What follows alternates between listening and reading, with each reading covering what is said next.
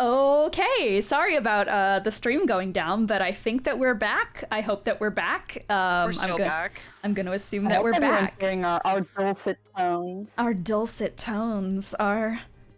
What the fuck am I doing? Oh, 100%. We're gonna actually today, as a fun little surprise for you all for Father's Day, we're actually gonna do ASMR the entire time. Hi everyone, and welcome to the Cursed Ones ASMR, where you guys are going to be fighting a ancient red dragon and trying not to scream at me as I do about 100 damage per turn to all of you. It's going to be very unfortunate, but you know, I hope that we can keep it chill and relaxed, and you know, maybe just like to keep our minds off to of run things. your fingers over. Yeah, I'll do a little bit of tapping as well. This is the and sound. This is where we apply the grease. Noise canceling is probably getting rid of that. This is the sound of some scales. The scales that are about to descend upon you and kill you all. Yeah, once again, I think your noise canceling is taking care of it. Well, the stream can hear it. Okay, cool. So you guys are free from ASMR, but everyone else has to deal with the unfortunate truth that is ASMR. I actually like ASMR. I listen to it almost every night, so I have no hate towards ASMR. I love that shit. It helps me go to bed like a little baby. Hello, everyone. Welcome to the Cursed Ones Shellshock, where we are quite shocked, aren't we? Everyone give me a shocked face. Oh. I can't give a face, so you gotta sound effect. Beautiful. Oh, it's perfect. I have the perfect shocked face that I can give you. One moment. Are you gonna vine boom? No, I'm just something even better. Even better? What do you mean? He's so shocked. He's so shocked. Oh! Fine. Kiki, can you hit us with a weh real quick? Yep. Thank you. Hold on, I have Thank to pull you. up the weh. Thank you so much. All right. Welcome to Shellshock. We are back after a little bit of a wait, you know, and we are gonna get real shocked out there, methinks. But before we go into the shocking train of events that is going to occur today, the shell-shocking occurrences that will be happening today, we of course need to introduce ourselves and give a quick recap of what happened last time, and do our weekly, however sessionly tradition of doing a little question of the day. And I want to give you guys a character prompt this time, because I think it's a good exercise to like get into character, to just have like a tiny little brain teaser before we jump in. So the question of the day is, what is your character's favorite drink? It can be as complex or as simple as you want. I know your answer, Kiki, but and you guys, when it comes to my turn, like, someone can vote which NPC I will give an answer for. So allow us to begin with that. I got some vibin' music on right now. It's like fantasy vibin', and goddamn, I am vibin' to this. Acrobat, who are you, and what would Lily's favorite drink be? Hi, I'm Kiki. I play Lily, and I think I have a guess. I'm being completely and totally 100% serious and not at all joking when I say that Lily's favorite drink would be the Grimace. Like, Grimace shake from McDonald's. Not the Grimace shake! I thought you were gonna say blood! Because Lily is a vampire! You can't hit me! You cannot hit me with the Grimace shake! Okay, legitimately it would be blood, but I feel like it'd be really funny to say the Grimace shake. Because that's what I said earlier. Lily would be the go-to person to buy a Grimace. Oh my god, the Grimace shake with like blood topping. Jesus Christ. God. Yummy, yummy. Fruit salad. Yummy, yummy. Yummy, yummy. And did you introduce yourself? I forgot. Okay, good. I did. All right, great. Hello, I am Lego Spider-Man, everyone's favorite Spider-Man across the Spider-Verse. I'm also Dean the Dungeon Master, and I play everyone else. Would anyone like to assign me a character to give a favorite drink to? An NPC? Veldrin Voller? Ooh. Veldrin Voller is a mojito bitch. Yeah! You'd think that he'd be like the type of guy to go for like straight aged whiskey, something aged because of his whole like time shit, but no, he's a little like fresh bitch. You know, if he's not drinking a mojito, he is absolutely having a Shirley Temple, and you cannot stop him from having a Shirley Temple. I've had 7 mojitos. Yeah, fun fact, I had a virgin mojito earlier, and it was real good. Yum, yum, yum. Very yummy. Very good thing to do, like, even without the alcohol, I don't drink. I don't, but, Makes your hand on that. you know, just getting some mint, some lime, some club soda, and a little bit of sugar, like, that shit, that fucks. Highly recommend it. It's, like, better Sprite, dare I say. But, Veldrin would do a mojito with like way too much vodka in it, and I know mojitos like don't even normally do like vodka from what I know. I think it's normally rum ? I don't know specifically, but he'd put the wrong alcohol in it, and that's what he'd drink. And way too much. Way too much too. Yeah, way too much. He's also absolutely like completely addicted to coffee. That's just like, I feel like that's a given for every scientist character in Cursed Ones. They all love coffee. And Veldrin would not take it black, he would take it with so much sugar. That's Veldrin Voller's drink answer, which I think, just narrowing it down, it's mojitos with way too much whiskey. Or not whiskey. Wait, whiskey mojito. You know what? You know what? Whiskey mojito is Veldrin's actual answer. It's Veldrin. Metal Gear Crime, who are you, and what is Benny's favorite beverage? Hello, it is I, Metal Gear Crime, who plays Benny, and Benny has 2 answers. One in his youthful days of splendor and goofy Oz, in which he would have an Aperol spritz. Ooh. Also, I'm grabbing my bubble tea. Keep going. And nowadays, I hate to break it to you guys, but every day he puts Bailey's in his coffee. Every day. Every day he puts cream liqueur in his coffee. That's his favorite drink. His morning coffee with like... You talking this shit? Yeah. I literally have Bailey's Irish cream. Bailey's fucks. But yeah, he loves boozing his coffee because it makes the day a little bit less painful on him. Oh, poor Benny. He'd be out He's here an with the old Irish man. coffee. Oh. Where would the Irish be from if they were from somewheres on our map? Canonically, Irish people are from Sunder. Let's fucking go. The Irish accent, that is. There are no, like, actual... I don't do the D&D thing where it's like, the British are from Eros. but I have had the most people with Irish accents come from Sunder, so I'm just gonna, like, in terms of the accent, it's Sundarian. All right, well, yeah, no, Benny definitely strikes me as a Bailey's guy. I just had to show the Bailey's the second I heard it, because I got Bailey's in my house. Yeah. I do not use it. I actually didn't know it was alcoholic until James came over, and I was like, yeah, I got some Irish cream, and I put it in my coffee. He's like, you know there's alcohol in that, right? And I was like, oh, I've been putting that in my coffee every morning. Oh, it's 5 o'clock somewhere! I didn't know. I was so upset. I mean, there's probably not enough in there to, like, No, do much. definitely not. Morgue, who are you, and what's your favorite, what's Arden's drink of choice?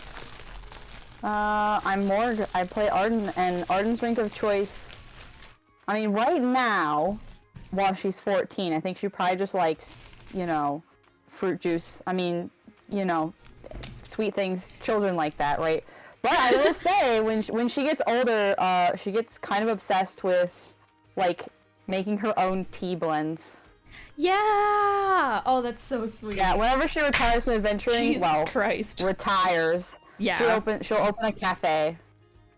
There's no such thing as retaring her from future. adventuring. The adventure it's more follows like she you. mostly runs the cafe, Or you but die. occasionally just randomly will disappear for like a week or two to Aw. do something, you know?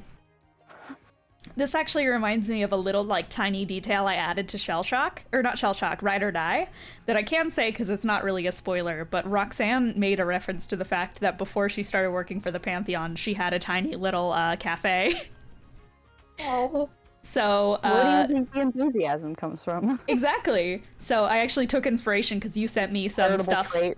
When you were like making Arden initially, you sent Yeah. me some information of how Arden in the future Yeah. like has Someday she cafe will ambitions. have a cafe called the Leaf and Bean. Yeah, and so I was like, I'm gonna add that detail to Roxanne. So I think Yeah. it's cute. It's a cute little connection. It's a heritable. Turns out the enthusiasm for tea is a heritable trait. Perfect. All right, and let's jump into the recap real quick. Let me see if my brain works. Real quick. That's always the main thing when it comes to recaps is, does my brain work? The answer most of the time is no. I believe last session, what the fuck happened? You guys started off with getting the full context of the vision, the memory. Bathroom, I'll be back. All right, go have fun. Don't fall in. Love you.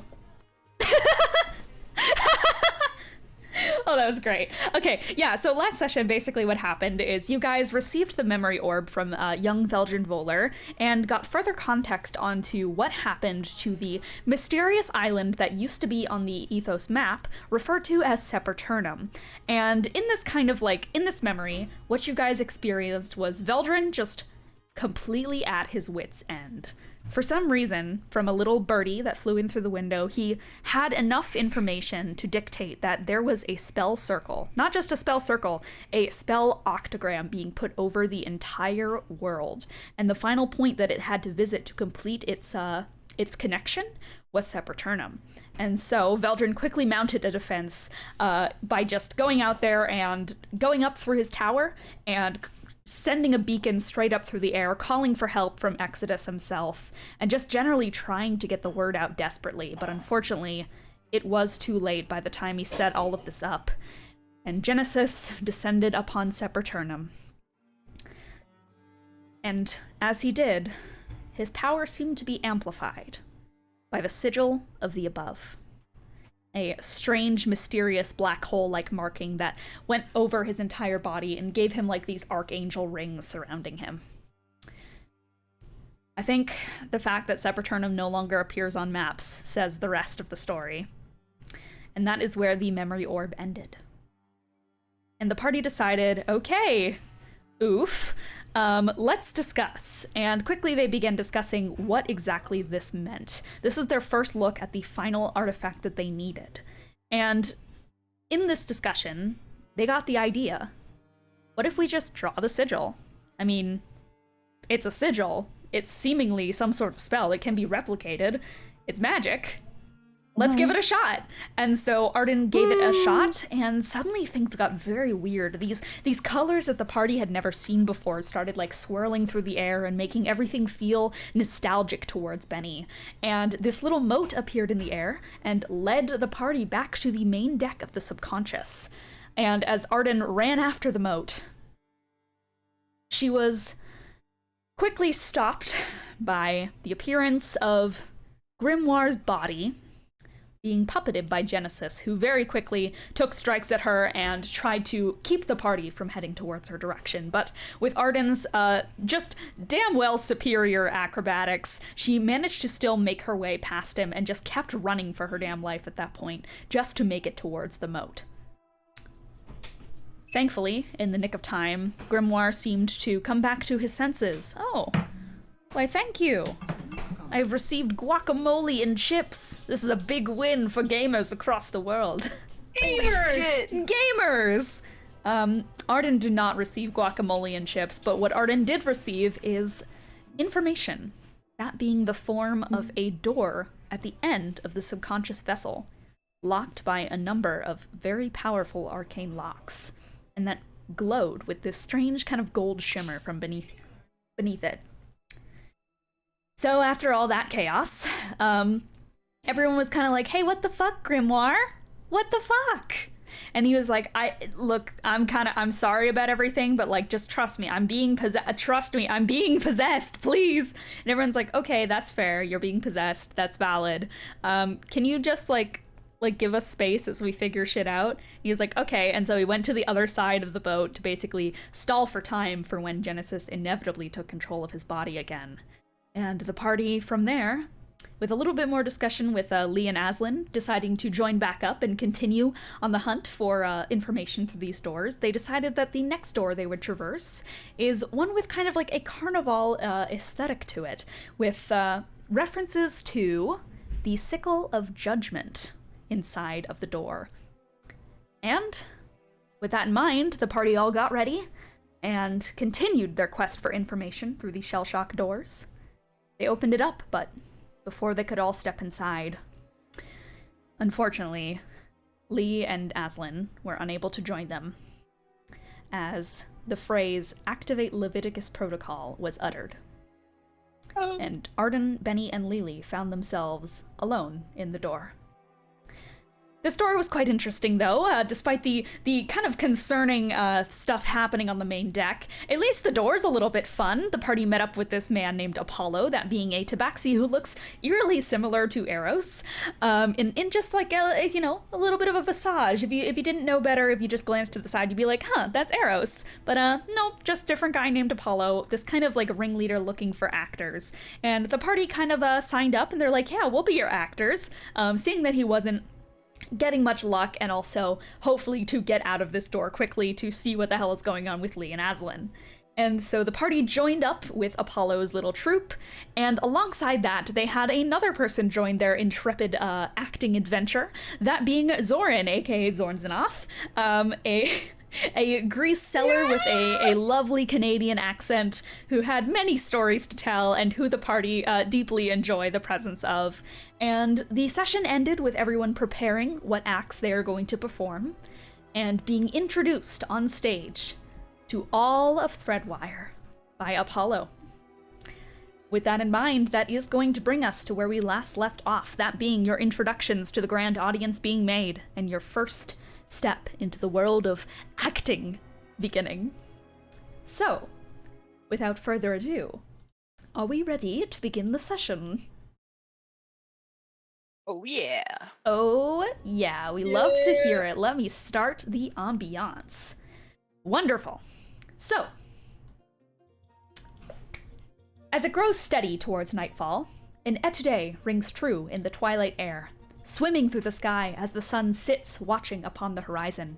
The elegy of applause rings out to the Threadwire stage. A synchronized clatter.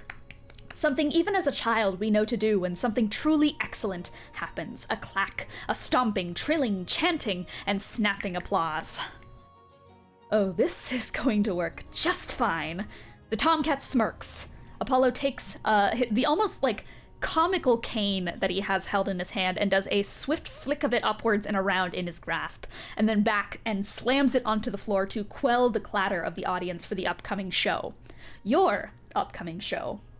As the cane smacks down, a rise of lights begins to flicker out of the stage, a simple dancing light spell glowing in this artifact-colored glimmer.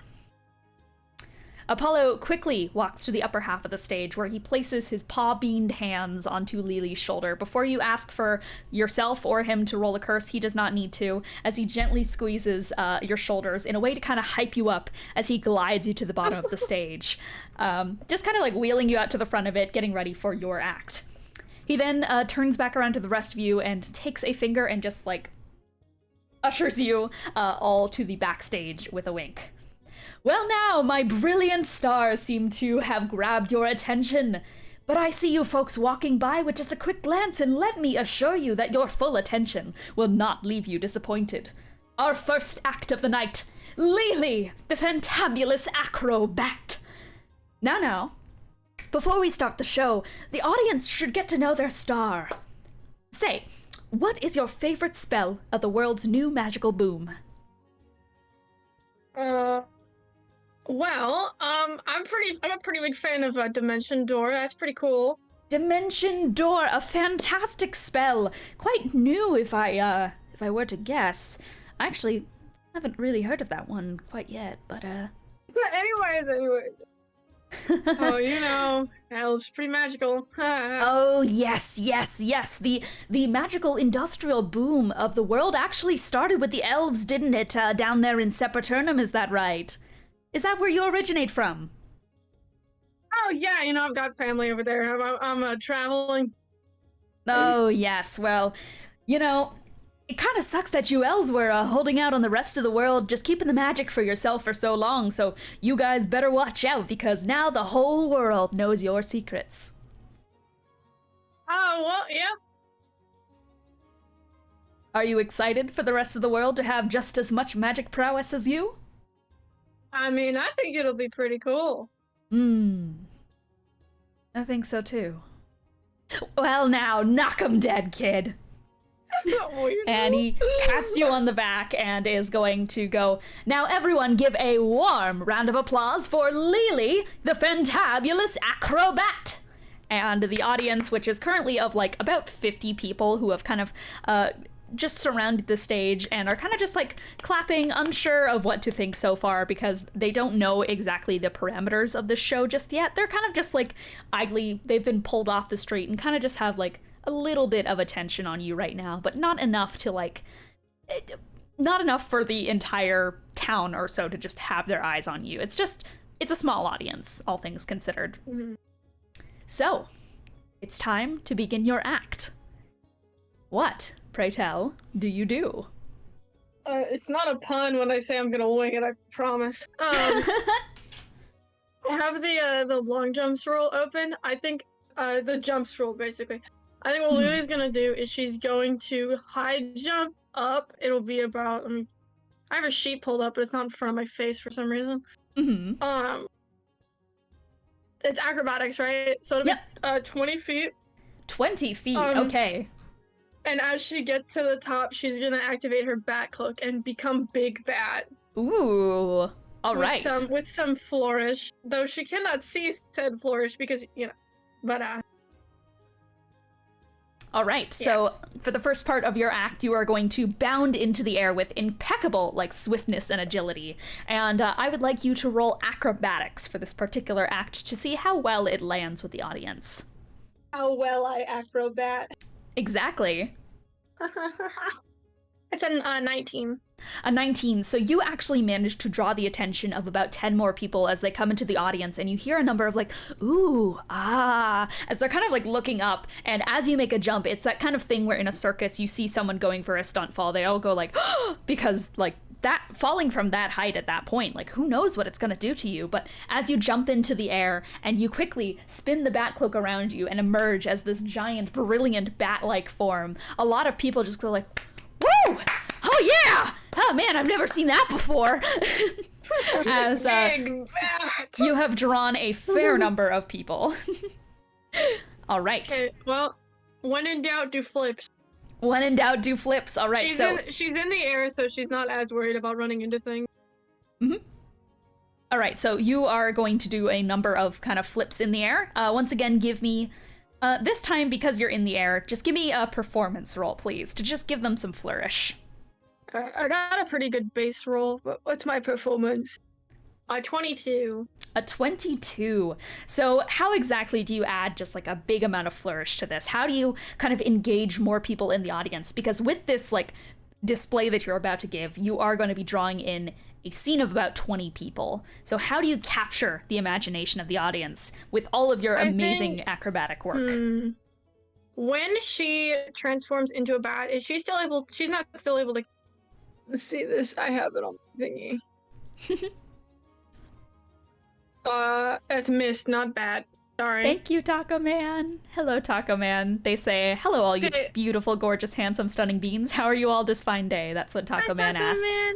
I am doing good. Well, the sheet says that the bat, it doesn't say anything about the bat not being able to, take actions. You can absolutely take actions. Yeah, I just want to check, just one more to sure. Okay, I'm in a blind sight, which is great. Where's my sheet? Over here.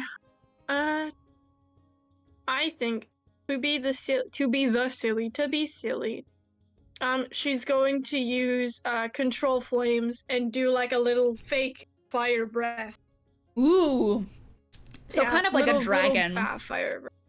Oh, that's so cute. Okay, so kind of like a dragon, you're like flipping through the air, and you open up your mouth, and this beautiful display of like flames emits from your mouth. It is this kind of purpley color with a little, like a few strands of flame coming out as like almost transparent, like wisps in the air, a little bit like smoke, just due to like blind casting and how magic kind of fits with the perception of the user. And as you spit this flame, you kind of like give the image to the audience of a grand, beautiful dragon in the air. Some like glitters of embers kind of fly past you and make it just look all that more stunning to people in the audience. And like as you're doing this spinning with all the fire kind of surrounding you, it almost gives off the same vibes as like a fire dancing performance. I don't know if you guys have seen fire dancing before, but it is so cool. And as like a little bit of smoke kind of remains in the air from that whole display, you fly through it and you have like these beautiful streams of like kind of like those jet fuel streams behind you as you do your final like little loop-de-loop through the air, and it leaves just like a beautiful kind of like squiggly line that's kind of like abstract. You've caught the attention of some artisans in the crowd who are like either going to their sketch pads to kind of like take inspiration from this show, or who are just going like, wow, quite beautiful. And generally you have caused quite the stir. You've made a massive scene. 20 people have joined the audience from their booths and such. You have a bunch of eyes on you. You can't see it, but you feel it with your blind sight as people are just like going like, whoa, ooh, ah. And Arden and Benny and of course Apollo and Zorn can all see this as well. And Xorrin from backstage, who is watching this, is going, well, now your friend is real talented, I say. They'd make for quite the good salesman. I mean, just going around with those bat things, maybe writing stuff in the air, eh? I think I'll give them a nice old hearty clap for that performance. I love Xorrin. And Xorrin begins to clap for you as he is absolutely flabbergasted by your beautiful performance. And finally, how do you end this display? I think because normal people can't survive a fall from this height, but Lily can because she's a monk. Ooh.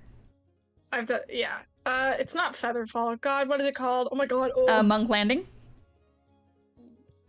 Something like that. I think it is slow fall. Technically, Yeah, it's slow fall. It's slow fall. She'll stop like a great, not a great height, but a high. Where is it? Oh my.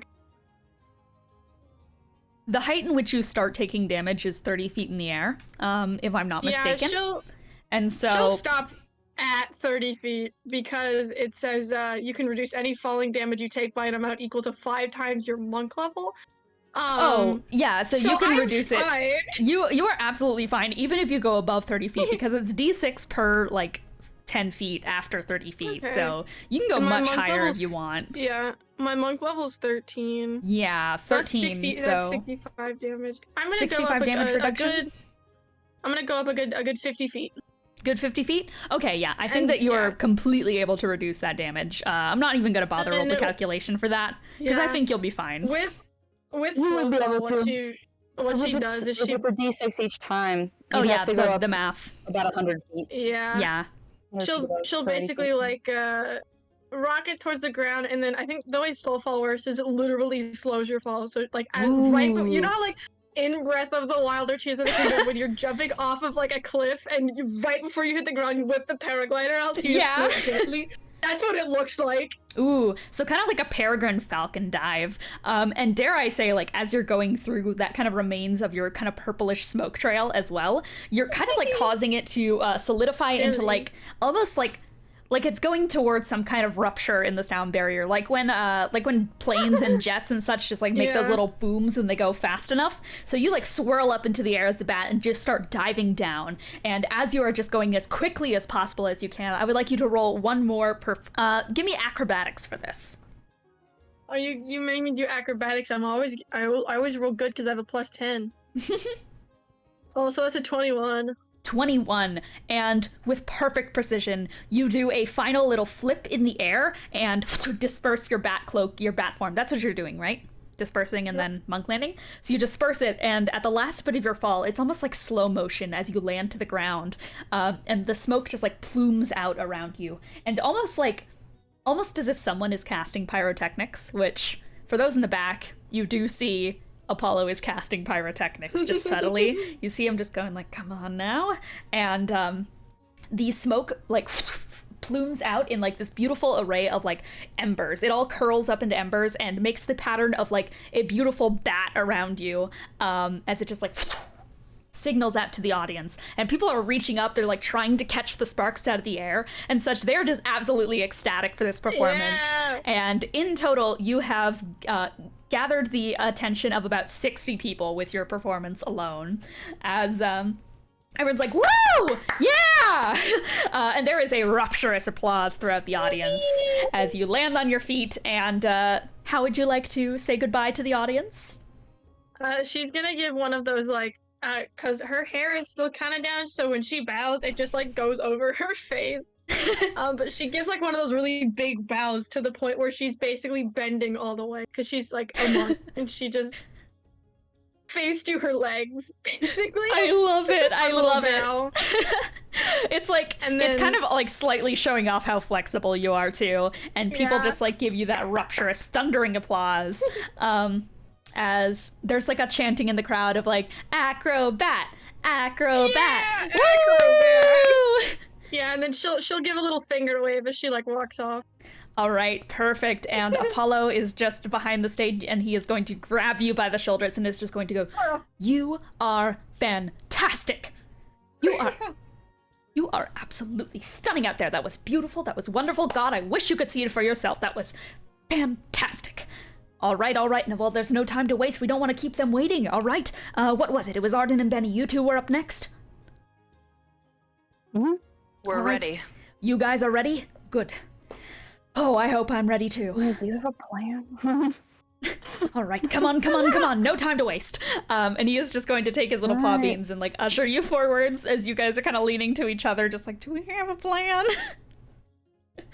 And as Apollo, we have a plan. Yeah, Apollo's gonna go out first and is gonna like usher you on. So you have a second to talk as he kind of starts like hyping up the audience as much as he possibly can, just going like, well, now is everyone ready for our second performance? I can assure you it will be just as, if not even more stunning than what you just witnessed. Everyone, put your hands together for the father-daughter duo of Arden and Benny. I'm gonna throw you. We're gonna do the throwing. All right. And I'll use magic. I'll pizzazz it up. All right, sick. All right, and you two, how do you guys kind of just like make your way onto stage? Do you give it some bravado? Yeah, probably. All right. I'm imagining just like a little twirl and such as you guys get on stage. Just on stage, and I just like kind of jump onto Benny's shoulders. Oh, that's so cute. Yeah, you just like jump up on Betty's shoulders and you just do like one of those kind of like circus things where you just do like a big stand facing the audience. That, I would like you guys to actually start off by giving me a performance. Benny, I want you to give performance. Arden, I want you to give acrobatics for me.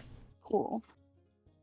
Sorry, I have to pull out my dice. Love your outfit being very gothy. Thank you. I'm feeling goth today. It's goth Sharpay because I have like the really big puffy sleeves. That's what I'm giving. Yeah. All right, so let me know when you guys have those rolls. All right, and it's acrobatics, so I had 10. Yes. So 10 that makes for acrobatics. Oh my gosh. 22. A dirty 20. Dirty 20 and a dirty 22. Okay, so Arden, you just like with perfect precision kind of like flip up in the air. I don't know if you guys have seen that clip where this one guy in like I think it was a soccer match just like legitimately double jumped IRL.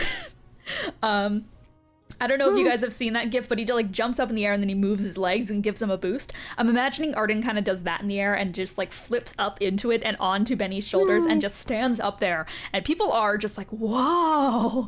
And Benny, I'm sure you give it some bravado as well because you got that good performance roll. So how do you amplify this impressive feat right off the back? Right off the bat, that is. He's gonna flourish open his coat. Ooh. And use dancing lights and let the little lights just pour out. Yes. Across to the front of the stage. Yes, I love it. It kind of like flows off the stage.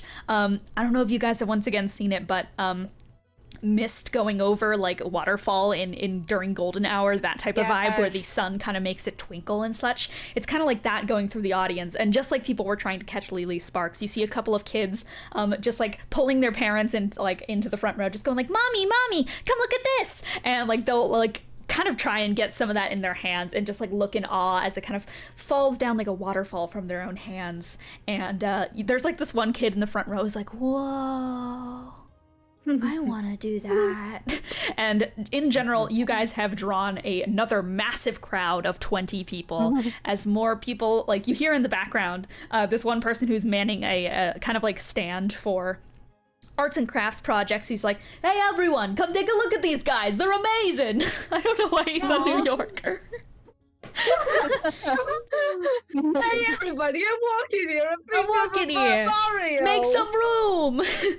And it's another thing where like people are making impromptu seats where people are kind of sitting on each other's shoulders like just to get a good look, or they're climbing up on posts just to like get a good sight of what is happening. So you guys are definitely drawing more people in just with the introduction, and Apollo gives you this like very slick grin and is just gonna go, well, already off to an amazing start, wouldn't you guys say? Now, of course, before we begin our act, we're going to start with a couple of questions for you guys. So first of all, to the lovely Arden, you're up a bit high, so I'm going to have to reach up real high to kind of amplify your voice with prestidigitation here. But what is one thing that you are certain of? What?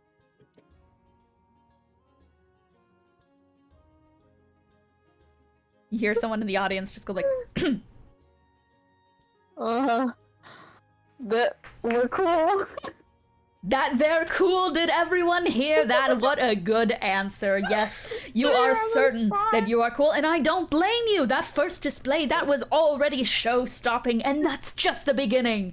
So everyone hear that? Arden is certain that they are cool. What do you guys think? Are you certain of that as well? And they all go, woo, yeah!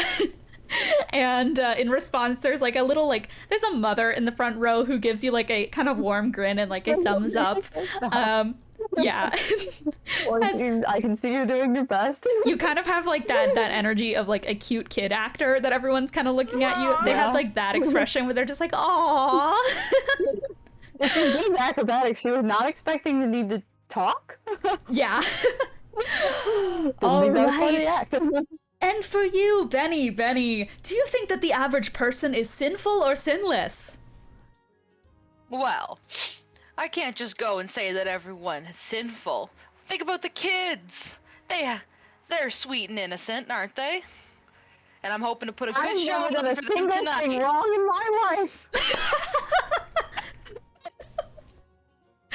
Oh, you two are such a duo. I love the bravado. I love the energy. I love it all, even if you're wrong. So, allow us to all put our hands together. Allow everyone to put your hands together as we see the brilliant act of Arden and Benny. Oh, it's already melting my heart just thinking about it, and I haven't even seen it.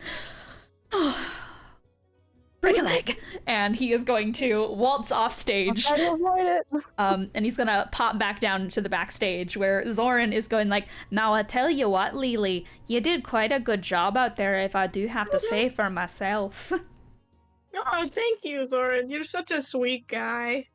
Yeah, you know, it's making me really think about what I'm gonna do up there, and part of me really wants to, if I do a carving, I would love to do something with a little bat in it, because you really did inspire me with all those I think I could really pull this thing all together. You know, seeing you all up there all so confident, it's kind of making me, you know, believe in myself a little bit more and my ability. Okay, so you guys, calm it down. You, Xorrin, have you figured it out yet? Oh, well, yeah, I think I'm gonna do something like a bat. No. You know what? I think I have something for you. I already told you that I was gonna get you a little something to just spice up that performance, and I think I have excuse me. Had to use my big talking voice a second ago, and I kind of lost my thunder the second I stepped off stage. I think I have just the thing for you. Just to really bring some pizzazz. It's gonna make you carve like you've never carved before. Well, I've only carved the one time, so I would hope that the second time I did it, it would have some more intense and interesting results. Great, great. So how about you try this on for size? Lily, you cannot see what is being handed to him. And I have a quick suggestion as well. I love the bad idea. Maybe draw them in with that, but what about this pattern? Huh. Oh, well. What are you doing? Well, I think that'd be great. Yeah, no, I really like it. It's very inspiring. I think I can do that, Mr. Apollo. Wonderful. I'm so stoked for you. This is gonna be perfect. It has to be perfect. Now, you gotta get practicing, and we got a show to watch. Oh, I can't wait. I'll describe it to you, he says to Lily, and kind of nudges you, just like with, by the way, I'm smiling, and I'm giving you a little wink. Uh-huh. Arden and Benny, it is time for your performance. So, for the start of your actual talent, what are you doing? Benny's gonna throw Arden.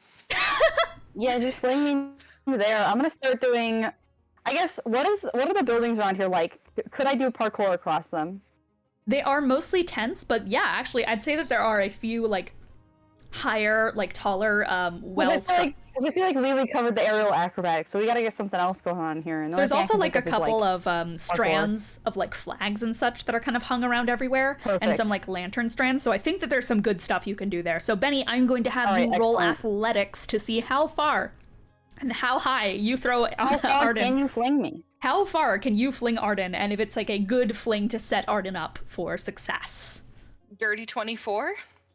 Arden, and that will give you advantage on your acrobatics roll, as Benny, you get Arden into your hands and kind of just like, it's once again kind of that circus push-up thing, where you can't just like throw someone from a bridal position, you have to get them on your hands, bring it down, and just chuck them up into the air. And that is exactly what you do, as you watch as Arden just goes flying up into the sky. Oh, there it is. Drop my die. Anyway. Now this is a theoretical question. Shoot. Can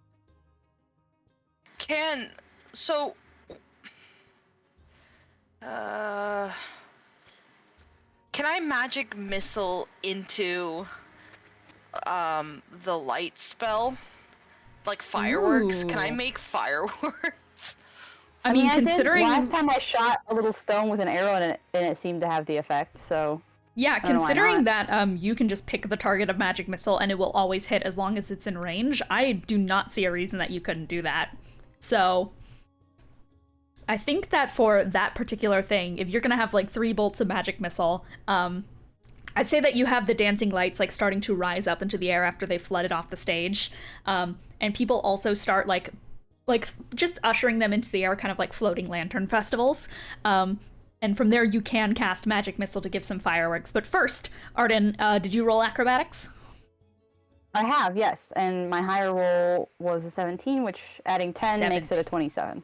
Ooh, 27. Yeah, I add so much acrobatics, man. This is a show-stopping performance, and you are going to add 30 people to the scene. So, how does Arden do this parkour? This absolutely show-stopping parkour? Now, I guess if there's tents around, I think she kind of like goes into the air, like intentionally kind of like guides herself a little bit, like wiggles around or what have you. So she kind of lands like first on like one of the tents and kind of like bounces off of it to get onto one of the like various like strings of flags or whatever. And then she just, I don't know, she'll just start kind of like running across them, maybe even using like her hammer as like a, you know how you'll have like the thing that helps you balance? Yes, So absolutely. That, but I feel like probably would like then sort of segue into like using it as like a counterweight so she can do kind of some silly little things. Ooh, flips and stuff. I don't know if you've seen this before, but I've gone to a circus before where they've had a counterweight on a tripwire, or not a tripwire, on a tightrope, and they've thrown the counterweight up, done a flip, caught it, and like landed.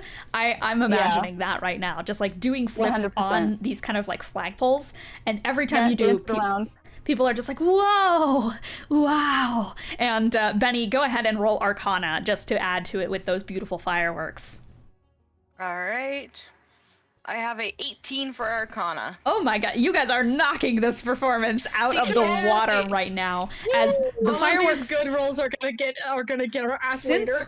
Since Arden is like absolutely dancing beautifully across these flagpoles and kind of like parkouring off the sides of buildings, it's causing people to do that like kind of cheesy thing where they open up their windows and such and just go like, wow, up from above. I'm thinking like Kiki's delivery service where everyone starts looking out of the windows to see what's going on. Not your delivery service, Kiki.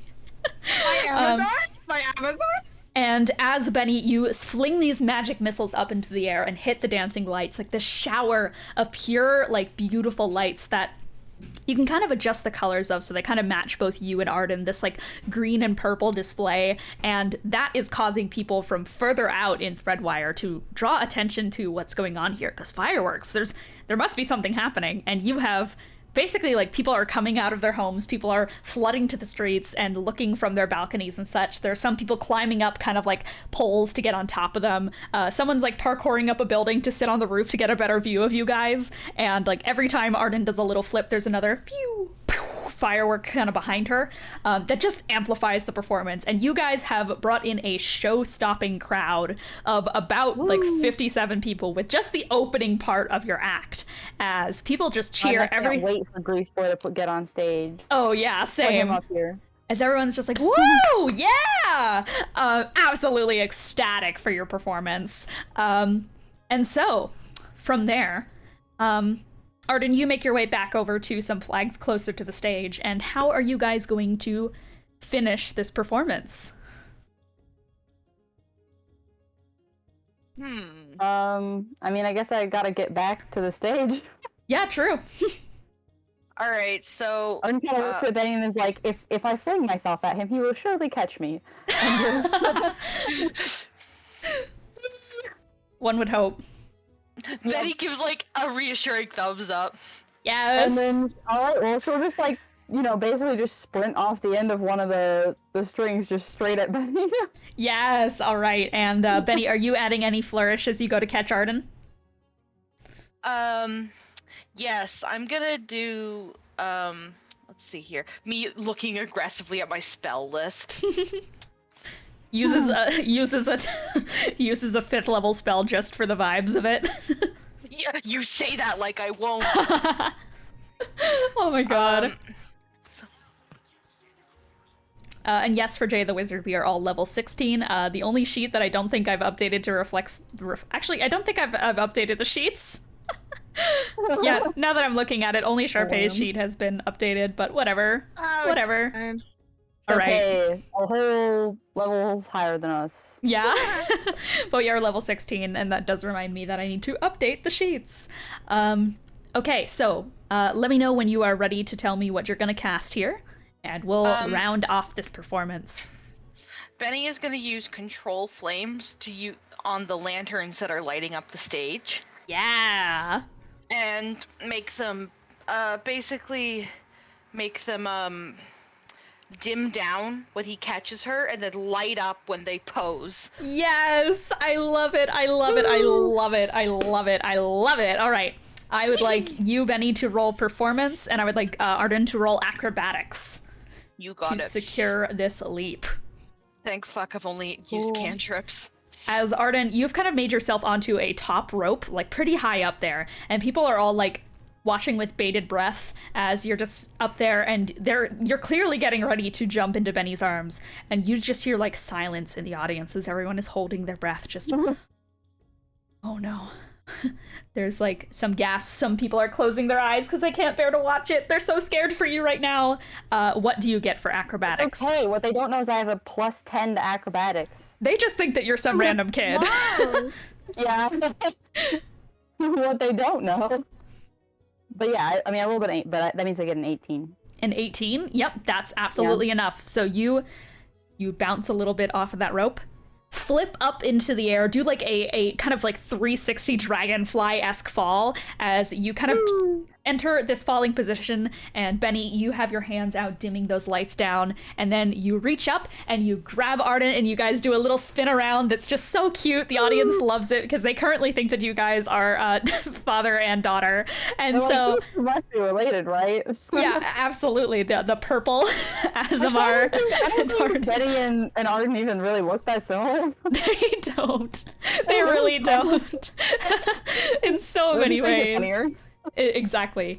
And everyone's like, oh, yeah! Like right as Arden falls down, and the lights all just like shoot out with this twinkling, beautiful display. As Benny, you twirl around Arden, set her on the ground, and both of you, of course, do a cute little pose together. And you have drawn in just so many people, almost everyone that, like, you swear, people are like poking their head out of the fucking sewers at this point just to get a glimpse of this performance. You see people high, low, all around, just like people getting. If comes out here with the sermon, I think we should be like, all right, everybody, just over. Oh man. And like you see some like kind of like wild ass shenanigans of people trying to get a good glimpse at the show. You see a three stack of people on top of one another. like three gnomes on top of one another just trying to get a good look at it. And there is a rapturous applause as your guys' performance ends. Just like a cacophonous clatter of clapping. That was some good alliteration on my end, on God. And yeah, people are just, they're ecstatic. Absolutely ecstatic. And of course, Apollo is going to grab Lily by the shoulder and is just going to go, all right, so I'm going to go out and you are going to go and bow with Arden and Benny out there, and then we're going to move on to my part of the show, and then we're going to close it all out with Xorrin. How does that sound? Okay, what's Xorrin doing? I feel like she's just wheeled away before she can get an answer. Yeah, you hear the sound of scraping, kind of as against wood, as it's clear he's trying to practice his carving. Mm-hmm. Oh. And he turns to Xorrin, like, right as he's pushing him onto the stage, and just goes, you got this, and winks. And Xorrin goes, oh, okay. I thought you had no faith in me, but I appreciate the vote of confidence. And Apollo just smiles. We have total faith in you. Go up there on stage, carve a bat, you know. And Apollo just smiles with this toothy grin and nods and just goes, all right, and how is that, everybody? People of Threadwire, look at all of you, look at all of us brought together by the amazing display of magic, family, acrobatics. I am just so pleased at the turnaround of this lovely performance. Everyone give it up for our amazing opening acts today. The acrobat Lily and the dynamic duo of Arden and Benny. Everyone give them a round of applause, please. And pat yourselves on the back, why don't you? And Lily takes that literally and just starts patting Benny and Arden on the back, just like, good job, guys. they have to roll for your curse. Oh, no. So both of you roll wisdom saving throws, Benny and Arden. Alright, cool. You got too comfortable with Apollo touching you, your shoulders. I did. Touching you. Yeah. Touching me. 8. You got an 8? Well, I mean, I had 9 to my wisdom save, so, I mean, I only rolled a 4, but I had 9 to it, so it's Okay. 13. I mean, that's okay. It's Benny very got an difficult for me to 8. fail a Oh, wisdom no. save. Benny, as Lily goes to touch your back, you feel an overwhelming sense of fear run up you. As it just like pricks up your spine and you feel all of your hairs go on end. And it's like all of a sudden you are hyper aware of what is happening around you. As, of course, you first attempt to locate where this fear is coming from. You know, in a sense, that Lily's curse does this. You know that rationally. But it's almost like Lily's curse is trying to warn you of something. As you feel that hair on the back of your neck stand, and suddenly it's like you are just looking around urgently, trying to figure out where exactly this fear is pointing you to. It is a rush of pure adrenaline. It's not Lily that it's pointing to, it's not Arden. It's not Apollo. Your eyes glance off stage as Arden and Lily are bowing to the crowd, as you are just kind of frozen in place, and you feel your heartbeat begin to just raise exponentially as you hear the carving in the distance. That's all you can hear outside of the applause, outside of the triumphant laughter and the amazing just cheers from the audience. All you can hear is the carving of a sickle against wood. And you just cast your gaze towards Xorrin, who is off at the side of the stage, just slightly behind the curtains where only you can see it. And you see as he takes this golden sickle and completes a small octagram. And he holds it up with a smile of pride and holds it up next to the scroll he was given to replicate from. And all you hear, Benny, is him just going, "Well, I think I got it." And the crowd continues cheering around you as Benny, that's all you can kind of hear around you. Everyone else is just facing the audience as Arden and Lily, you two just bow and such, bow, and just kind of, are you guys soaking up this kind of crowd enjoyment? Or what are... Sure. I feel like Arden's like, just kind of like, yeah, let's get off stage, you know, move things on. But it's also like polite. It feels polite to like, bow to the crowd. It's a standing ovation at this point, so it's kind of hard to leave like so quickly when everyone is just absolutely cheering you on. But you guys are definitely kind of antsy to get off the stage at this point, and it's only made more apparent just like how you're supposed to stay on for just a little bit longer as these beautiful sparkles begin to surround the stage. They're this kind of like almost orangey golden color that kind of rise out from backstage and start swirling around you guys, just up and down, like kind of like a fairy godmother, like swirling of pixie dust around you. And it starts to rise up to the sky, and from beneath your feet there's like this glow that gives you this beautiful underlighting within the darkness around you, and kind of illuminates the crowd in this golden hour glow. Benny, you feel a pit in your stomach as this happens. And you guys all feel your bodies lock in place, almost completely paralyzed. As, I suppose, things suddenly feel like they freeze. As you guys are giving your bows, as Benny, you're looking off the side of the stage towards where Xorrin is. And Apollo grabs you all by the shoulders and is just going to smile as you feel your feet walking for you as he leads you all off stage to where Xorrin is. And he closes the curtains for backstage and smiles. And is just gonna go, "Thanks for the opening number." And he closes the curtains and walks back on stage. You all feel your bodies once again. You can control them again. The air feels hot. And you're all kind of suddenly aware of that fear that Benny had, where it's something standing the hairs on the nape of your neck back up. But the cheering is still the loudest thing you can hear. And, well, you're kind of just off in the side backstage with Xorrin, who gives a big smile at you guys and goes, "Huh, that magic was me? Can you believe it? Here I was thinking the only magic I could ever do was the magic of French..."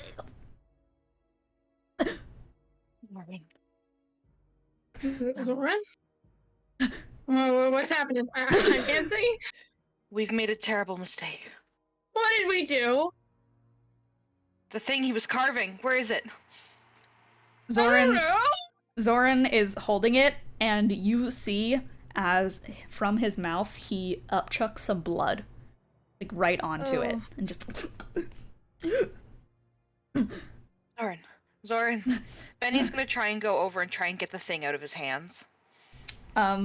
roll contested sleight of hand with me. Sure. Where is it? Sleight of hand. I got a nat 1. I got a 10. A 10? Well, that beats a nat 1. As you just, like...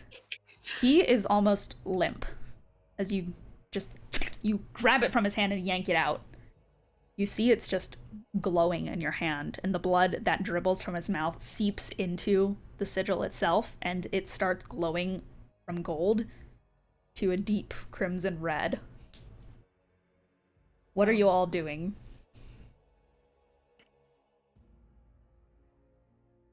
I'm informing Lily, since Lily can't see.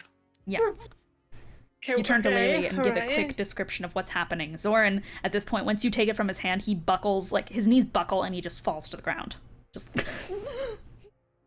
So while Lily's gonna go and kind of like lean next to him, she's not gonna touch him because now she's after Apollo, like, you know. Yeah. Yeah. She just like sits there. She's like, oh my god, okay. He vomits another, like, huge clump of blood onto the ground. And just... The clapping is loud enough to drown that out for anyone else besides you guys. I'm not a medic. I don't know how to do anything like this. Breathe. What He... was... Maybe one of us should get on stage and ask if anyone in the audience is a doctor. No, I... Where's the thing That's he probably- was using as a reference? The reference image for this. Where's the scroll? The scroll. I would like you guys to roll an investigation to look for the scroll, if you want to find it. Sure. I... Lily, Oh. you're kind of too panicked, and as you kind of try to tremor sense, all you feel is the electric tremors of everyone in the audience clapping hysterically, and that just completely throws off your sense. It is like being plunged into darkness. You cannot get a grip of where everything is. It feels like an earthquake. Mm-hmm. That's concerning. Benny and Arden, what did you guys get? I got a 16. 16? Benny? I got a 14 for investigation. Arden, you spot it Yeah. first. Slightly thrown off to the side, right as he kind of doubled over. It is slowly, from the bottom up, burning. Just the sheet of paper. I mean, can I see what's on it? Yep, you can. You, like, Okay. kind of, you do your best to catch as close of a glimpse as possible, as it's starting to burn up, and you do indeed see it matches up perfectly with the sigil that he has carved into that wood. That being an octagram with a golden eye in the middle. That is the only thing that remains golden about this whole sigil carved into the wood. All right. Well, frankly, I think he still has a knife in his hand, right? It is a sickle. It is a golden sickle? sickle. Sorry. Yes, it is still in his hand. That is the only thing he can manage to keep grip of, as he's kind of on the ground, just like slowly curling up into a fetal position on the floor, like right next to Lily, who is trying to give him as much support as possible. Cool. Well, I'm gonna snag it real quick and just try and put a line through the sigil. Ooh, yeah. Okay, I like that. You go to grab it. You know, try to destroy it. Please roll another contested sleight of hand check with me against. Well, that's fine Xorrin. because I'm a monk, so you know. Let's see. That's Monk moment. that's my dexterity 5. Yeah, I guess I should probably know this by that one. What did Apollo say? Who Well, was I rolled the a 12, special so I got a guest? 17. Who even is Apollo?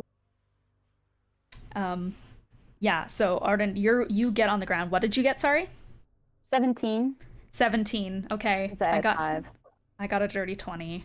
Oh, So I succeed that, I'm guessing, because you got Yeah, a I 17. mean, well, if he Oh, yeah. if he won't let go of the sickle though, then I'll just grab his hand around the sickle and just do it like that instead. He doesn't Okay. have to let go of it. I can just The thing is that he's kind of like Hold him clamping hand. his body into like he is like completely rigid right now. I don't know if you guys have like It's one of those things where like you can try I to mean, pry they will someone's probably hand let me apart. grab the sigil, right? So I can just take the sigil and put the sigil against Sickle.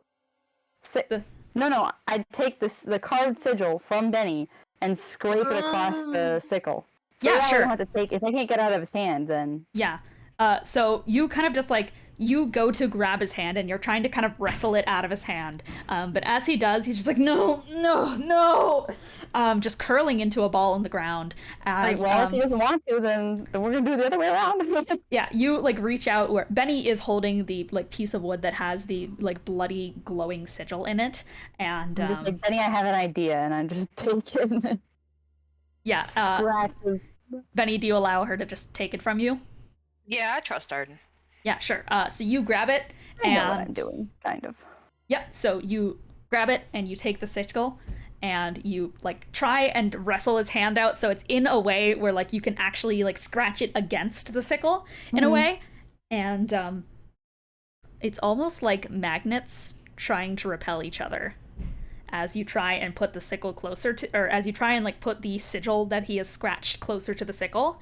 You feel this red hot burning necrotic sensation beginning to rise up from the sigil itself as you go and try and push it down against it. Will you continue to press forward? Well, I mean, if it's necrotic, I have resistance to that. Mm-hmm. I guess I'll probably real quick like try to just, like just grab like cloth off of my clothes or whatever and just like put that between my hand and the sigil and then keep going. Sure. Just in the interest of like a little bit of a barrier, Yeah, as you are doing that in like have mittens probably still. As you are doing that in like a rush of movement, just like realizing as it's pushing back and feeling that kind of smoke rise up from the sigil carved into the wood, you quickly like put it on the ground and you grab the glove from your from your like general. You're rummaging around for just a second trying to get it as quickly as possible, and as you do, you just hear Xorrin beginning to chant, "Damon, Damon, Damon, Damon, Damon, Damon, Damon, Damon." Right, well, I'll just move faster, I guess. Yep, Is he saying demon or Damon like Matt Damon? Speed. Daimon. As a monk, and also as an obsessive organizer, Arden can get that mitten pretty fast, so. Absolutely. So you slip it on, and you grab it again, and you are just going to once again try and now I just, like, no hesitation, I already know the feeling's gonna be there, just, like, shove it, Abso-fucking-lutely. Please roll me a Constitution saving throw.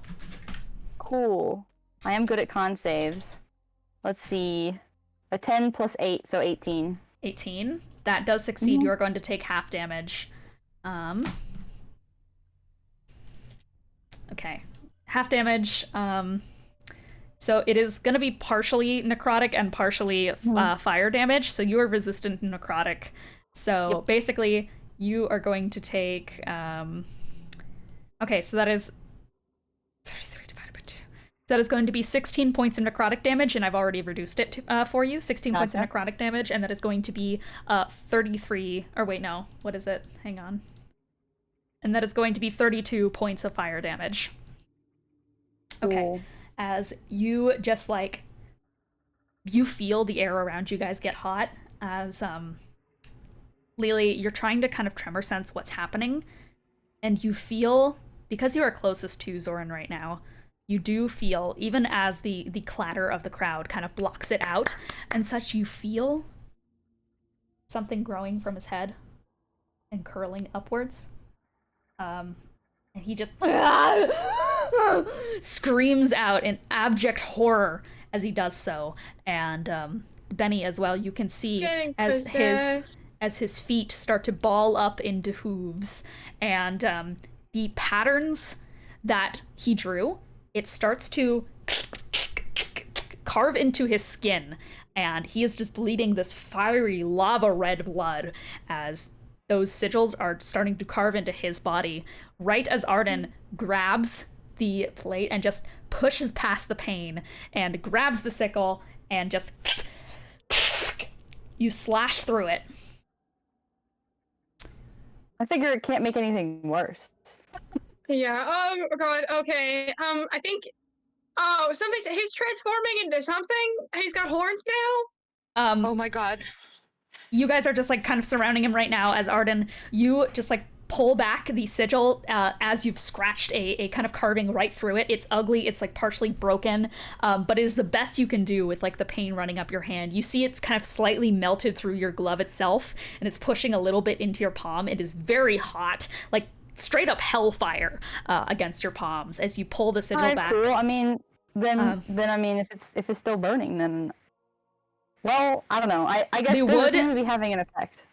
Yes, the wood has lit on fire, and the sigil itself is starting to. If it's on fire, I'm not gonna keep holding on to it. Yep, you drop it to the ground, and it's just there, burning next to you guys. Yeah, frankly, I find it suspicious. So I'm just gonna take maybe one of my darts. I guess I don't know how long the darts are. What kind of darts they're talking about? Because there's like darts that you throw. And there's darts that you throw. But anyway, I'm just gonna stab it with one.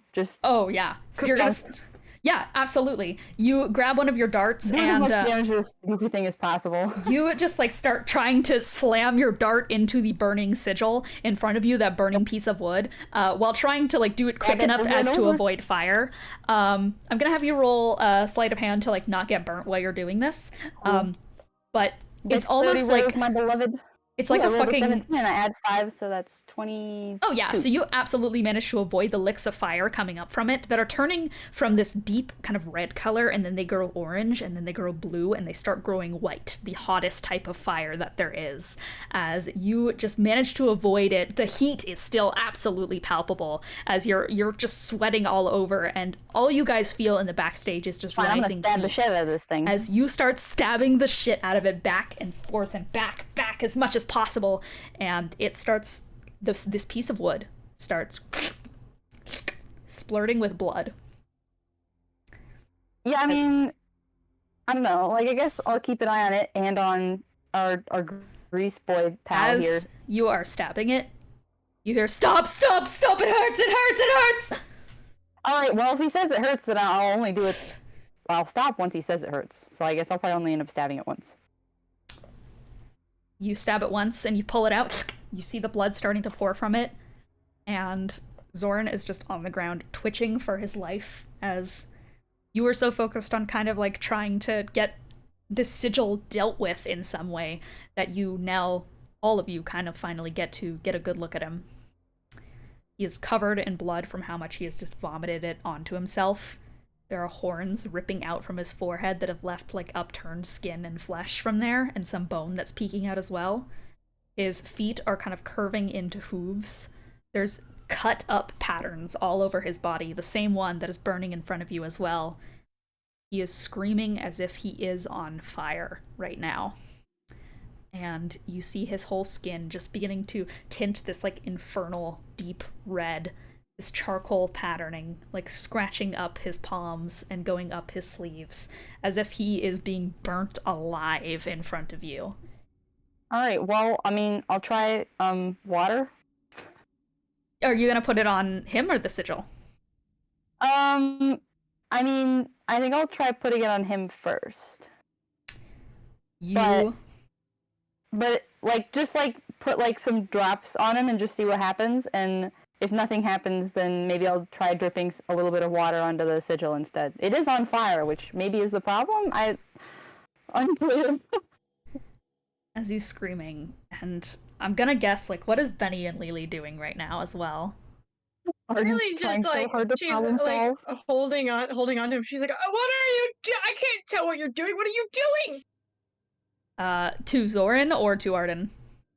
To Arden. I think she knows that Xorrin is not gonna be much of a conversationalist right now. Diamond! As he is just still screaming that. Who is Diamond? What is Diamond, buddy?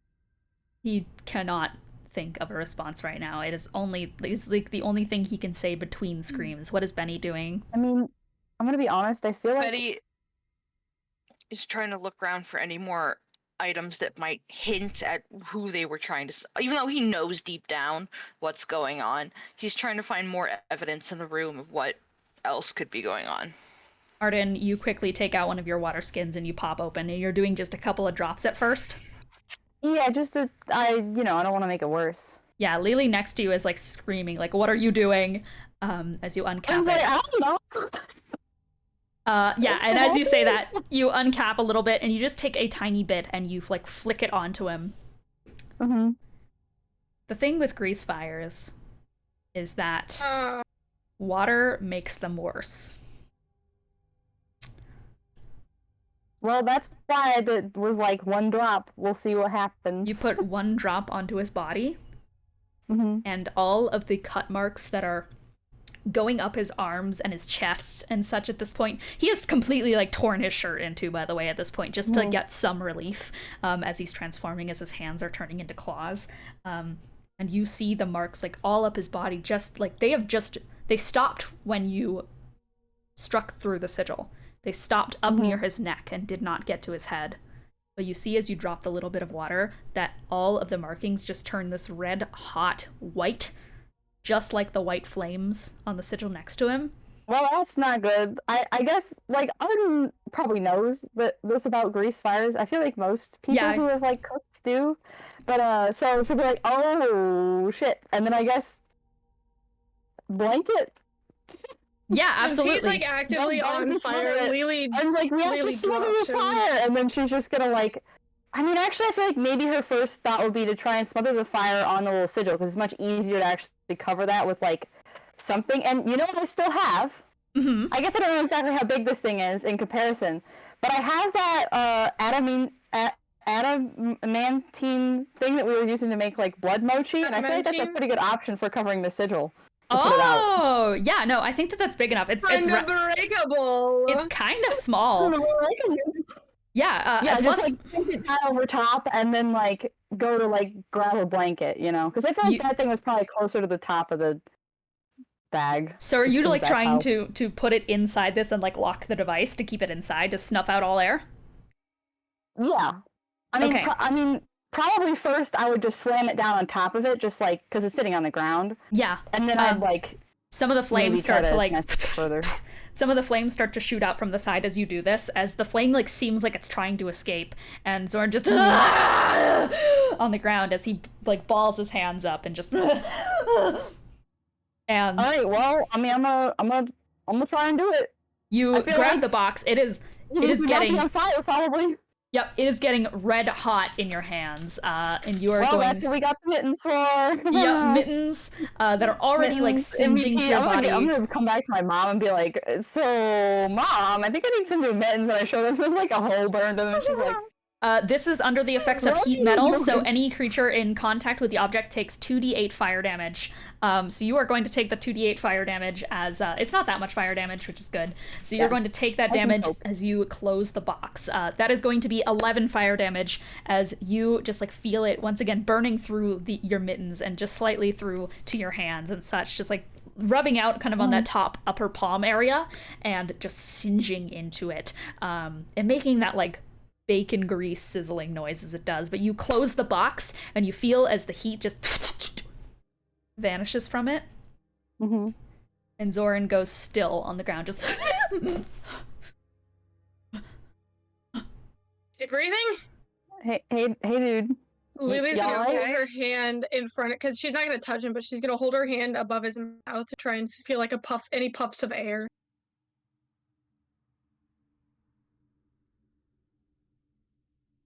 He lets out the tiniest wheeze of a gasp, just... Yeah, so, like, I think Apollo might be bad news, guys. Speaking of Apollo... I hate you! Cat! I hate cats! You guys can hear what's going on. I feel like Apollo is hearing the, What's the sound? You guys hear, like right... kind of from behind him, I'm just, like, turning. Right as you guys manage to stop Xorrin's screams of agony. Almost on cue, the audience stops their thunderous applause. This whole thing of just helping Xorrin has happened in the span that it takes for an applause to end.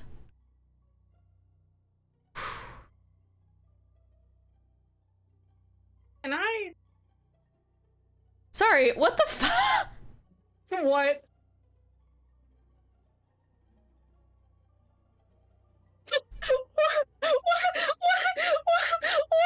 I'm sorry. Oh my god.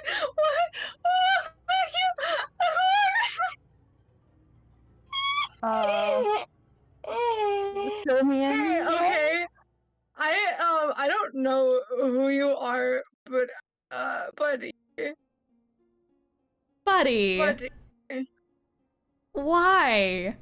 You're, yeah. I'm sorry, you're going on a 10-minute timeout. What? What? What? No.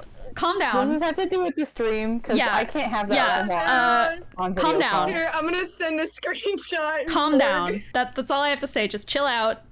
What? Calm down. Stop screaming. Calm down. Oh my God. I don't know what that. I'm reading and That's- my brain is hurting. Calm down. What? Calm down. What do you mean? Calm down. This is one core. This is one core. Calm down. That's all I have to say. Just Oh my God. Chill. chill. This is a D&D stream. We're just playing D&D. Chill. Anyways. Yeah, but if you say something like that again, I will have to ban you. I do not. Ugh, whatever. Okay, continuing on. Okay, let's get it. You know what? Actually, that is really funny to happen now. Anyway. Yeah. Apollo. Apollo was actually the one saying Apollo. that. Yeah, real. Apologize. So the applause finally comes to an end. As just everything kind of goes silent. Xorrin quiet on the ground.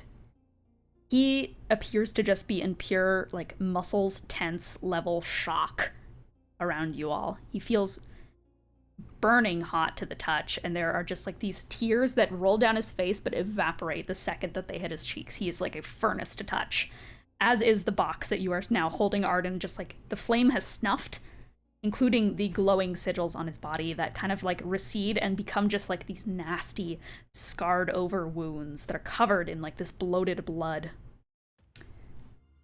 You hear Apollo begin to address the audience as the applause stops. Isn't the world wonderful? So much ingenuity, so much creativity. Such a show that was just put on, right? Were you all aware that it was just a trick to deceive you? To lower your defenses? You see, you all know I'm me. knocking on the head with a hammer now. Can I interrupt his speech, please? Let me monologue a little longer. Let me have a little bit. Let me have a little bit. Yeah. A little bit.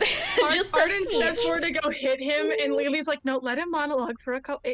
Villains like to get their monologue in. Like, the best time to attack someone is during the monologue. Duh. You see, you all know me by my real name, and I apologize for the facade, but he drops disguise self. As my hammer. the first humanoid of the world, You can't stab me. I know how everything operates the best, and I don't blame you all for not seeing it, but what you've just experienced was something wrong. Do you all think the world has endless possibilities for potential? And the crowd... Yes, why with the hammer? Yeah, the crowd, confused, starts to clap, kind of tilting their head They're in like, confusion. Yeah. I just want to whack him so bad. No, give him some time. Come on. You'd be wrong. There are two types of people in this world. The leaders and the followers. It's a shame. I don't blame the followers of the world for wanting to be, or thinking that they are, more important than they truly are. So, the Celestials know a secret that you all do not, and that is that with infinite potential for possibility, there is an infinite potential for failure. The leaders of the world, they know how to make this world succeed, but the followers have no idea. They think, they wish with all their hearts to be important. But it's not in their blood. It's not in your blood, you faceless nobodies. And Threadwire, this town, you called it the birthplace of ingenuity. You know what you've created? He summons a crossbow to his hand. A place for clueless followers to think that they're leaders. Who think that they know what's best for the world, but who keep trying to wake up other followers to their potential to create an impact. But you are all just minuscule lemmings. Look. Cast your gaze upon the chaos your unbridled free will creates. He extends a hand, and you guys see Xorrin begin to levitate upwards. Can I grab arching. him? Yeah, absolutely. Roll athletics.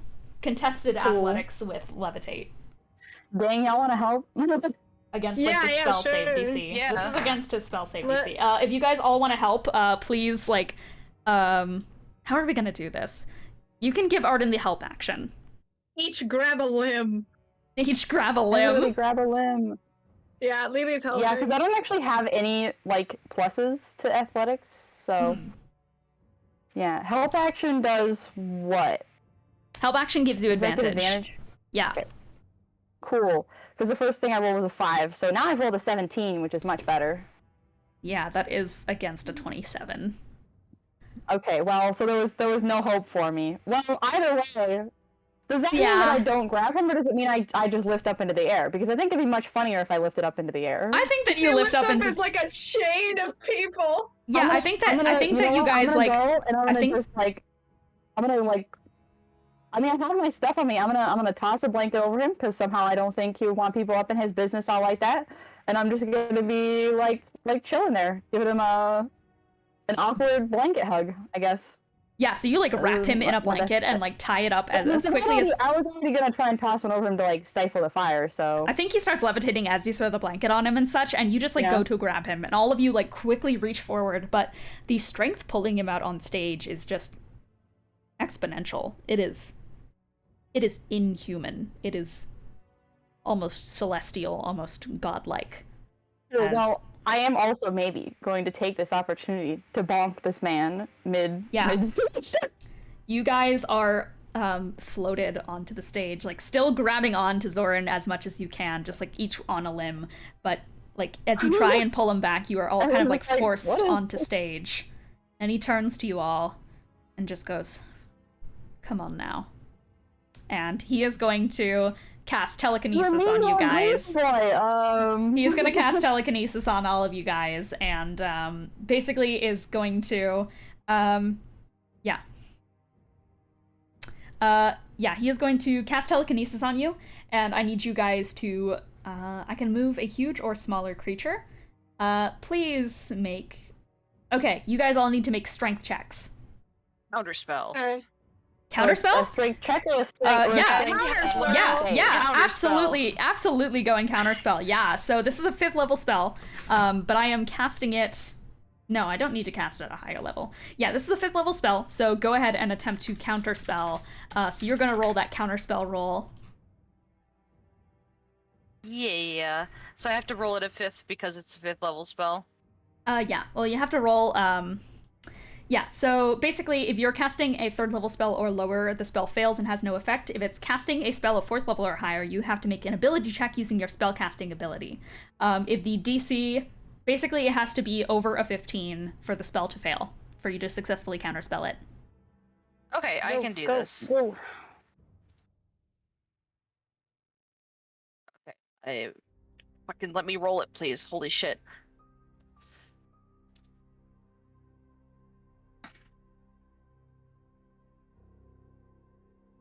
Alright, let me...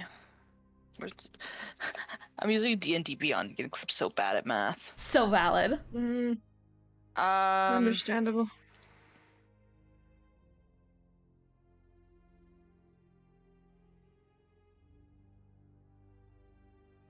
Oh, I understand now. Okay, so I gotta fucking... I'm doing math sounds, I'm sorry. So valid! Dirty 20. Thank Dirty fuck. 20, that succeeds. That succeeds. You are able to successfully counterspell it. So, he casts his other hand out. By the way, this, like, telekinesis can normally only work on one target. So the fact that he is able to target 4 people at once with telekinesis, just have fun with that mental shit. Suspicious. By the way, since you guys are out on stage, this is the first time that you see that this is not Apollo anymore. He has dropped disguise self. Figured. It is the angelic form of Genesis. Oh, Lily is like, I feel like in the middle of this, as soon as she hears the voice and like Tremor senses the vague shape of Genesis, she points, she's like, oh, God, every corner we turn, Yeah, it's and like you! as you are starting to say this, you feel your body like lock up and your limbs beginning to snap as he tries to push you to the ground with his other hand, just taking three of his fingers. That is one, like all of them are kind of attached to each of you all individually. So Benny, are you which person are you using this counterspell on? Which instance of the telekinesis? The one that would have been used on himself.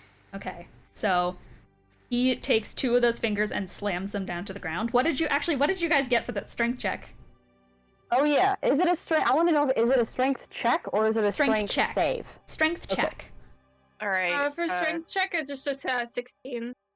Check this strength. 16. Yeah, I got a 17. Oh, never mind. I got a 9. Two of his fingers slam down, and Arden and Lily, you guys both slam face down into the stage. No damage is being taken, but you are being held there by just this immense power, just being forced to the ground. As the audience just goes Does it like, work across your entire body, or does it only Entire body. like a entire body. Because I was wondering, I assume I still have that dart I was using to stab the thing earlier, and I just think it'd be funny to throw it at him. Yeah, and the last finger he tries to put down at the same time, but it like springs up and backwards as Benny, you just like in an instant of just sheer panic, cast a quick counterspell and it breaks off. Break it! Yeah! Lily and Arden are still on the ground, still able to talk, and so is Xorrin. Oh, I can talk? You can talk.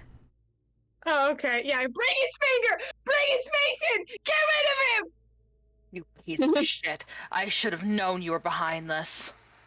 I feel like Lily, like, she turns her eyes, but she looks towards the guy, she's like, don't listen to him! He's a weirdo! He's weird and gross! He's a creep! He perms on kids! He touched her weirdly! He gives a slow chuckle. He gives a slow chuckle towards Benny, just completely ignoring the screaming of Lily and Arden, though he is going to slightly tense his fingers. For the audience to hear us and then to be like, "Oh, ew, yeah, this the guy." audience are like seemingly frozen in a bit of a trance right now, just in sheer confusion as to what's happening. They don't know if this is part of the act or not. They don't know. It's not. I don't know why you would think this was a part of the act, honestly. He is going to just like give you a look, Benny, and nod his head towards you in like a come on now way.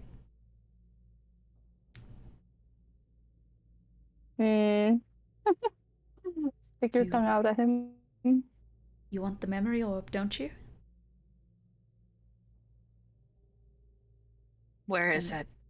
Oh, you piece of shit! Let this one play out, and it'll be yours. I mean, when have you known us to literally ever do that in the past?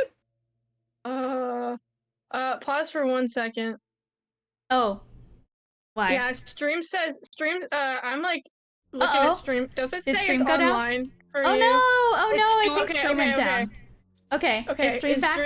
Are we back? I'm checking. It started loading for me. I'm on mod view. It just gave me an ad, so I can't freaking see it. Oh no! Oh, it looks like it's good on my side. Okay, we're back. So basically, to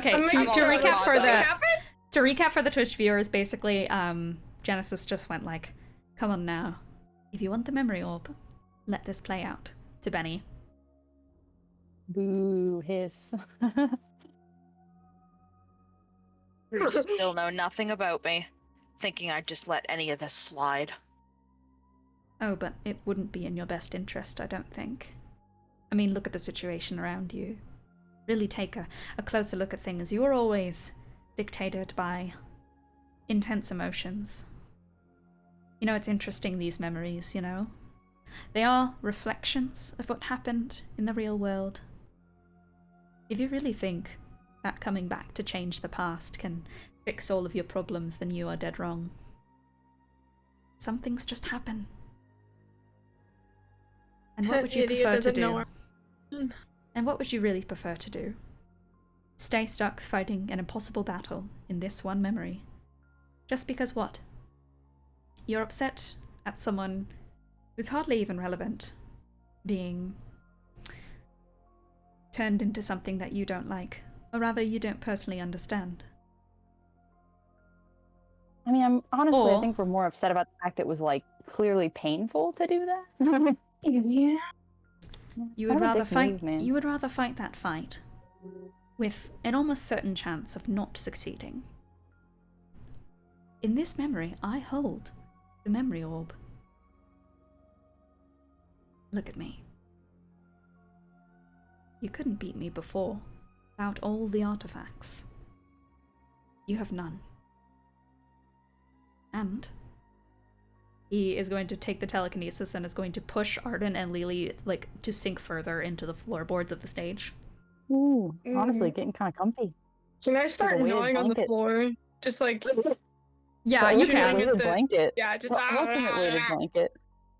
This isn't ultimate anything. This is the ultimate bad time. Come on now, Exodus. It's the past. There are some things that you can't change. And you just gotta live with the fact that you let them happen.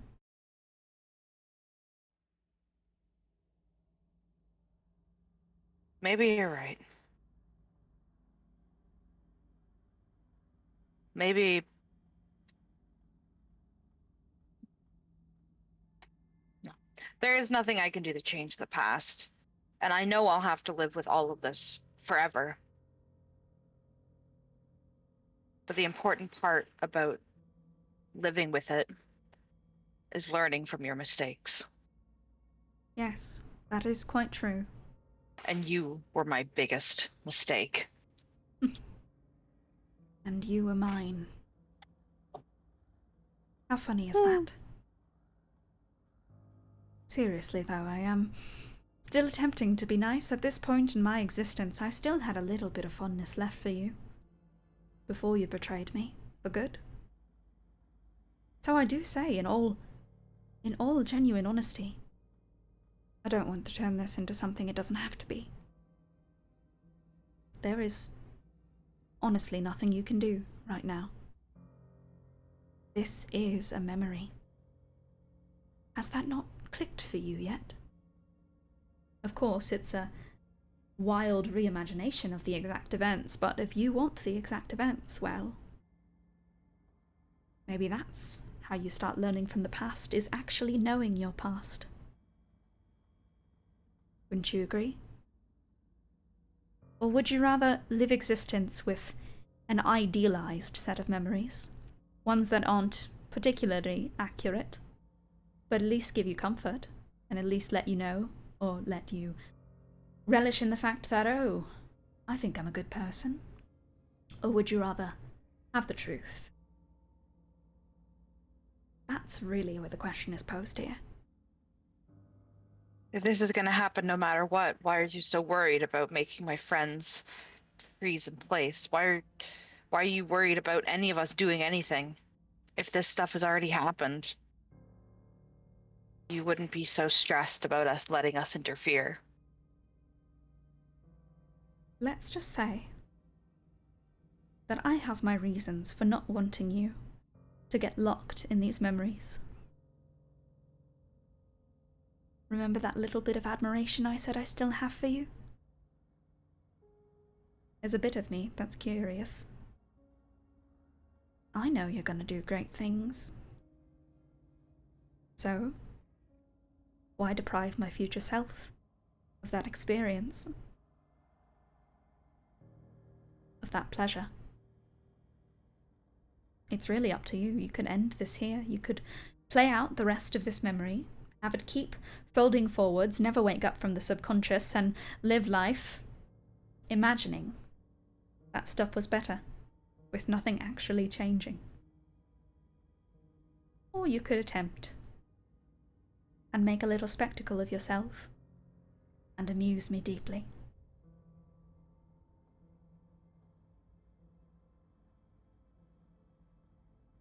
That's what we're dealing between.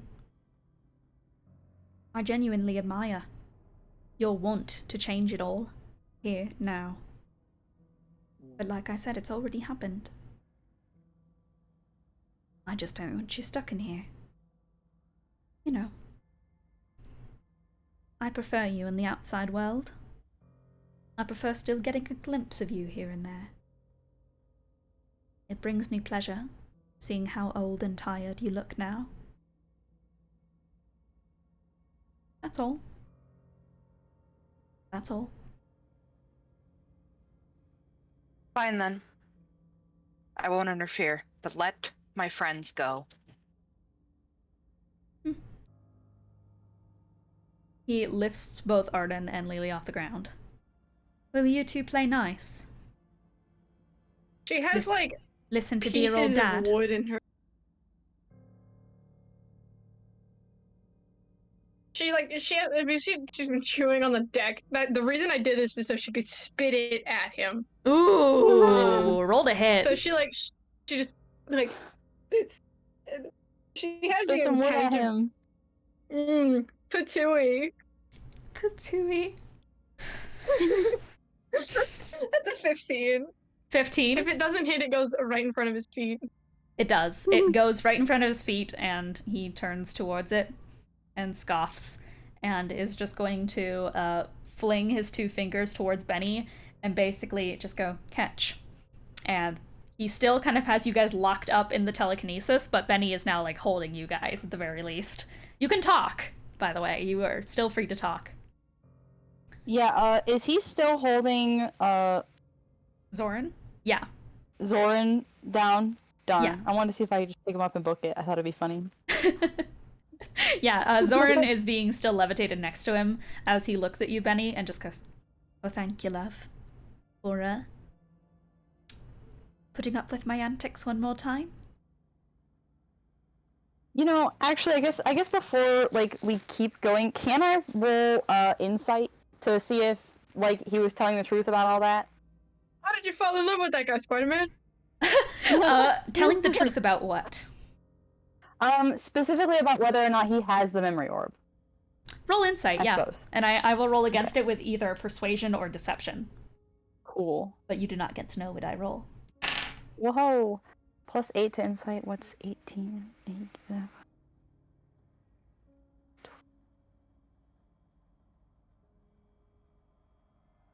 26. No. Yes? Yes. I think so. Yeah. 26.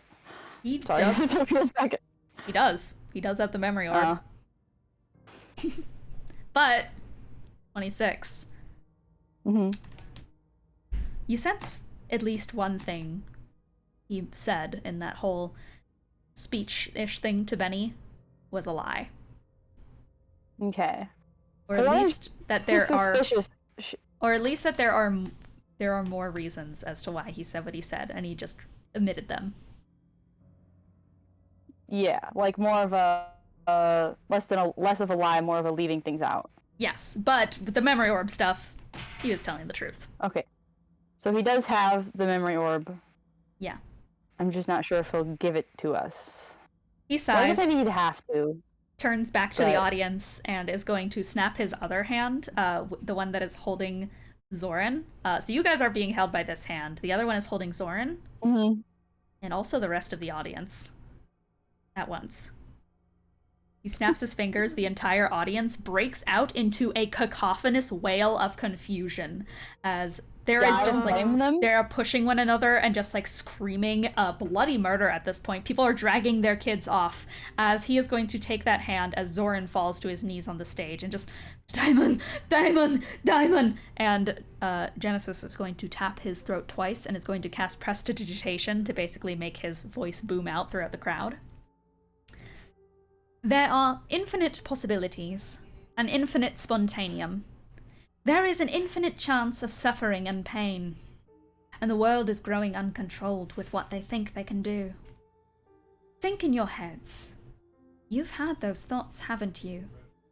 You've thought of setting a place ablaze, thought of taking a newly bought dagger to the flesh instead of to poultry and cattle. You've thought of your hands cast around a neck. I get it. I get it all. I've seen it all. It's so loud, isn't it? You all feel it now. You're all thinking of those wretched thoughts. And they mean that you are followers.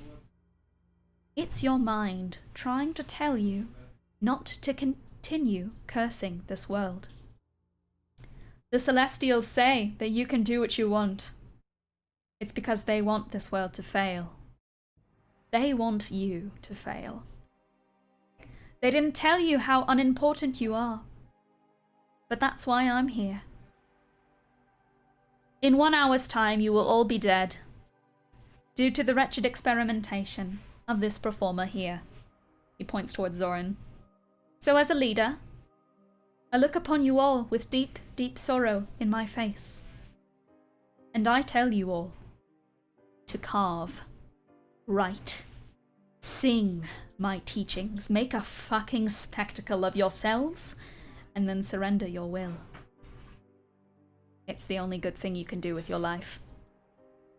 Isn't it? Arden Xorrin? turns to the other party members, like, maybe even while he's talking, and just like, there really is something wrong with this dude, because, like, I have never thought of just murdering people willy-nilly. Like, I don't think that's... Do people I really think he's that? I don't projecting, think I you buy know. that. Like, I think I it's a will say, lie. out of character, Lily and Arden remind me of those two Muppets from the Muppets. Obviously, Oh they my will God. always sit in the stands as they're sitting here gossiping. Because Lily immediately speaks back. She's like, "Yeah, I think he's projecting. I think he doesn't want to feel weird about the fact that he has thoughts of murder. Because I don't have thoughts of murder. Do you have you don't have I thoughts of think murder? that's like And I don't a thing. think It's regular called people intrusive thoughts. Yeah, and, like, you can I just think not do them. Like, you can just not do them. Thinking things doesn't make you bad. It's only if you act on them that makes you bad. But, like, I don't even that's something have that those therapist thoughts. I of feel like yours it's not said. uncommon to Arden- not have those thoughts. Do you still Well, have just- the box on your person? I'm gonna say that yes, you do. You still have the box. Yes, I probably put it in, like, somewhere to be able to, like, it'd be difficult to take it. Or maybe he wouldn't even, Yeah, ideally so he wouldn't even know it was there, but... he did not know it was there. You were able to Yeah. sneak off with it. So, as he is basically doing this demonstration, as Benny, where are you taking Arden and Lily? You're on like the side of the stage. Where are you kind of taking them for now? I'm gonna try and just bring them backstage a little bit. You do. Just off the stage a little bit. Just he looks so stressed. You keep the curtain still like slightly ajar so that everyone can see what's happening. As Genesis will take the little blanket that you put on Xorrin and throw it off his body. And people see his demonic form and just start screaming in absolute bloody murder. Rude. As you see he looks down at the sigils carved into Xorrin's body and is going to bend down and is going to touch them and just go, huh. And he glances around as if he's clearly missing something. I'm like, we gotta go, guys, we gotta go. And I think we should leave. But he still Wiggly looks in the around air. at the mass hysteria he has caused and just goes, well, good enough. And he is going to walk off the stage as everyone starts screaming. And you see like people pushing each other through the shadows of the curtains and like, I don't know if you guys know how deadly like mosh pits can be and how deadly concert scenes can be when like people Yeah. wave. Yeah, crushes. Yeah, People can die. However, Arden is gonna turn to Benny and be like, Benny, can you shout at everybody to, like, I guess I don't know if you have something that can make you louder, but can you shout at them to, like, chill out, like, stop, calm down, stop screaming? I can try. I don't really have anything that would carry my voice well. He opens up the curtain Scream! to backstage. Yeah, I'll give it a go. Well, I want to thank you. He is going to drop the telekinesis on Arden and Lily and is going to hand Benny the memory orb. And then takes his fingers and just does like a little horrible cat-like wave and vanishes with a grin that looks yeah. Yeah. All right, well, He vanishes with a first of all, I grin think we that need to go looks give... eerily like Eros's. And he's just gonna Yeah. go, cheers. Yeah, sure, whatever. Okay, bye. Benny's gonna Weirdo. try and go up on stage and start I yelling. think you need that. You need therapy. He vanishes. Yeah, and I'm gonna go try and help out. I constantly forget Grease Boy's name, but she's gonna go try and Xorrin. like, I don't know, like, you know, give him a pat on the shoulder, try and help him out, be like, yo, you good, bro? Yeah, I no, mean, you presumably not, but like, you know. You guys, good? so you guys are running off on stage, right? Yeah. Once the memory orb is given to you guys, as stated before, the scene just, like, freezes. So you rush out on stage, and, like, right as you open the curtains and right as Genesis freezes, the screaming, the cheers that sound a little bit like the excitement of a roller coaster and, like, being tortured just cut off in, like, this one note that lingers for a second. As you just see people pulling each other's hair out, clawing at one another's faces, climbing over one another, crushing each other back They're and all forth. frozen though now, right? Like, They are we can all walk up to them? They are all frozen, yes. And Because it's Xorrin- not entirely clear to me. Oh, sorry. Xorrin is on stage as well. He is just, like, sitting and watching the crowd, just kind of, like, with eyes, like, very lidded and such, and exhausted. It's clear he's still in shock, and he is just gripping the sickle in his hands. And yeah, just holding onto it for dear life. Cool. So Arden kind of turns to us. He's like, you know, it's been weird. Like, maybe we've been influencing things in the past, and, like, everybody's frozen now. But I don't know if that means that influence is over. What if we just pick everybody up and move them? Like, you know, they're all in the pit right now, but, like, what if we just detangled them and moved them? I mean, do you think that would work? Maybe. Guys? I don't know. Worth a shot at least? We have the memory orb. We should just go. Why would we do anything else? This has already happened. Yeah, but there have been, like, multiple instances where it seems like maybe we're actually influencing the past. Right? Like, I'm not imagining things. Have I been? Like, there have been some things that have been kind of weird. Like, I mean, suspicious. I only know of, like, one when I pulled Harrison out of the mud. That's about the only one I can remember. Yeah, but I mean, maybe it wasn't the same for you, but, like, at the end of the one where we did the trial, like, they acted like it just felt weird. That's all. I don't know. Maybe and Veldrin's response was kind of like he thought we were actually there in time, which I feel like it's just odd for it being a memory, right? Like, it's not just me. Like, I don't know. I don't think. I mean, maybe detangling everybody in the mosh pit is too much, but I am gonna at least try and leave this guy a note, because I think he probably needs it. Also, I'm gonna toss the blanket over him again, because, like, that's what you're supposed to do when people go into shock, is take a shock blanket. Yeah, that is. So yeah, I mean, she's at least gonna do that. She's just gonna go over and, like, you know, like, I mean, there was already a blanket, so she's gonna, like, wrap it around his shoulders, and then, like, take a page and just kind of scribble out a note that basically just says, like, something along the lines of, like, you know, none of this is because of you. And she's gonna try and, I guess, I mean, he's frozen in time, so I don't know if he can really fight it, but I guess it's also, like, stuck in his hand. But if she can get the sickle out of his hand and replace it with the note, then that's what she would want to do. the sickle, unfortunately, is, like, glued to his hand, but the other one you can unhook and put the note in. Cool. All right, I'll do that then. And just, like, it's basically just a note, like, that says, you know, hey, like, this isn't on you, and I hope your grease business does great in the future. Honestly, maybe now you can keep grease at the perfect temperature. Maybe, like, you know, this could be not the worst. Sorry that guy was an asshole, and that we couldn't help out more, but hopefully now that you're not on fire, you'll be a little better off. And then you wrap the blanket around Xorrin. Yeah, and then like a little awkward smiley face. You wrap the blanket around Xorrin, and then, like, you plant it in his hands. Maybe get rid of the sickle. It seems kind of suspicious, not gonna lie. Put that in the ocean. Yeah, or so something, I don't know. You write this down, and you hand it to him. You wrap him in the blanket. And what are you guys doing?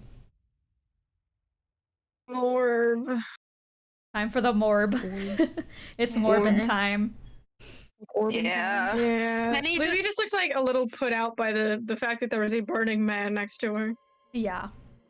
Benny looks put out with the fact that he has to keep dealing with his shitty ex. I'm so sorry your shitty ex is plot relevant, Benny. That really sucks. Why did he say listen to Dad? Listen to Dad. He- He's just Why did he know awful. things like He is. Why Why He does is. he kink know thing. things like that? He is awful. I'm He's pretty sure that's like awful. a kink thing. Yeah. Benny, Benny's you. just Benny? no. Benny does not comment. We will discuss this away from the 14-year-old. No comment about my kinks. Arden knows things. Benny's just gonna go over to the two of them, just be like, "Are you two okay?" Yeah, I got a splinter on my tongue though. No, I mean emotionally. We've been in here for a while, and these just keep getting weirder. Listen, I This told guy is Arden kind of a this. dick. Mostly though, Yeah. I'm just kind of sitting here like, you know, good for you that you stopped dating him. I Thank you, told but- Arden this, but I don't think I've processed anything since the Feywild. Arden said something about a therapist, but this is all just Yeah, I've kind been of, using you know. like the methods my therapist suggested to help, you know, process You said things and something keep about myself from flipping out. projecting, and then I said that Genesis is projecting. Did I use that right? Yeah, it seems like he has. Yeah, you did. It seems like he has Okay. some like pretty nasty, intrusive thoughts about killing people, and I don't really know why he decided to just. They're not intrusive thoughts when he actually does them. Yeah, exactly. Like it sounds like maybe at one point he just had intrusive thoughts, and then for some reason he was like, actually, what if I just did all of those? Which indicates to me that there's just dude needed some help, and instead of getting help, he just did murder. Which you shouldn't do that. That's not wise. Okay, I He think decided we'll to be destroy the world fine about it. when we get back and make sure that the other two are not at the bottom of a pit dead. Yeah. Well, listen. If you ever want to take a break from this, just tell me. I'll be happy to take a quick break with you guys. I want to get this all over with so I can see Sharpay again. I miss Sharpay. I also miss Sharpay. And the other two, but mostly Sharpay. All right, let's roll Those then. other guys. Benny, you kind of unhinge your jaw like a snake and consume the memory orb. Yep. And the scene plays out as such. In the middle of a burning village, a daimon sits on a stage, with a sickle in his grasp, and a note in his hand. It works.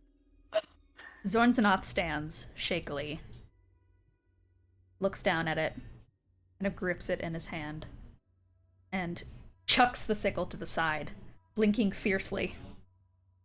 He screws his eyes shut, digging his now taloned fingers into his face as he kind of drops the note onto the ground, but he peeks through his fingers, and then stares back at the sickle for just a moment.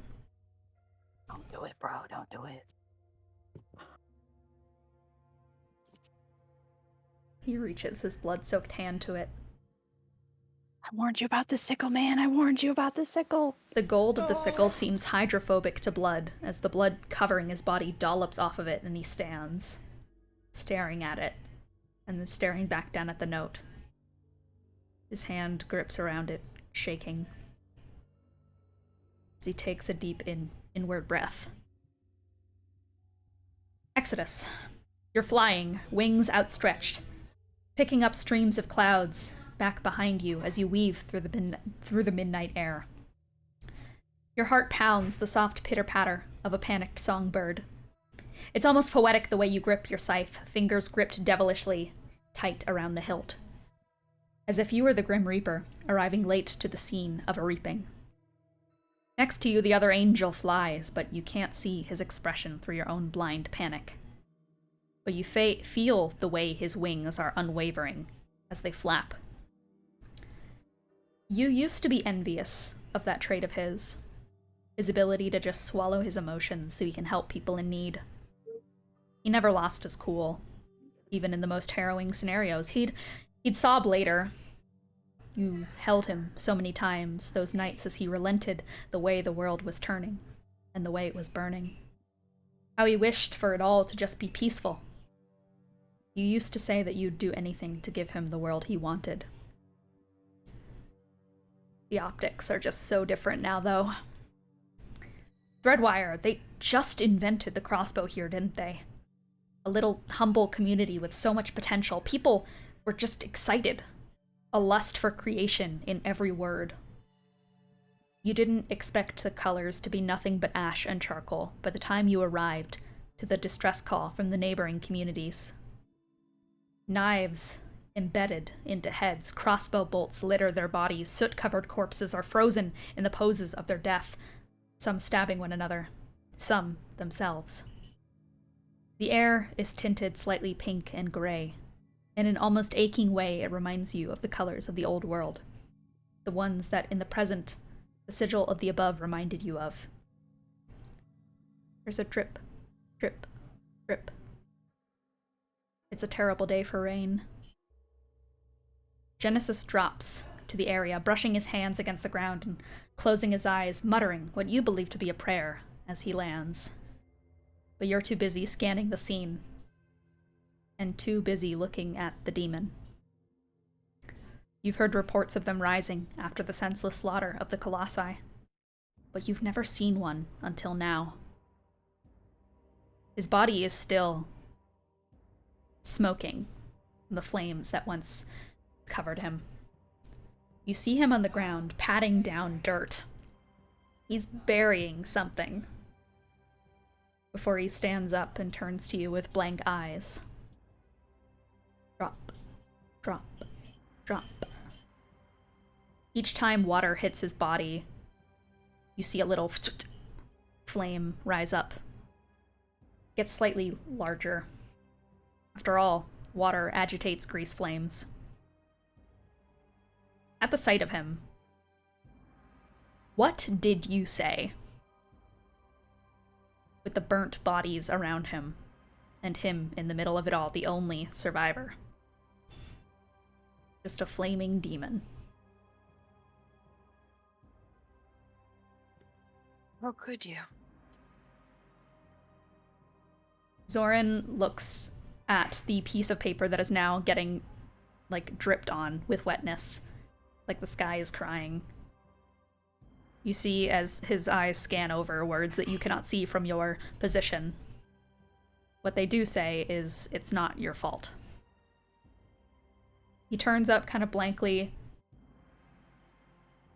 and then as he looks at you, opening his mouth to try and say something, to try and explain, you see his blank yellow eyes suddenly dart up towards Genesis, who is on the ground, humbly praying to the land, hoping it good tidings as everyone passes on.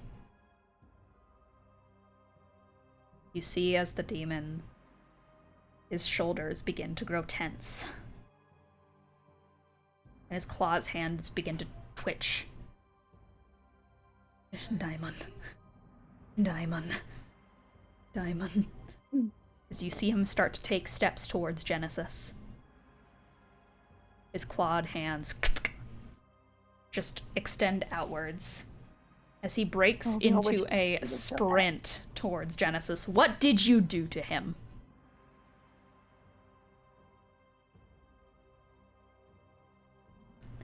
As he ran, claws extended towards your lover. What did you do to him? To the demon? I dove after him, trying to stop him, trying to keep him away.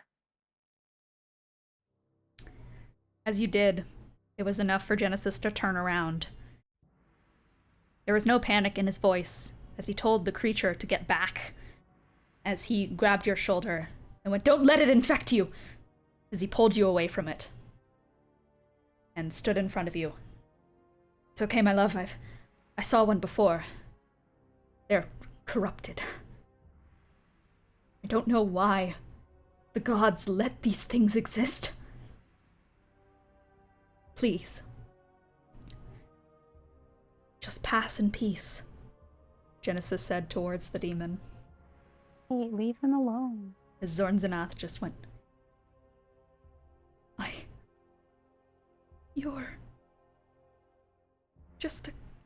I am just a man. You're the daemon. Daemon. You're the daemon! You're the demon! He screams out as Genesis... And he's right. Genesis, like, pulls you into a hug, Benny, and, like, puts your head against his shoulder to hide you from what you have to... from what he does, as he casts a hand out and casts banishment. And there is a radiant light that breaks out that you're kind of shielded from seeing. And he lets out a long exhale and then grabs your shoulders and pushes you back to look at him. Are you okay? Did he hurt you? I'm okay. I'm okay. What was that? That was a demon. Whoever... the gods brought them to the earth. I don't know why. I just want to make it all right, but it feels like the whole world is going... it feels like it's all going to disaster. I just don't know why the gods are letting this happen. Well, thank you, my love. You always know how to help me out. Thank you for warning me, for trying to hold him off. He's gone now, though. I guess all we can work on now is, burying the bodies. I'll help you. Thank you. I just want the world to be better. I just wish the world was taken care of by someone who knew what was best for it. And not... Let's bury them. Hey, I love you. I love you too. You wake up. And the sound of creaking doors does not meet you. Instead, a rumbling does, and a smell. We'll get to that later, but Benny, as you jolt to your senses, there is still a moment before those doors open, as they always open, for you to gather your bearings as Arden and Lily are around you.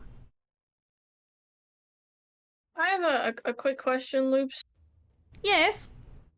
Is there a way that What's up? Is there any...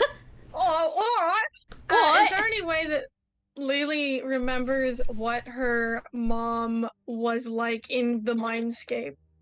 Or not the mindscape, but in the place where her mom was? Because she can tremor sense, but I also don't know if she like saw her or if she can even tremor sense in the brain. You can tremor sense in the brain, but you remember that she was in like a completely dark plane as if thousands of feet underwater. There was like pressure surrounding her. She was in this cage. Yeah. And the last you saw of her was back when you were in the archive with Jesper, when you had that nightmare of her and she was trying to break out from the cage. You could see her in your mind. You could like, because it was kind of in a dream, you could see. Okay, so from that, and then from my own... I feel like she asked for a description of what, sorry, somebody started yelling, of what Xorrin looked like after the fact.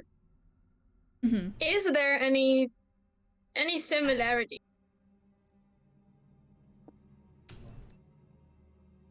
Unfortunately, it is, like, the way I've described her is that she is just covered in hair.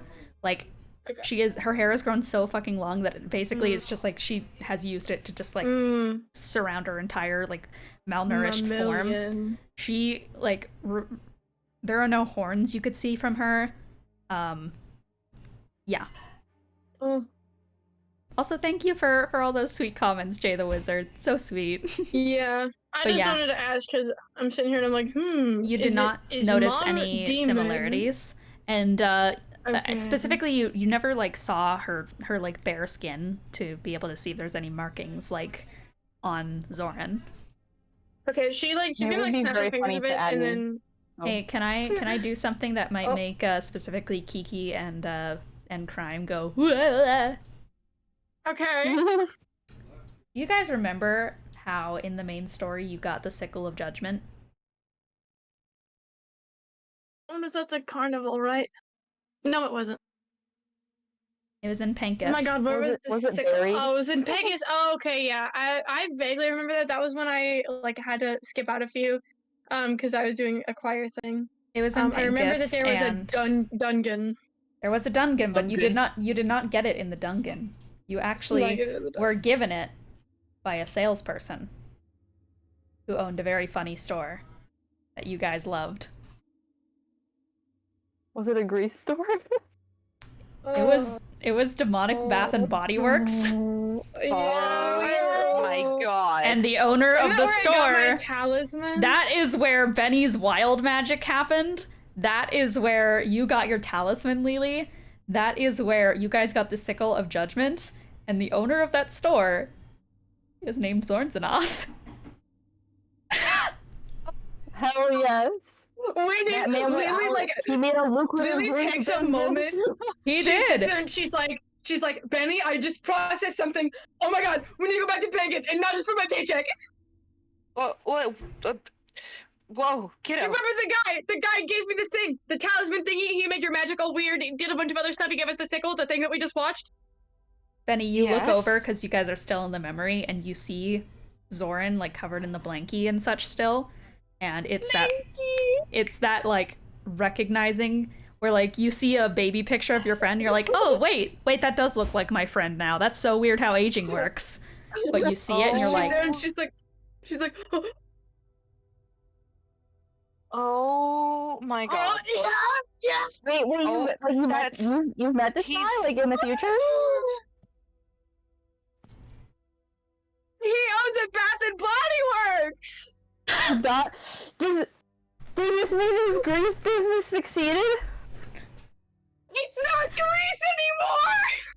Oh, but I mean, like, to make candles and stuff, you have to use. can Well, I say I mean, he something sells- hilarious as Yeah. well? Yeah. He actually did sell a grease to you guys ages ago in Yeah. Pinkett. He sold you guys oil of etherealness, I believe. Or he had oil of like etherealness, which is basically a grease. His He had that grease for sale. business? So I just thought I would let you guys know that Xorrin, He's alive. he's alive. I know that that was man, so oh, long ago, man, which is he why I is out decided to there. like remind you guys, because I knew that none of you Yeah. remembered who Xorrin was. A, because Arden was not here, or Morgue was not here, I, and B, because like looked up the that was name one in of the server. first. Yeah, it was. That was Zorn's Enough has literally been mentioned. ago. Yep, it was Yeah. 4 years ago. It was a while ago. Even though I never wrote down his name. Yeah, she's there and she's like, okay. First order of business. Next time I have like a dream, no, before I go to bed, somebody remind me to look at my mom again. That's a weird sentence to say. Whatever. Second off, when we get out of here, after we meet up with Sharpay, we gotta go to Pankith. Okay. Next stop, Panketh. Because if we go to Pankith and we talk to Xorrin and he recognizes us and knows that we are like buddies, that means that we're altering time. But wouldn't he recognize us anyway because of the fact that we already No, met I mean him? from like before. Arden, from, like, but before Arden that. was never there. Arden Oh, was also true. never. Arden, you Yeah. will be the test subject. We'll make you go in first and see if he remembers the 14-year-old who should not be 14-year-old. I mean, but to be fair, wouldn't that have been like a long time ago? Although I like to think I'm kind of memorable. Yeah. So. You are. You're pretty remarkable. My other thing Aw, is that like thanks. is Genesis's whole motivation just because he doesn't like the idea of failure? Is he just like insecure?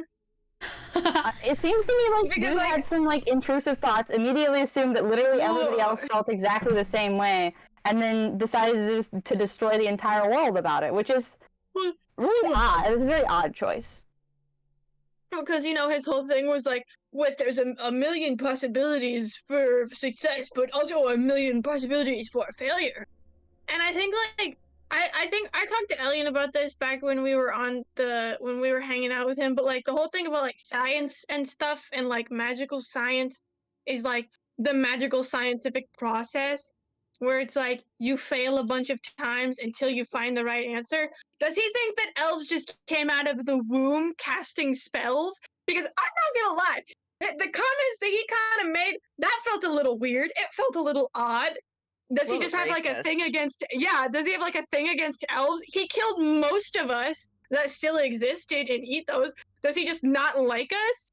I think he maybe just fucking hates magic, frankly. Doesn't Yeah, like that well, other if he people have hates it. magic, why does he cast magic? Because If he's you hate jealous it, that why other do you people cast have it, he magic? wants all of it for himself. Yeah, He wants to be the so most powerful, he's you a know? magic sucker, like one of those fish that sit up on a wall and they suck the dirt off of the Plecto. top. Those are plecos. Yeah. Did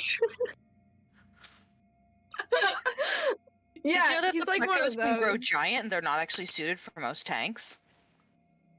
Oh, is that why the ocean's scary? Because Probably. of giants. New Vine boom. theory: I don't know what a the vine boom precipice is. is a giant pleco. Okay. Oh my god. Yeah, I don't know. His motivation just seems kind of like flawed. Oh, why did the gods let this exist here? You made them. Those are your babies, idiot.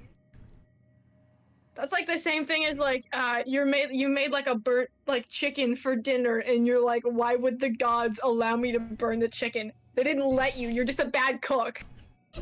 Yeah. Like it Dude, I'm you not just suck okay. at this. You're It just blows bad at my it. mind how similar Genesis is to 1.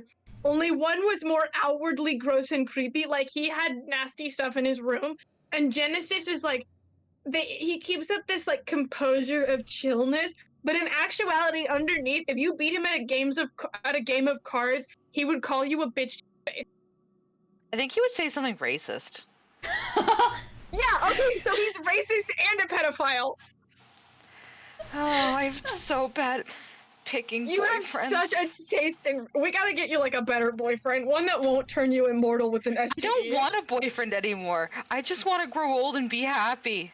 Okay, then we don't have to find you a boyfriend. I support you in any Besides, way. Who needs a partner? Pats you on the back.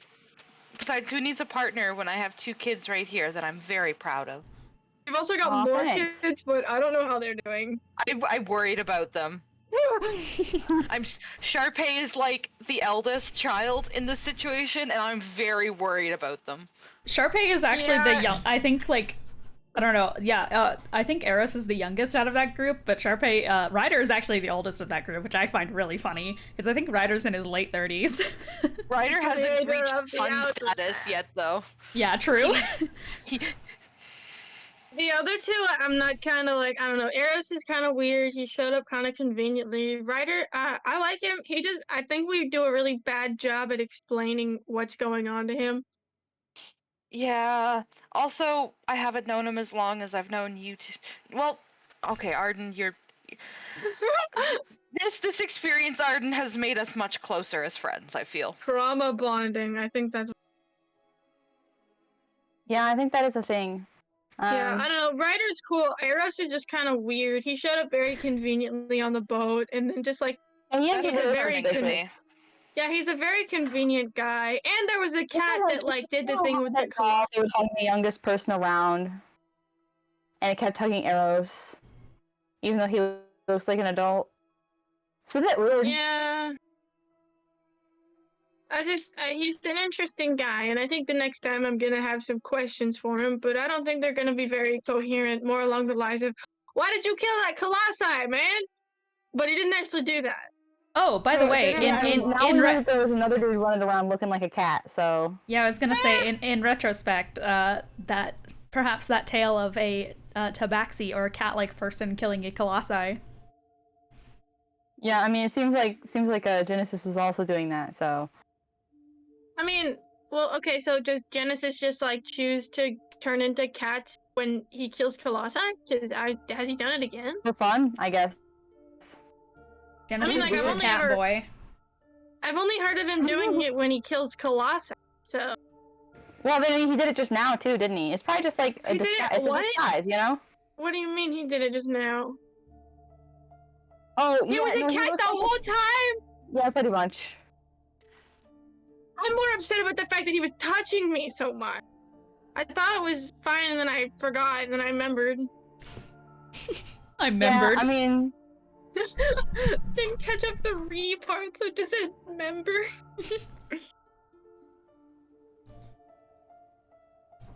I don't know. I hope everything's going okay over there. I keep forgetting to have Lee send Sharpay a message, but something in me narratively says that that wouldn't work. We should God probably. damn. That was not it. That was not in character. By As, the way, I feel as like I you should say that. guys, as you mentioned Lee, I'll get back to that description before real quick. Of the lack of creaking doors is kind of like the more it doesn't happen, the more it's like, what is happening? Because by now you're all so used to the doors swinging open. But instead there's just a rumbling noise. oh And yeah, that- by the way, you know how like there was that phrase we weren't supposed to say to Lee, and Lee and Somni didn't come through the door with us because Oh Genesis yeah, the grabbed L them. word. Yeah, and Genesis like kind of said those words to Lee, so anyway, we might be in trouble like a couple Yeah, months Where over. are the doors? Where are the doors? Guys, Great question. we're missing the L word. We're missing Lee. We're missing Somni, and we're missing the doors. Yeah, I Where's think the we should also doors? like maybe prepare ourselves, you know? He give us a fake memory orb. I feel like that's something he would do.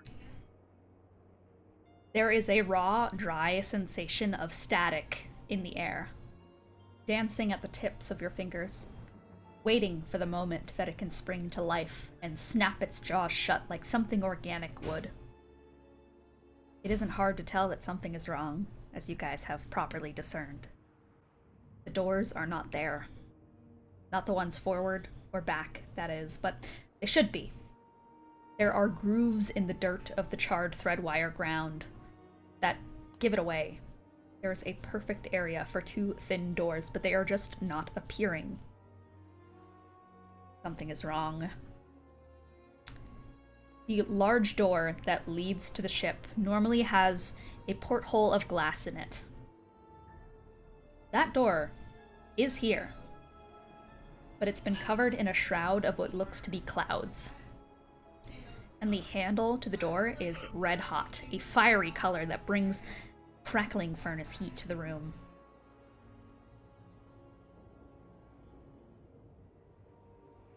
Well, guys, my hands have been burned enough for today, so I'm allergic to fire. Benny, you gotta do it. I'll do it. Benny, make a wisdom I mean, you saving could probably throw. like wrap something on. Oh no! Oh, it's brain hot, not hand hot. Hot hand. oh no. Wisdom Hot jump hands, scare. I trademark. got a 15. 15?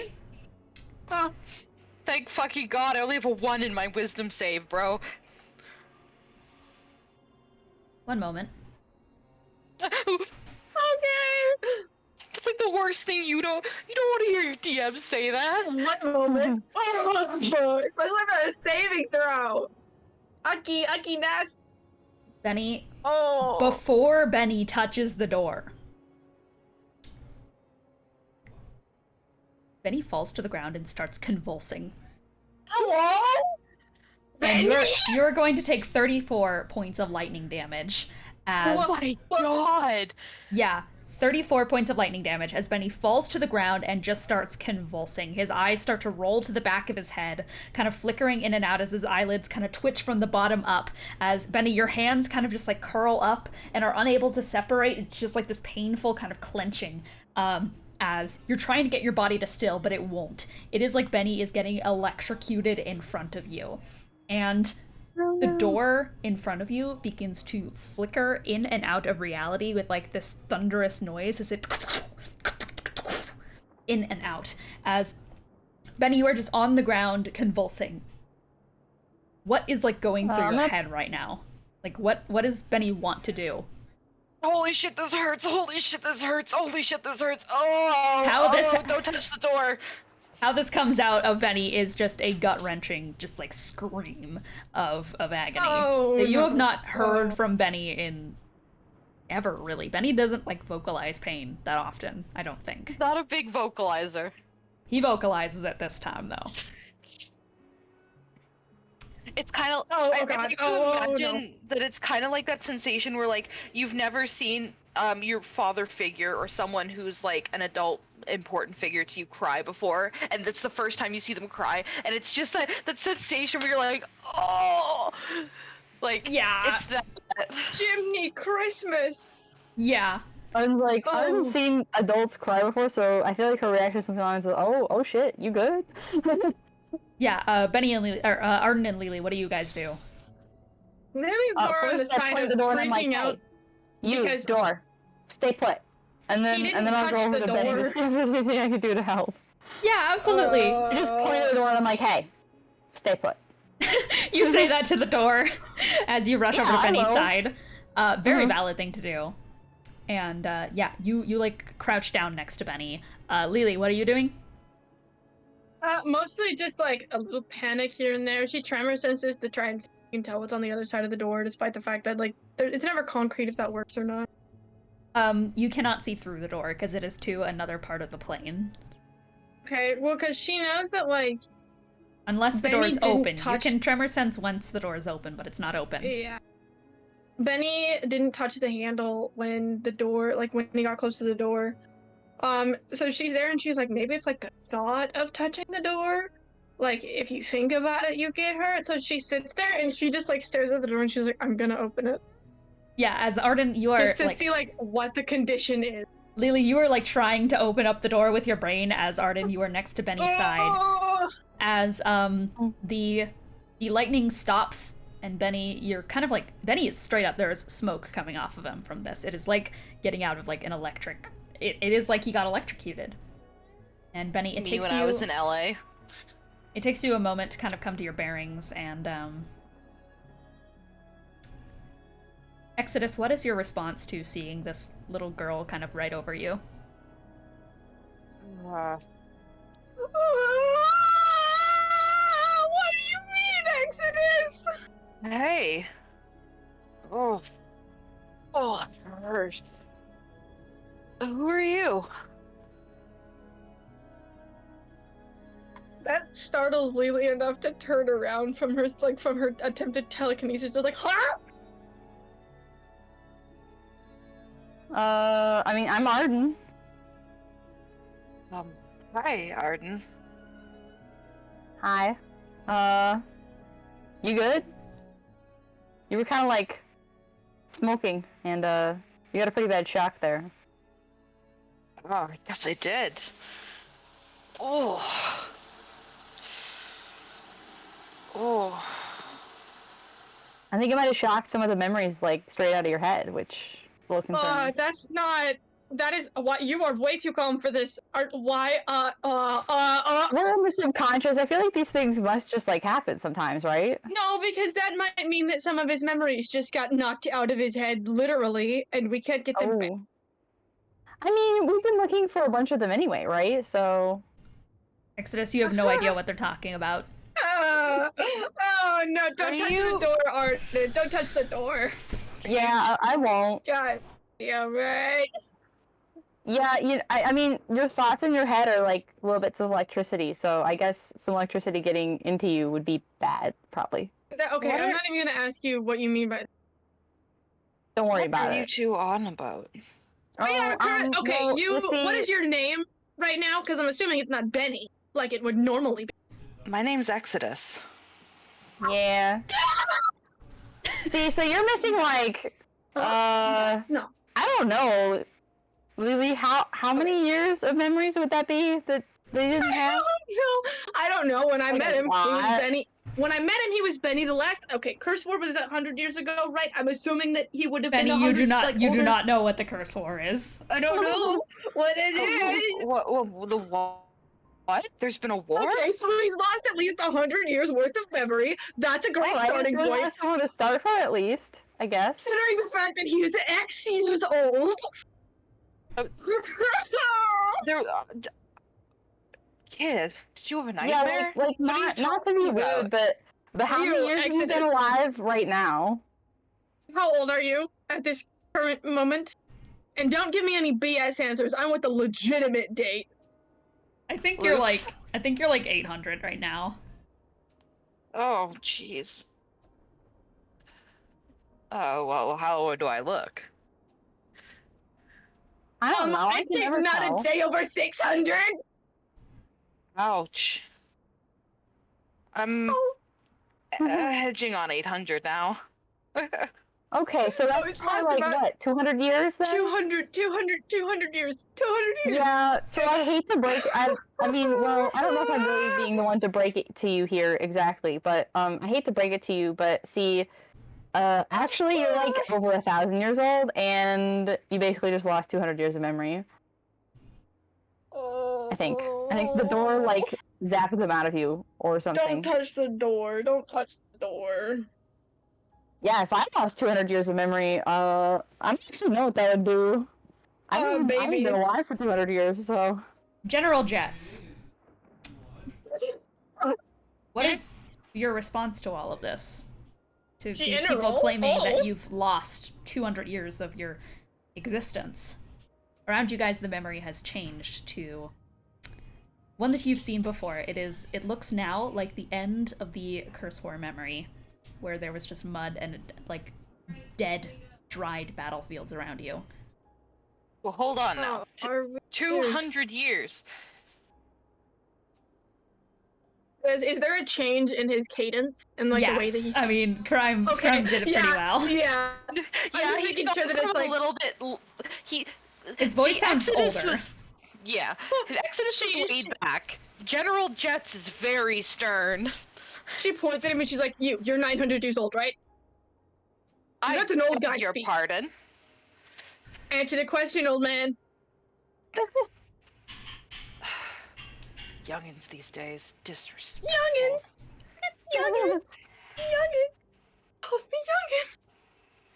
I am. Okay, Yes, I am around. Okay, so that means you're 900. getting some of your memories back then, right? okay, that's fine. Okay, what's your name right now? My name. You may call me General. Young So this lady. is from the I curse mean, word. This you're is not- the curse you're word. not, Yep, though, this like- is. I mean, look Well, he is a at me. general. I'm definitely not old. Well, maybe I'm old enough to be in the army. I hope I'm not. He is. He I don't is think I would technically a G. You should be at home, bunkering down. Yeah, This kill place me is if I no joined the place war. for a young The woman. hey, the curse words. It's a thing. We're in your brain Don't now. worry about it. I'm fine. It might. Excuse me. We're in your brain. This is all It's gone. me, Yeah, boy. sure. I'm the PS5 speaking to you inside Yeah. your brain. We were doing some magic hoodoo what's it to put the things in your locked memories so that we could keep them away from the guy that's going after them. But you got zapped by the door over there and lost like a lot of years, and then now you're 100 lost because this is the curse war. You mentioned the door zapping him again, and Benny, what are your responses to this? The door zapped me. Ow. Is that why I'm so sore? Oh, Yeah, you like Lily, were you didn't convulsing touch on it, the right? ground. I didn't touch it. How old are you? We've been over this. I'm edging Okay, on thank God. 1,000 God. some. Oh, you Okay, just that's went good. So you were missing like 200 years of memory there for a while, and then you were missing like 100, and now you got them all back. So But I So remember I you think- just fine. No, I know, but like you were gone Yeah, for a little like, just- bit. they were gone for a little while. I guess it's better for it to be short-term amnesia than like, you know, not Didn't that that. happen to Sharpay? I vividly remember that happening to Sharpay. Maybe. I mean, there was the time she got shrunk when we were in the play. True. Yeah, she's like reverted from when we started. Okay, that doesn't matter. Okay, touching the door equals, and she like draws a little equal sign in the air. Lost memory.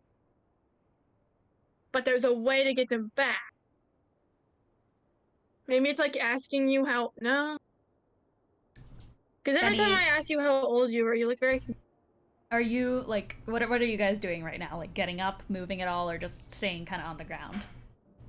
Lily has like stood up I mean, by we now. should She's probably, tapping like, her foot against the try. ground in like contemplation. She's got like a hand on her chin, just like ah. Odin's like inching closely to the door and like like looking at it. Arden, Arden, make a wisdom saving looking throw. around the. you got too damn Oh, close. I mean, not like going around it. Sorry. Oh, yeah, I no, should have no. specified. Like trying to go around and look at the back. I know, make a wisdom saving Okay. throw. This is not Oh, related just to the looking at door. it? This is not related to the door. All right, Oh, sure, this is why a not? door thing. Okay. Things may as well keep happening. Exactly. These Oh, things I rolled a nat just- 20. A nat 20? Okay, yeah, Yeah. absolutely. Arden, you feel your stomach just like drop in your chest as you try to go around the door, and for a second you feel like your body's like trying to get you to fall into convulsions as well. Your hand kind of starts twitching a little bit, but you manage to just like ground yourself enough and kind of just like Psych. you kind of manage to fight it off like just enough. But as you do, like as you kind of bite that away, you see for a second that death. The moment that those memories you lost to a death in the subconscious, like those memories for a second flash by, and then you blink your eyes open and you're still just standing there. You kind of feel yourself almost getting stabilized too, like you have the phantom sensation of many arms kind of calloused and changing, grabbing onto you and keeping you stabilized, but these arms too are kind of convulsing and struggling to keep hold. It's like the sensation of the captain reaching out and just going like, you're okay. But you kind of clearly... Well, I mean, I'll pat the hands back. Yeah, you pat the phantom absent-mindedly. sensation. But yeah, no, like, while that happens to Arden, like, Benny jolted a little bit once again, but kind of just, like, to Benny, it felt like a kind of, like, one of those, like, delayed sensations from all of the convulsing, where you just kind of let the last bit of it out. And it was, like, right at that time that Arden also jolted. Like... Yeah, so I didn't, Like so I didn't move at all. I didn't yeah. actually move at all. No, you're completely fine. But it was like you run an Oh, EMP for like, a 'cause I connected was- electrical circuit, and it... Yeah, you can head to the door Did and I such as actually- well. Okay, so I did go around the back of the door? Yeah, you did. Okay. I mean, anything different there, or all the same? The door handle is actually not red hot on this side. Hey guys, on this side, the door handle's, like, not gonna burn you. Oh shoot! Think I Really? should touch it? Really? Think I should touch it? Scientific method. Touch it. Alright. I think if it's already red got the hot, weird it'll make your minds memories after go thing and it away. didn't do anything, so I'm gonna go for it. And she'll just, like, reach out towards the door handle. Yeah, Lily will like once she Where's gets the up, she'll like shot? start walking over just to stay behind Arden in case Genesis decides to show his stupid ugly face. Yep, you brace yourself for Arden to go and open the door. Benny is kind of getting himself up off the ground too. Like old man, like, ugh! That's what I'm my bad. imagining. That's what I'm imagining. I don't know if it's true or not. Sir. But as you go to like kind of brace behind Arden, Arden grabs the handle, flicks it open, and Lily, for a moment, like, you kind of catch it as you're like impatiently tremor sensing, waiting for the door to open, so you know exactly where Genesis might be. You're like on alert, probably tapping. Is that like a fair assessment? Yeah. You tap, tap, tap, tap, tap, just ready, just ready, just ready. Why aren't Benny and Arden moving? You then suddenly feel the whole subconscious vessel lurches, much like how the Barine would rock as a crushing wave hit it. It reminds you of the lurch before the Cogito Ergo Sum sunk. You hear rushing water, you swear that you do. Guys? What? No response. Just yet. Oh. Not bad. Guys! I was so ready. Lily, you realize that you can kind of see the darkness around you. I'm sorry? You can see With, the like, my darkness around you. eyes? With your brain. With my brain! Oh, interesting. Okay, Like the dark she, like, space where you have communed with your mother before. my mother? Okay, well, one track mind, Lily, like, she takes a few steps, where she remembers the door to be, and is like, okay, if you can hear me, I'm going through the door? You hear from behind you. Lily, I see you. You're sinking. You're getting closer. Sinking? No, you can't. What? I'm coming to get you. Please don't fall. I'm not gonna fall. I wouldn't fall before. You're so- here in it. I'm so close. This vessel is sinking. Just don't fall. The subconscious is sinking? Ah!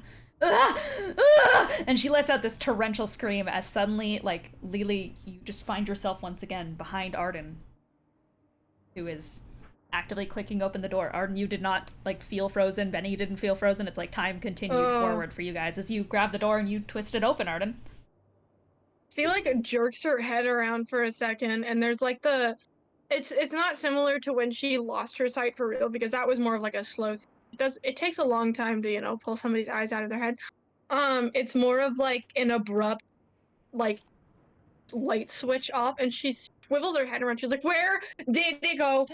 Oh my god. Ah! I was right there. Arden, you click open the door, Mm-hmm. and you hear the door creak open and see a storm cloud fog roll in, oozing with ozone and raising your hairs on their ends. Your fingertips fill with storming sensations. You feel the rock of the subconscious vessel. But the storm cloud obscures everything, sans the noises. I mean, I know I've not really been in the subconscious before this, but guys, is storm clouds like normal? It's sinking. I think it's sinking. What? That's what she said. boat She is said it sinking? was sinking. You can hear me. Okay, great. Yeah, she said it was sinking. I guess something. It was this subconscious is sinking or something else is sinking. But for a few seconds, I could hear, and she said that the boat was sinking, and that I don't know. Wait, am I at the clock yet? You're back. Like, you're good. Yeah, we're so back. Yeah. But okay, if it's sinking, then we need to get out of here. We can't leave without the other two, and without the fact that we need to find the thing to put the thing in. And I can't leave. Okay. She said not to leave before she found me. Fuck. Sorry, Like- language. Like she meant for us to not leave here or not leave the boat. Probably not the boat. Well, then we better Okay. hurry up and start trying to, Memory this bitch up. Investigate some other doors, I guess. I mean, I really want to get into that door that had all those locks on it. I think we need to get in there, actually. Yeah, that's probably pretty important. I'm just I feel like maybe we should try and stop the ozone or whatever. Because it smells like fire, not fire. It smells like a storm. And that's not very good at all. Yeah, so you guys have the door open to the main deck, and you just see, like, storm clouds for those who can see. Okay. What happens if we go out?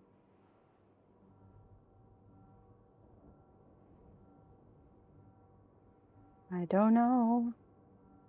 I could, like, poke the cloud. I can poke the cloud. Actually, she like You want to poke moves. the She like cloud? Okay. shuffles Arden away to the side of it. It's like, I'm not gonna. You're the one who burnt your hand, and she reaches out, like she reaches her hand out the door. You feel static, kind of like, once again, put the hairs on the back of your hand up a bit. But it doesn't, like, shock you or anything. Ugh. It's just a rising static sensation. Thunder Okay. rumbles a bit, but that's all.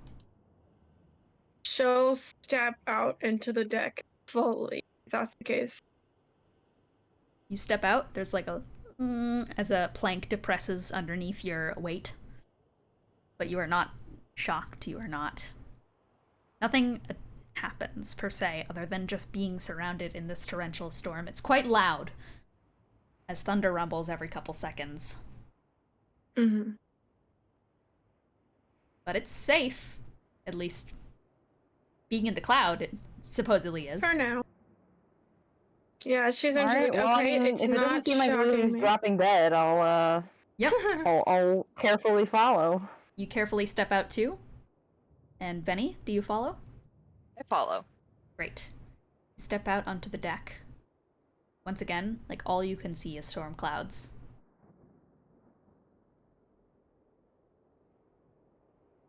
What do you want to do? Okay, 100% this was Lee's fault, right? We're all under agreement of that, because he's got, like, that whole storm thing going on, and this is Storm's thing. And, before we left, it was like, activate the L word. Oh, that's right. Yeah, actually. I also Well, don't know. Genesis is We only do ever need to go used, help them like... out. And I am gonna say, I think if there's any place where we could pull Genesis out of Grimoire's head so that we can beat him up specifically, it'd be here. Because I really want to beat him up specifically. I really do. I really do, guys. I feel like we die really easily, but I mean, we could do our best. I really, I feel like the surprise of being yoinked out of someone else's head, might give us a little bit of an advantage. We Oh, just you have mean to- like physically pull him out, like just actually take him out, like de-spiriting. No, just like separating him out for a little while so we can beat up him specifically. I think if we did it fast enough, he'd be so surprised that we could probably like get a couple good whacks in, Well, you probably only operates on Grimm's spells. So I don't know how many spells he has. neither do I. Either of them have really. Let's More than see if we me, can that's for find sure. him first. I- She's gonna I start just- tremor sensing for the guy. Continue, Arden. Do you think if we found a way to say that whole L phrase backwards, that we could unactivate it?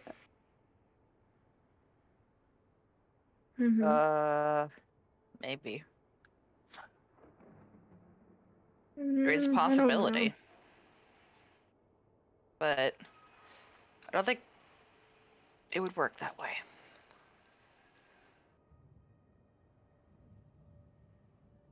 I say we just find him and we try and figure it Yeah.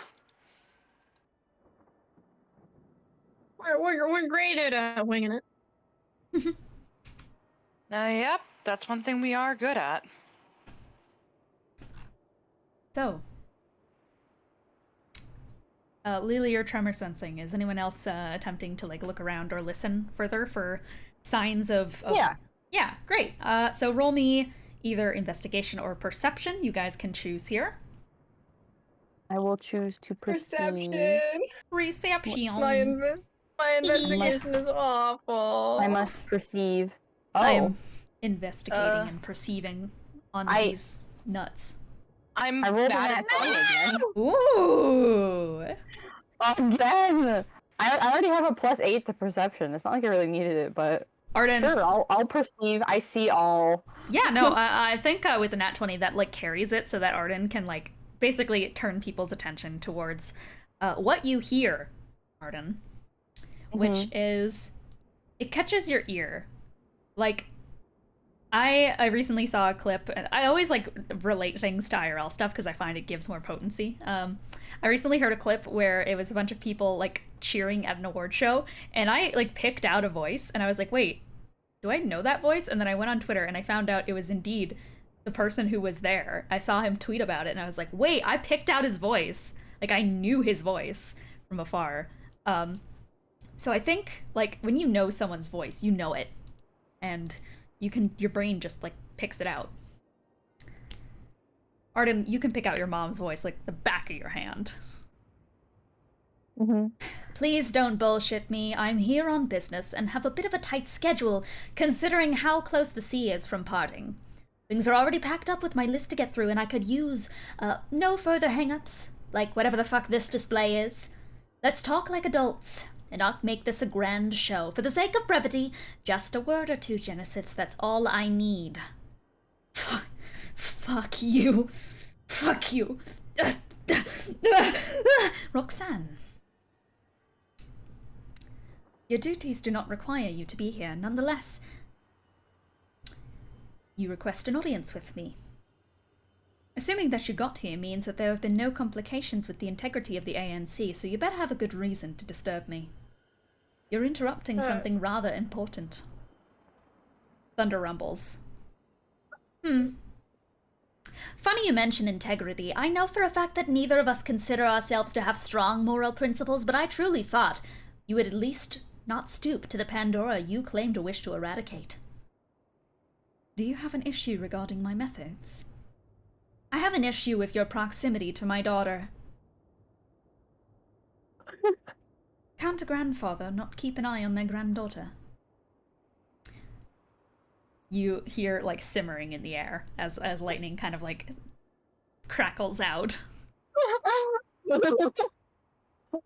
Leave your familiar bonds to the Leviticus freaks. Telling by the clouds you seem to be good at that. You are no Marlowe. I am no wife to your son. I am Roxanne Marlowe. Never let your name reach my family tree again, you rotten man. I got off with a meeting regarding our star clients, and information regarding the whole subconscious journey has met my watchful gaze regarding you and your behavior, so I'll say this once, and I will not repeat myself. You are not to come within the distance of any spell in the arcane lexicon towards my daughter without me being there between you and your disgusting old mortal shell. I think you forgot who the one is in charge here. Oh, I didn't forget. But I think you forget that until my work for you is complete, that your invulnerability is not limitless. Need I remind you that in order to even begin thinking of replacing me in this operation, you would require both a worker with my power not of a patronage to your sons, but one that no matter what remains ineffable. If your remaining sons become useless lumps of flesh in miserable glass jars, and last time I checked, you know, most of them are... Oh my good grief! The radiant roses are all but scattered to the winds, emotionally and physically. Your experiments are all under patronage. Vola would never dare work for you. And for that matter, no other wizard or caster of my expertise and my ability would stoop themselves so low as to work for you and your measures.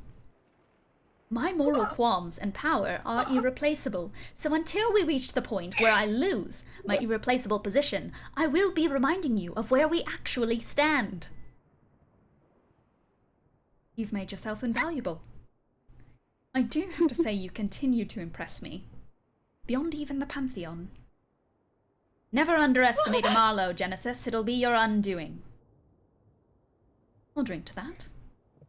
You'll bleed to that. You've made your point. What are your requests? You remove Arden and her companions from this vessel and have them relocated to a position of my choosing. And where, pray tell, do you suggest? You do realize that I have business here. Dever household. You know why I'm rejecting that notion. Are you in a position to? Yes, I think I am. Thunder rumbles through the room and a deep gold ruptures out alongside it, shining through the storm clouds for a blinding moment. Then my office. That can be arranged. My office, within the hour. You hear a sigh just like rumble through the room. I have one condition for your arrangement. You've already set one. You're growing cocky. No, you're growing forgetful and sloppy. Bite me. I give you what you want in the New World. A land just for them. And per your request, I will not be even as close as double a spell's range. In return, I know you work best in sunny conditions, but if you may, just a short shift in a storm, clean up the deck, and change the course of the vessel. And if I fail, you won't. We have a deal. So it was. No. What did he say? What did you do with me? With him? With them? Why do I always end up dealing with such pathetic acts? Shut it, drama queen. I've heard enough of your grating woes in your voice for a lifetime. Lucky for you, you've won a ticket off this vessel while I run cleanup duty. Free from the big plan for a bit. Consider it your vacation. What? Leviticus, drop the clouds. And from behind you guys, a storm cloud crackles and bursts, Static burns your ears and eyes as it hums sweetness through the air. You feel the presence burn behind you as a lightning bolt churns. You see a shadow cast from behind you. Lee stands at most times with a hunch that puts him around the height of Benny. It is sometimes hard to remember that he is 6'10". And without the presence of constant wings, it is sometimes hard to remember that he is an Aasimar. With how timid he tends to be, it's also hard to remember that he was once a general. His posture is stiff, controlled. His wings snap behind him. They're made of pure lightning. His arms, always glowing blue, now extend up towards his neck and crawls up to his face, towards his eyes and floating hair. There is no idle movement in his naturally fidgety body. He's almost always jostling with stuff. His long hair, his sleeves, his nails, his hands. But he does not move an inch unprompted. Both of his hands stay locked in the position of someone who is clearly casting. Behind him is Aslan and the captain, strung up in lashes made of pure electricity, mouth shut in stitches that look like they're strung from lightning bolts. Aslan's eyes are half-lidded and exhausted. It's like the state you found her in before, near catatonic, as her eyes flutter. And the captain just sits, suspended, teeth chattering in their closed mouth. Their hands hang limp from the bottom of the chains, and they're tapping a pattern to the ground.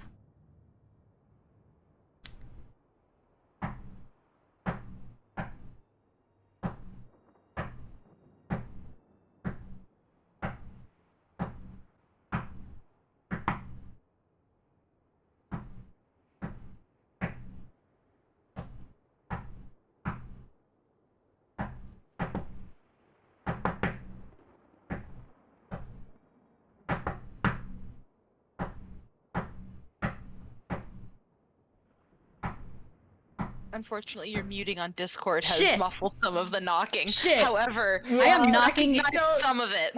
I am knocking in Morse. Yeah, Morse code. It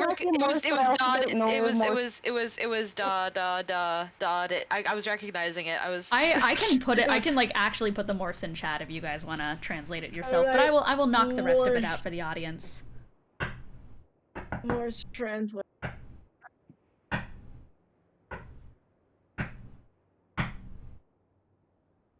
I will not be knocking the rest of what Morse is in there because it is going to hurt the fuck out of my knuckles. Oh yeah, for sure. It is very painful to do Morse. This is the first thing he knocks. And there are more knocking that follows. Oh.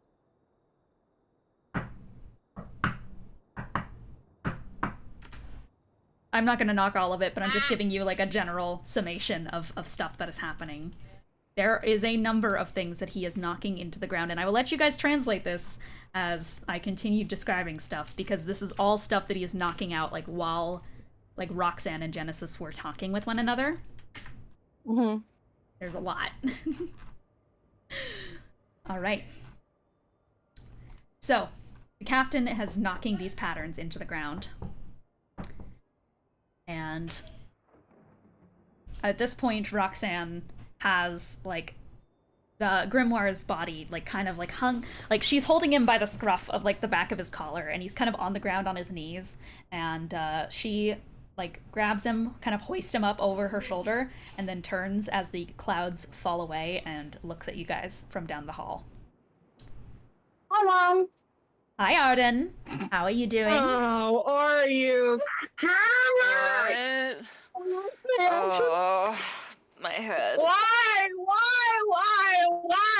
Ah! She like turns into the corner and just buries her head in her hands, and she's just like. Lily, Did you end up actually getting my message? What did you say, Arden? I missed it. She says, "Oh, did you end up actually like seeing that message?" Oh, yes. I had a little bit of a conversation with your friends. They're doing fine, by the way, last time I checked. And they happened to bring it to my attention that, you had concerns regarding Genesis. And, well, considering where you guys currently It was are... acting really weird. He's a I'm so racist and a sorry. pedophile. I feel like that's very. Arden, did they He didn't do anything to you, right? You're okay? No, I know to leave. Okay, good. Well, I'm not sure how much of that you heard. I truly... Yeah, I'll have some Heavy. pizza. Okay, it's not heavy. Woo! Pizza! Pizza! Unfortunately, you've caught me in the middle of doing work, so... Not sure how much I can talk. I mean, that's okay. I'm pretty sure you technically caught me in the middle of doing work also, so. Well, How much are we paying you? then I guess I do apologize if they end up interfering with one another. And she begins walking towards the kind of bottom of the subconscious vessel where, basically where people float up and get healed by the captain. And she is just going to lay Grimoire inside the water and is just going to, unless anyone has any objections and wants to do anything, she lets him go. Where does he go when you do that? Quick question. Just a question. You catch her right before she pushes him down the water. Oh, that is a fair question. It's like the captain's you kind of strung him up like dressed turkey. He'll just wake up. That's all that'll happen. Can we take him down? Pardon? The captain? Who is, like I said, strung up like dressed turkey? She lets Grimoire down at that point and just lets him float down the water. And, stands up. Like, okay. Cracks her knuckles. She's no longer really looking, like, responding to you, Lily, and is just going to start, like, stretching herself out and just...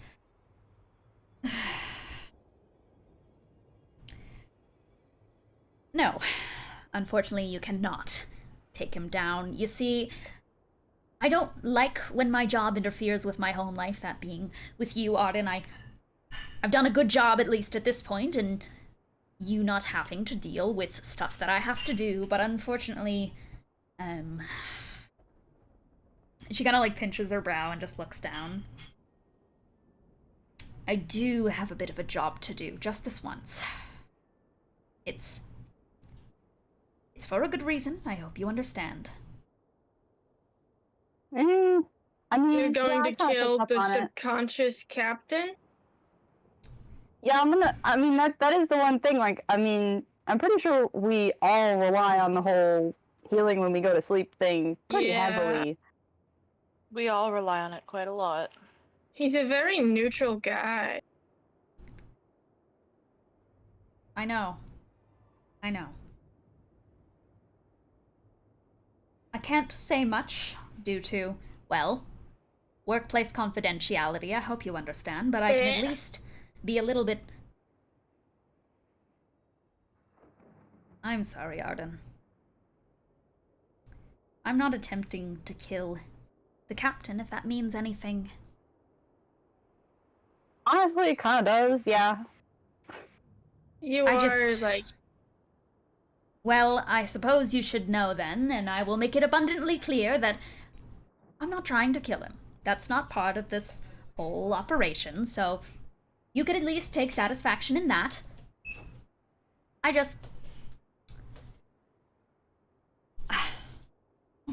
She just, like, pinches her brow once again. She's clearly like, oh god, you guys appeared at, like, a bad moment for her. And she wants to be, like, nice about this and let everyone understand, especially because Arden's here, but she can't. It's like that, like, frustration in her face, and she's just like, I need him to do something. That's all I can say. That's all I can say. I have workplace confidentiality. I hope you understand. I don't really get workplace... And we just stood here. I don't really get workplace confidentiality because I work at a casino that exists in an illegal place, so I mean, like, you're kind of talking to a wall here, buddy. Oh, workplace confidentiality? I don't need you to explain it to me. This isn't like the therapy thing. I don't need to know what therapy is. I don't need to know what workplace confidentiality. No, I think you really do need to know what therapy is, actually. Not in front of your mother. Do you not know what therapy is? God, no, we're not having this conversation with your mom. How do you not know what therapy is? Who raised you? Oh, sir. Right, sorry. Who was in cahoots with the guys that you like. Yes, I understand. gouged my eyes out, everything, you know, kind of sucked, kind of had a horrible childhood. I don't know. Yes, I get it, okay. Arden, if it means anything, I can book them an appointment too with your therapist. I don't. You know, I'm willing to pay for it. We are talking about how you are going to string up the captain to make you do. You're not the one I'm talking to right now. Excuse you. Shush. Well, actually, no. Hey.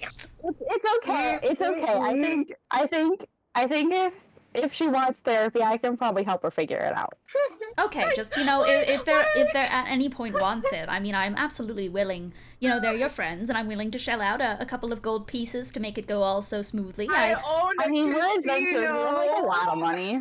Okay. I own You know, just thought it would be an casino. offer, all things considered. Well, thanks for offering anyway. Benny Yes, just of puts a course. hand on Lily's shoulder. I gotta roll for that. God dang it. Seriously, We're fine. It's a 22. Roxanne just like, seriously, I don't understand how people can go out on big adventures and not know about protocol to keep themselves mentally and physically There's safe. protocol. There's protocol for going Not on protocol per adventures? se, more so just like a basic understanding of what they're getting themselves into. That being, you know, most adventurers end up dealing with traumatic instances, so learning about your nearest and most reliable therapist is a good thing to do before you set out on adventures. How has no one taught you this? I think I There turned weren't out very many fine. therapists in Huh. Wolvenshire. Benny? My Benny? lovely We pal. are friends. Benny, we and just spent. you're Ro- like a terrible Roxanne person, looks at but you, Benny- I feel like you definitely need therapy. Yeah, Roxanne looks at you and just goes, Not only did you date that hot mess, but your wife also died, and your son also died, so that's like also traumatic. I miss my wife, Tails. So why are you calling me Tails? Benny, Sorry, did I you touch had the door handle again? Okay, listen.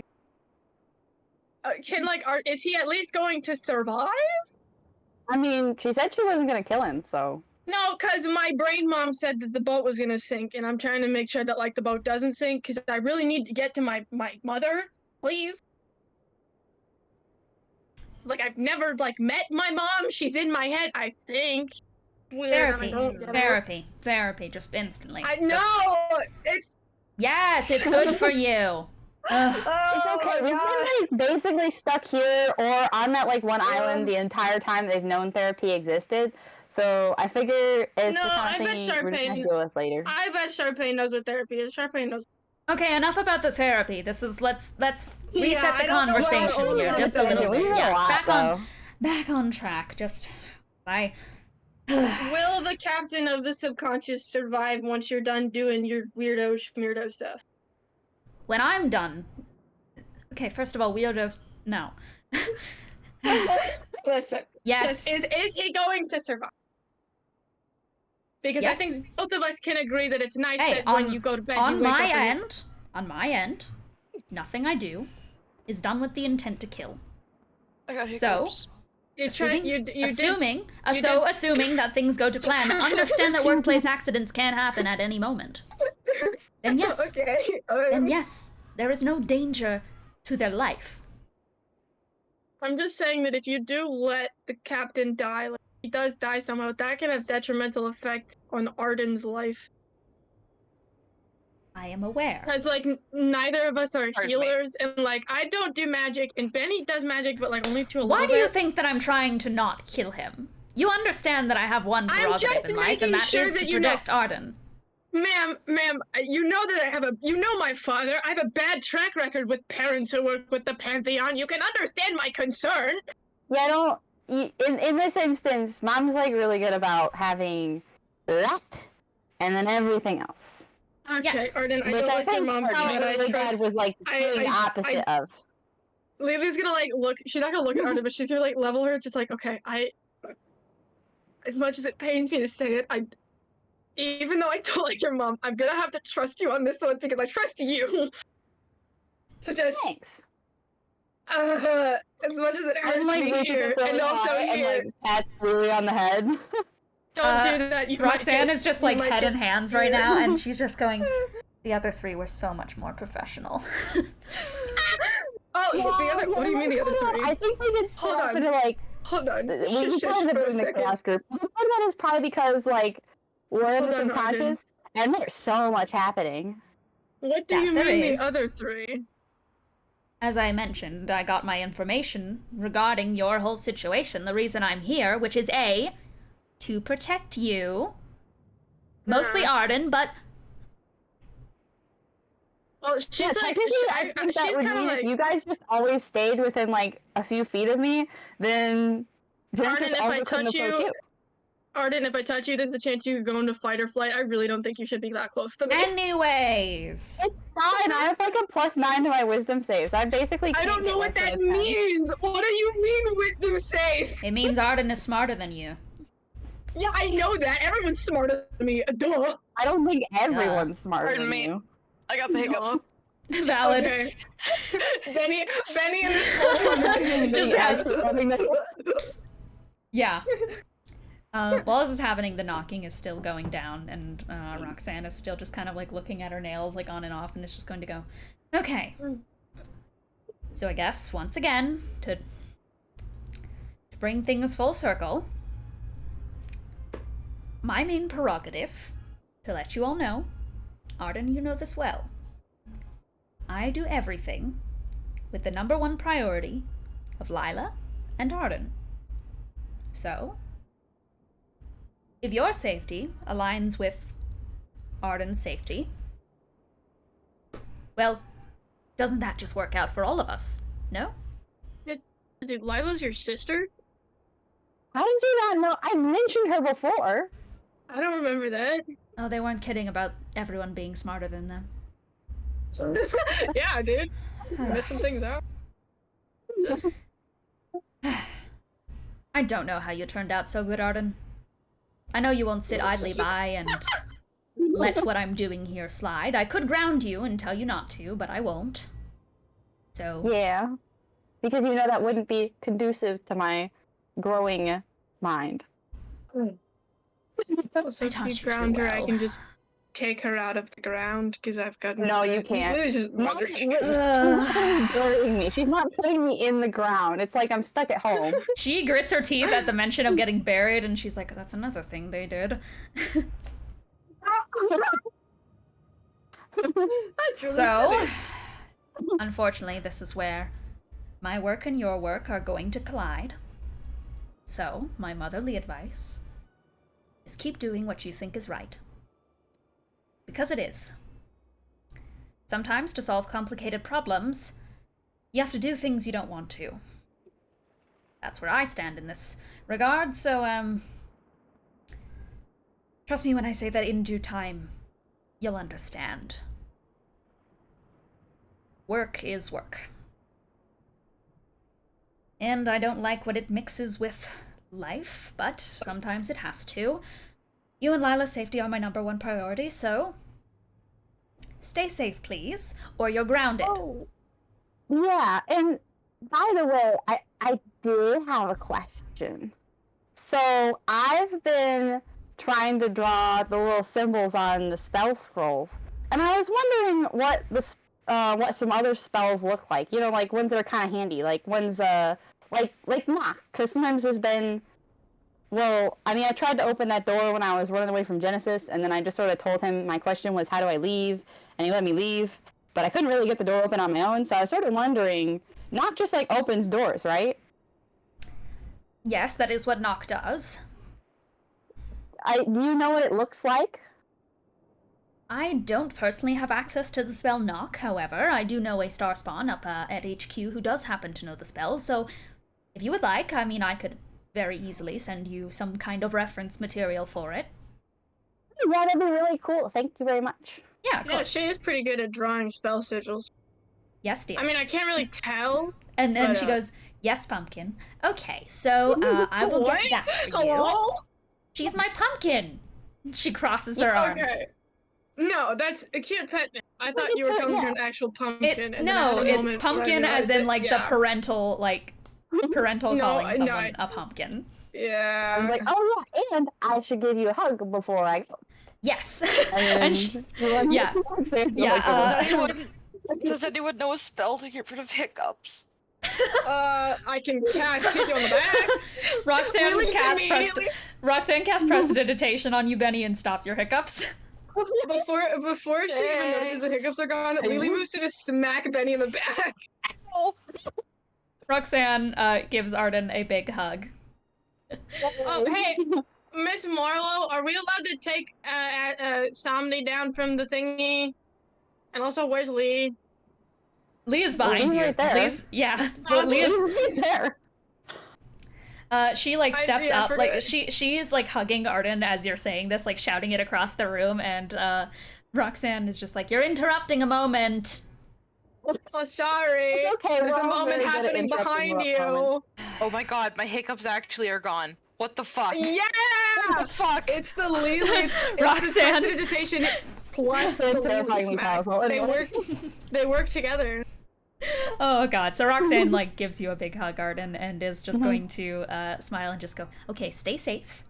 And then she stands up and looks at Lily as Lily is asking all of those questions, and Yeah, can we take the rest of our friends with us? I mean, I know you have to like do something with the captain, and like I also know that I really can't fight you because I lose every time. But so this is the point where, so my mom has a very different like workplace persona to her I know her persona. And that's what I will relate this to, which is at work, my mom is like, she is the boss, and she has worked so hard to get where she is today, like being a woman in STEM. And there is like, I've seen her at work before, I've heard her on work calls, she is like a different person. It is like, it's like, whoa, when it happens for me. So Arden, you see like in front of you the unfortunate shift from mom to I was like, oh, okay, work Sona. Let me to Miss Marlowe. To Miss Marlowe, the businesswoman. You see like her eyes kind of darken, unfortunately, as she just like sighs and pinches her brow once again. And I think she has these glasses and such that she puts on occasionally just like to read her book, her spell book. And so she is going to unhook her spell book from her. Like she has a dress and she unhooks it from like a little like kind of garment that is attaching it, and is going to flip open the spell book and start sighing as she flips through it, kind of just like ignoring your guys' questions as she's clearly in work mode. And she lands on a page, kind of like keeps her nail to put it in place, adjusts the glasses, and as you guys are kind of like, I'm assuming this is when Lily is like screaming questions at her. Yeah. I'm And just like, shh, she's in work mode. I don't know what that means. My dad was always in mode. Leviticus, activate Rapture Protocol, limiter Star Child, target configuration A.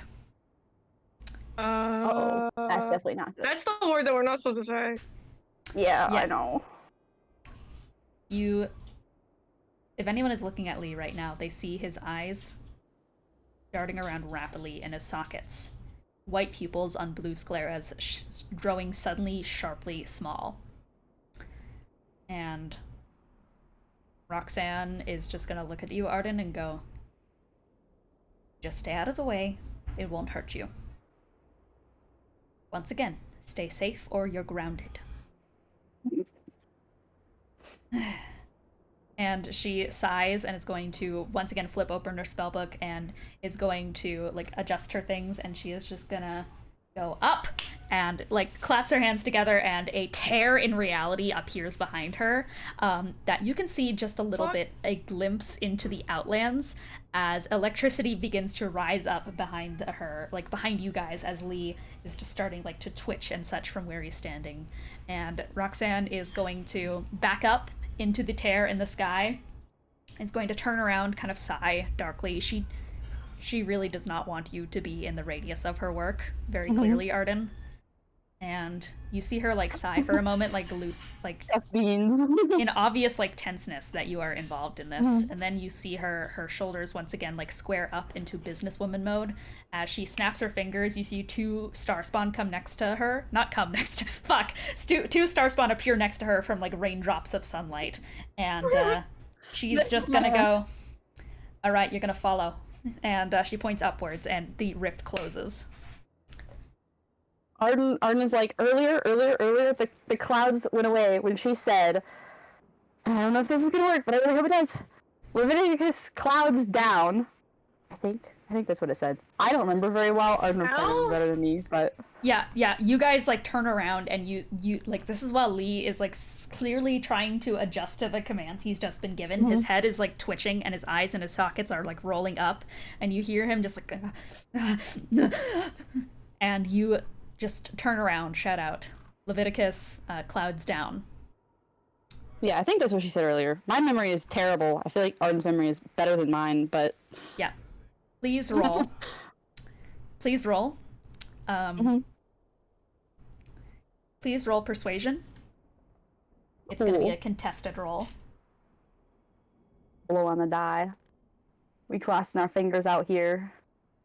Okay, not bad. What do I add to that? Persuasion is charisma. I do have a +1 to charisma, so that's a dirty 20. Dirty 20? Then Roxanne is going to use one of her legendary resistances to keep the control up. Here is what you see as you turn around and say this. You see as for like 2 seconds or so, Lee's eyes just like become aware as he suddenly just like, what is happening? As he once again just like contorts in the air and his eyes begin darting around at like rapid speeds, and his head just like flings backwards as his limbs start to kind of like move obviously against his will, and from his fingertips these lightning like strikes begin to like outwards as it's clear he is fighting this with everything he has right now. Sorry, Arden will turn and be like, well, I mean, that only sort of worked. Do you think maybe we could just shove him in the door and close the door, and then he could just sort of explode there? What instead? is he doing right now? Isn't he like, I don't know, exploding? Maybe? exploding? What are you exploding? That's what it sounded like. Come on, let's go. We should try and shove him through a door. Well, did you say that we could take Somni down? Can we take Somni down? She didn't say anything about it, so I assume that like if we try. Okay, Lily's gonna start moving towards Somni. I'm gonna be over there since I guess she had run over to Roxanne earlier. The other two I assume are closer to Lee. Yeah, absolutely. So I guess she'll be like, all right, you two should try and get him in the door we just came in through or something. And then she'll go, I guess, look at Somni and like see what's up there. What's going on? Yeah, no, absolutely. So, I would like you guys to roll for initiative. Great. We are only going to do like the first round of initiative because it is already, we've been going for 3 hours and 20 minutes, and if we keep going for initiative, I feel like we'll go to 5 hours, and I don't think we have the speed for that. So we're just going to do one round for now and see where shit goes. You gonna try and kill her? What if I say Leviticus? What happened? I have a lot of questions in my head. I mean, I don't think anything will happen. I'm definitely not going to give you advice on how to kill my mom.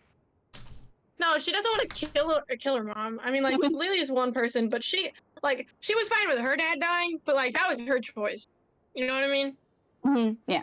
Arden's mom dying was not her choice, so, I mean, like, probably, like, oh, yeah, bury her, but, like, don't actually kill her. I feel like bury her, she'll just come out. Like, she's not gonna stay there. I put initiative in the wrong chat. That's probably fine. I'm just interested in, like, because it worked with Arden, but why? Like, her saying not initiative, oh my god, her saying Leviticus worked to get Lee to, like, do the brain thingy, like, the thingy. Benny, please roll for initiative. Say the whole... Oh, sorry, yeah. No worries. I was gonna say, I'm pretty sure if any of us say the whole Leviticus thing, like, if anily says it, that it does the thing. Like, I'm pretty sure that's how that works. So, at least that seems to be how it's worked thus far. I got initiative. Got it. Oh, you got it? Okay, 16. So, yeah. First up in initiative, the Leviticus protocol.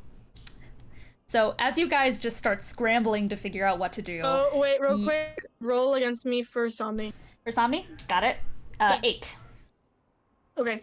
And how much longer are we running? As an 18. Not too long. We're just going through this round of initiative, which should be pretty quick. Okay, cool. Yeah, and then we're good. So, here's what's gonna happen.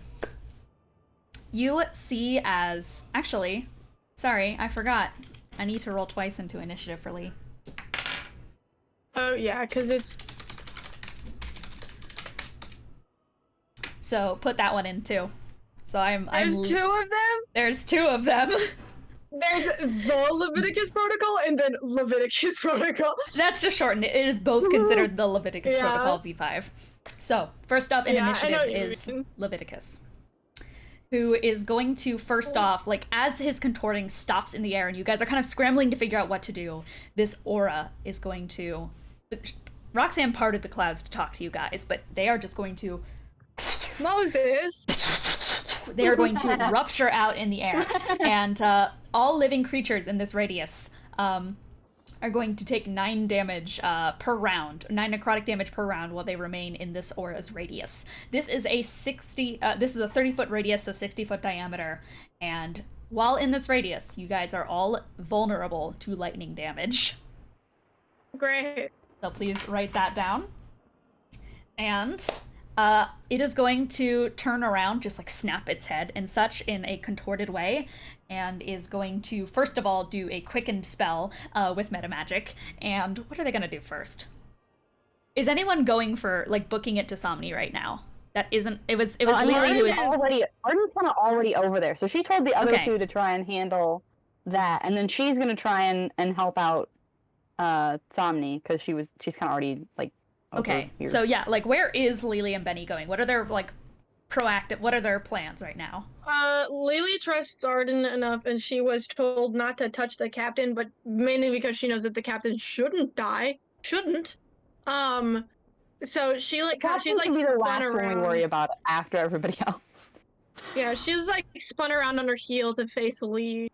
Kind of in like a battle ready stance, but in the way that she doesn't know if she's supposed to fight him.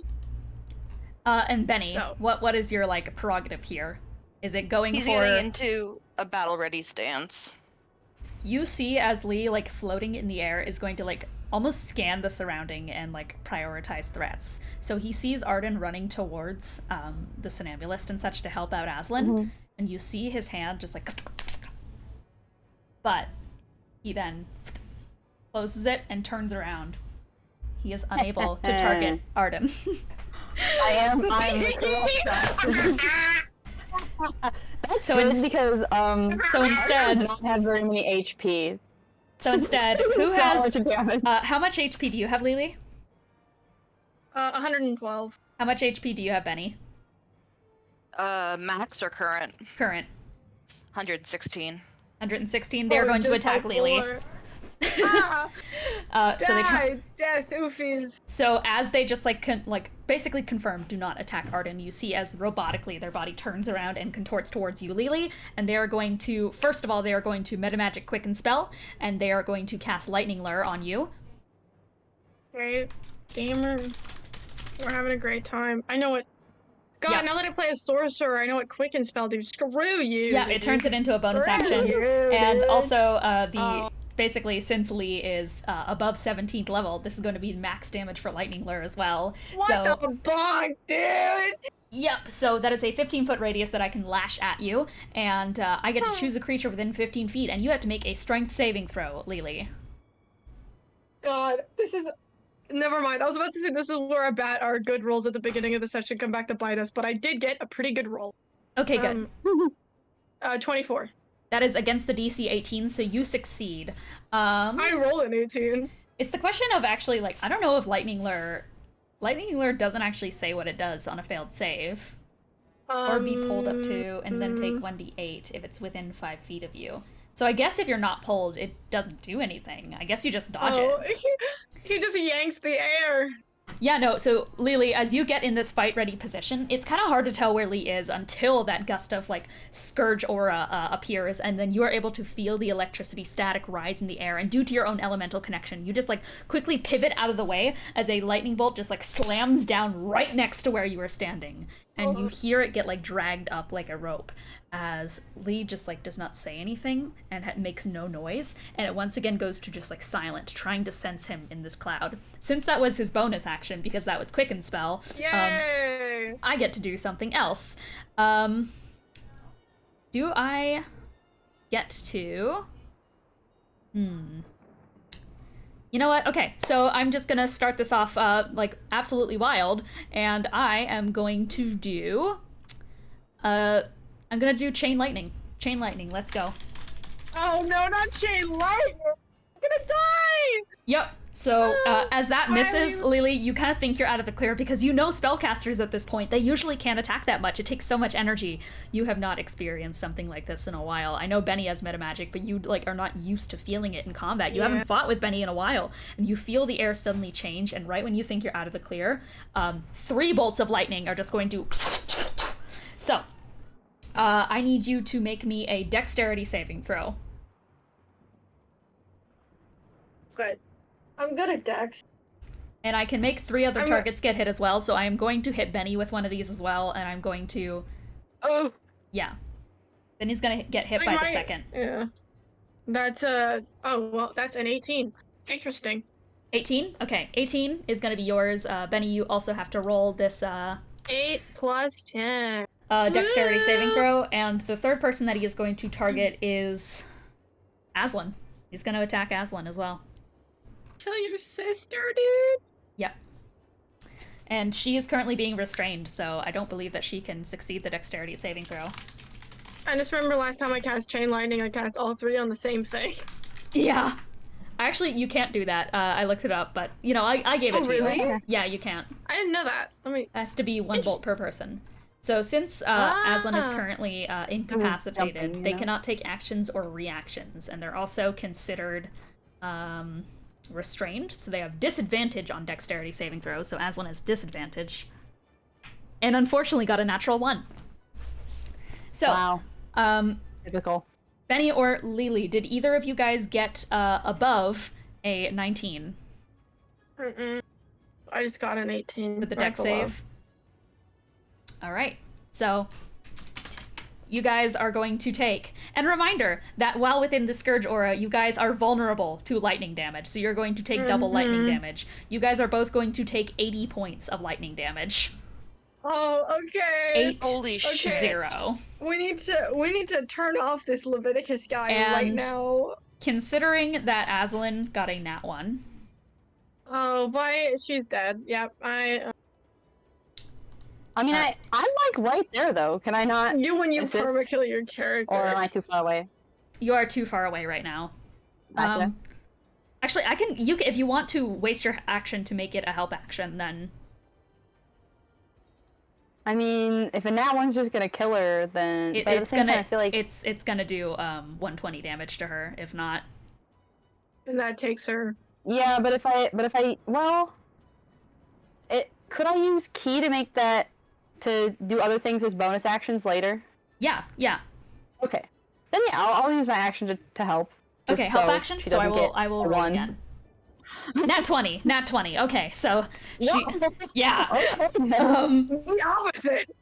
Yeah, Oh, I think that you see the lightning bolt going towards Aslan, and in like maybe a moment of just like thinking like, wait, the restrictions. He was going to attack me, but he didn't. You throw yourself in front of her, and like, absolutely not. Lee's hand jolts as he redirects the lightning bolt around and has it strike Aslan, but definitely less effective. A lot of the energy went in that first bolt. It's just a couple of sparks that hit her on the second go around.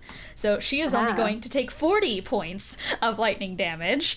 And yeah, or no, yeah, 40. And Lily and Benny take 80 points of lightning damage as these lightning bolts crash down on you guys. And I think that's all that Lee can do for this turn. But they're just going to keep floating in the air. They're going to hover 30 feet in the air. So just raises up and is still just like looking around at you guys, scanning for what to do next. And I can't bonus action Mage Armor just yet, because I already used my bonus action for Quicken Spell. So that is going to bring us to next in initiative, which is going to be Arden. Yeah, I mean, I guess, like, Somni's just held up with lightning, right? Yep. Or... Yep, these, like, lightning lashes. It seems to be can a I just whip. try to, like... charged with electricity. It seems to be, like, I mean, Twine's charge. apparently, maybe it... I don't know. I'm just gonna try and get her down, I guess. Like... Yeah, sure. Okay, how do I actually have this written? Yeah, so she is basically being held up by, like, a twine that is charged with electricity. So to get her down, you're gonna have to roll athletics to try and break her out. And you are going to, like, if you fail, you're gonna take some damage. Just gonna be lightning damage, which you're vulnerable Not to great right now. Right Yeah. now. That's okay. Yes, okay. Yes, okay. Yes, okay. Let's All see. right, And you so- said it was on athletics. Athletics, yes. Cool. Well, I got a 16, so 16 actually succeeds. So, you just like reach up, and I think like once again, Lee's current prerogative is also to protect you, based on his commanding. So the second the second that you see him, like that he sees you go to reach the rope, you see as his hand just like barely jolts and such, like no. As he just like utters a no out, and the electricity breaks as you just like grab Aslan and yank her from the twine, and you see it's like feeding through her body like sutures and such, and was kind of being used to like if there was a chance, it was likely going to be used to puppet her, like how it creates. Well, I'm glad I made that not a thing so much now. You grab her and yank her down, and I think that's going to be like your bonus action, because unless you want to buy more actions with key points.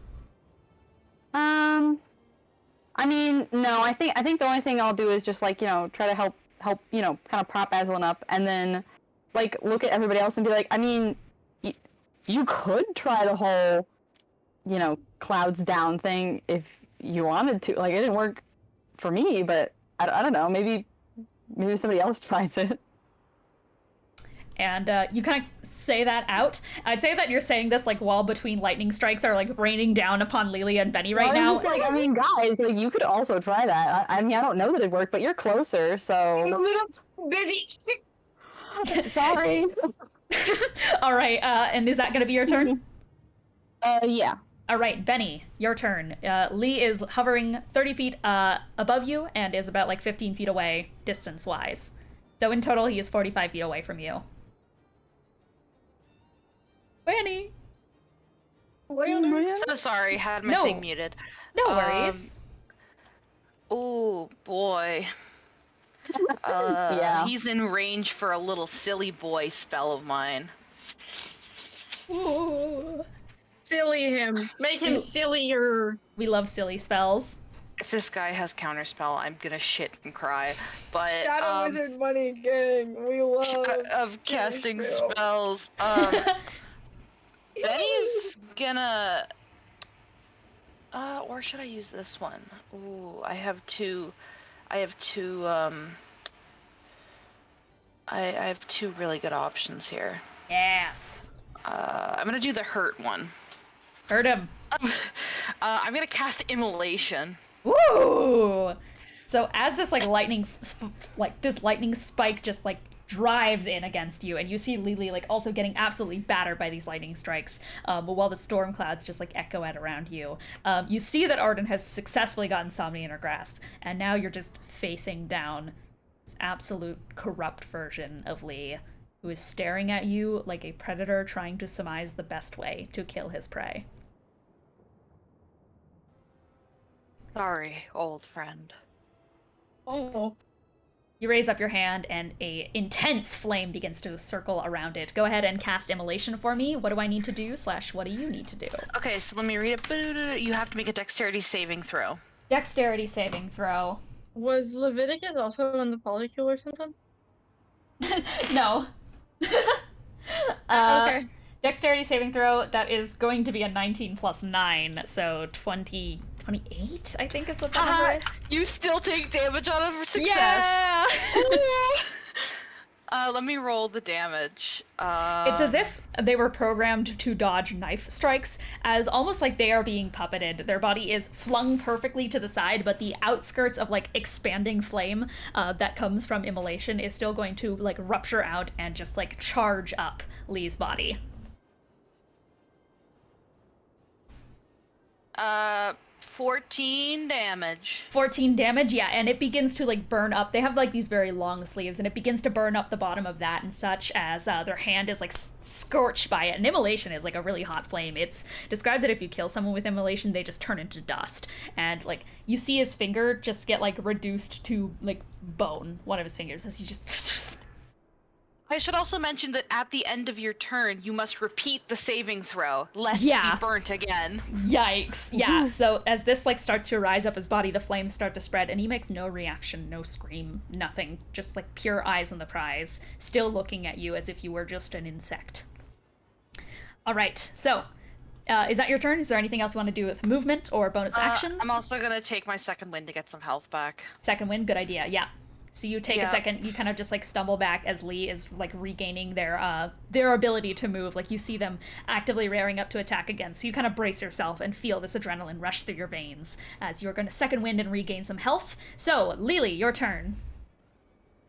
Before I do anything, I'm also gonna second wind. I'm also gonna say, just as a side, we have taken a long rest since the Genesis fight. I'm just making a note of that. Oh, we Yes. have? Second wind. We have. Ooh, I have a teeny bit more spell slots than I thought I had. Yeah, I mean, I think that's the first thing we did after we did the fight with Genesis. We conked down on the floor. It was not very Yeah. ceremonious. But she's gonna mimic Arden. Not really, idiot. I have to. She's gonna. But Arden is like, oh, do the same thing that I did. So Lee's gonna be like, okay.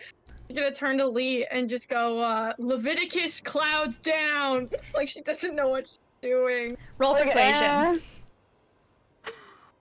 I have an ace up my sleeve, and it's not an asexual. Real. Real? So, okay, my base roll would be a 4, which plus 4 would be an 8. However, because Lily is a vampire, she has this fun little feature that you reminded me of when you used it the last time you made this roll, which is legendary resistance. However, Which I means also that have legendary resistance, so what does we have this to roll mean? against each. So we have to have roll you used against it? each. I have no. How many? I have. You used it the last time to win against Arden. Yeah, that was before initiative You began. have 2? I have. Okay. Well, I have more than one, is what I'll tell you. Okay. Yeah, so I'm gonna use legendary resistance to at least make it an even playing field. All right, let's roll again.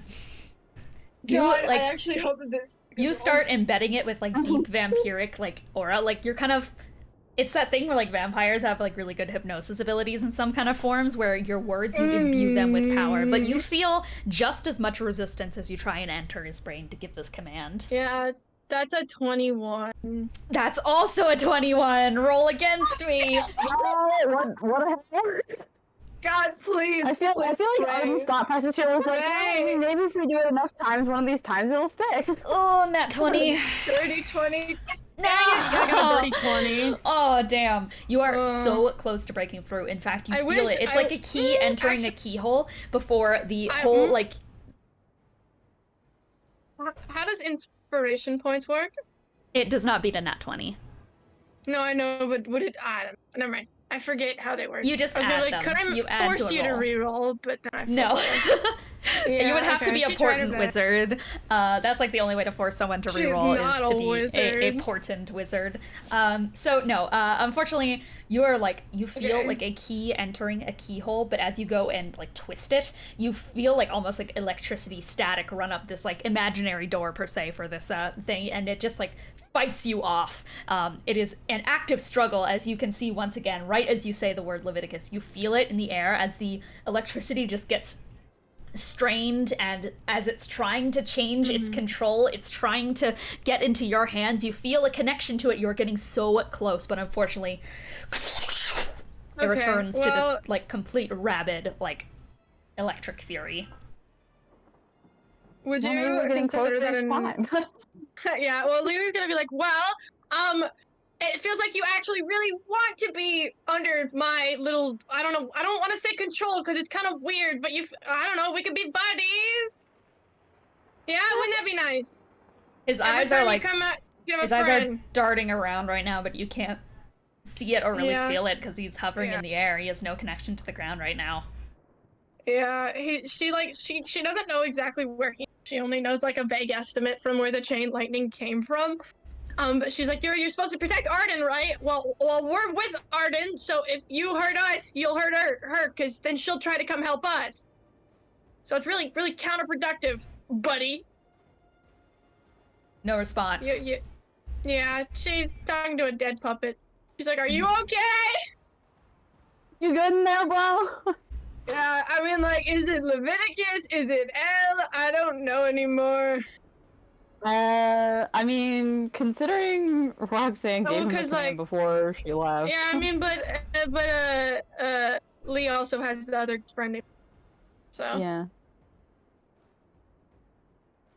You're just Okay, well, hovering. man, I really hope somebody else can do the exact same thing as me, but even better. You still have an We're just action. gonna, You like- still have the rest of your I turn. still have an action. Yeah. Oh, okay. I'm like, I didn't know if you considered that an action. I'm considering it a Okay. bonus action. Okay, what if I I do think so, it's very funny for us to all just try, like, in a circle. Yeah. so just keep Something going. very comedic Okay. about that, like, LOL, you accidentally gave us one of the cheat codes. Lol. Wow. Okay. Could I? Because I know what direction he's in vaguely. Mhm. I have the wave bender katana Yeah, you do. that would launch me in the direction. Actually, no, I'm close enough that I could long jump. I take it back. Okay. Yeah, he's 30 feet away. He was 15 feet away and then 30 feet in the air, so 45 feet away in total. I Okay. will also say that in regards to you not being able to locate him at all, anything you like do here will be under the effect of blindness, the condition. So your Yeah. attack rolls have attack rolls against you have advantage from his position, and your attack rolls have disadvantage. And you automatically Okay, fail any ability check that requires sight against like Lee from this position. Okay, she's gonna use her movement speed to run the. You said how far away? 15 feet ahead and Was then it 30 feet up. Okay. Yeah, she will do that fun little. Yeah, she. Yeah. If her vague estimate as to where he is. She will go there and then stand beneath. And then something I have not used in a while, actually. That's a 20-foot range. Never mind. 20 It's foot not range. long enough. No! Not long enough. Jump up and use it. Jump! Jump up. You can use a key Jump point, by the and way, to slam, jump. and Like you welcome to the can jam. buy a long jump, by the way, with key points. Oh, I didn't know that. Yeah. Probably you should can- know that, You can but- purchase bonus actions for fun and profit. Wait a second. There's water in this area. There is. Yeah. Clouds No! of water, remember? I'm running the calculations in my head. But I don't. Okay. can't believe this is plot relevant. No! I'm not gonna do it again. you- At least not this turn in initiative. If you find a way to turn the water into hydrogen, you can make a large explosion. Like I did that one time. Once. Lily's gonna spend. Yeah, she's gonna spend one key point to jump high up. She's gonna jump up. Which I believe puts her at 15 feet up. Yeah. And then she's gonna use the fun little alpha lock I haven't used in a while, but The I still have. Alhawk! Let's go. And she's gonna try and grab him by the leg. Yes, let's go. So you spin out this like little like grappling hook alcoholic and like kind of jump up in the air, like spinning around and go and try and wrap it around his leg. So go ahead and roll to hit. Those were not bad rolls. I got like a 15 and a 16, but I don't know my mod. Those my mod both- flyers. Those both Wow. hit, like base. Those both Oh. hit base. Yeah. Oh, okay. He does not have mage armor on right Flyers. now, so his AC is pretty low. Ah, So loser. yep, you wrap it around his leg, and what are Loser. you like? You wrap it around his leg, and from there. Okay. Can I climb up? Oh yeah, absolutely. Yeah, you she's just gonna start- climb up. And then once I touch him, roll me a wisdom saving throw. Ooh, good play. That's a 10 exactly, so that succeeds. Oh. Yeah. But it's a 10 exactly. 10 Wait, okay. exactly. If she climbs up just barely, touches his foot, and then touches it again. Yeah, sure. I'll have advantage on the second roll though, Yeah, because you'll I have feel like advantage that's 'cause you know. fairness. Yeah, that is. Yeah, that's a nat 20. Okay, well, she's gonna climb all the way up at least. You like try And, to like- touch at him and like try and get him to like feel some sort of fear or have He's any scared of me. change in his eyes is what you're looking for. No. Anything to break him out of this bit like this like intense like rigidity as you're like, at least as you're holding on to him, you feel the tremor sense up his body, and you just feel how stiff his muscles are, besides his eyes, which are rolling around just like horrified. If the rest of his face could emote, it would be abject horror. And she basically koalas him. You know, like how koalas will cling onto something like that? Yeah, you do that. What she does. I am going to use my reaction because you hit me with a melee attack, and he is going to grab your back. So when I'm hit by a melee attack, I can just deal like 20 lightning damage. I can just do that. Fun fact. Wow. You do have to roll a strength saving throw or be pushed back away from me. But I can do 20 lightning damage, which you're vulnerable to lightning damage, so it's doubled to 40. All right, well then I'm down. She falls back down. Yep. So you are trying to shake him from this. And he just grabs you by the back of the neck, digs his kind of hands in, and Benny, you can just like see as Lily's whole body, like her skeleton kind of appears for a second with how bright her insides get, as he drops her to the ground and Lily falls in a smoking heap. Yeah, that's just exactly. I had 40 left and he took me down. Lee continues to just float in the air as Lily's body just falls to the ground. Spaghetti-o! That is going to be Lily's turn, which is going to bring us to next initiative, which is going to be the Somnambulist. Aslan is kind of like held against you, Arden, right now, and she is like very woozy, and I'm gonna have to roll her a wisdom saving throw to see if she actually comes to consciousness, because she is like in the brain space right now. She's been clearly fried pretty badly.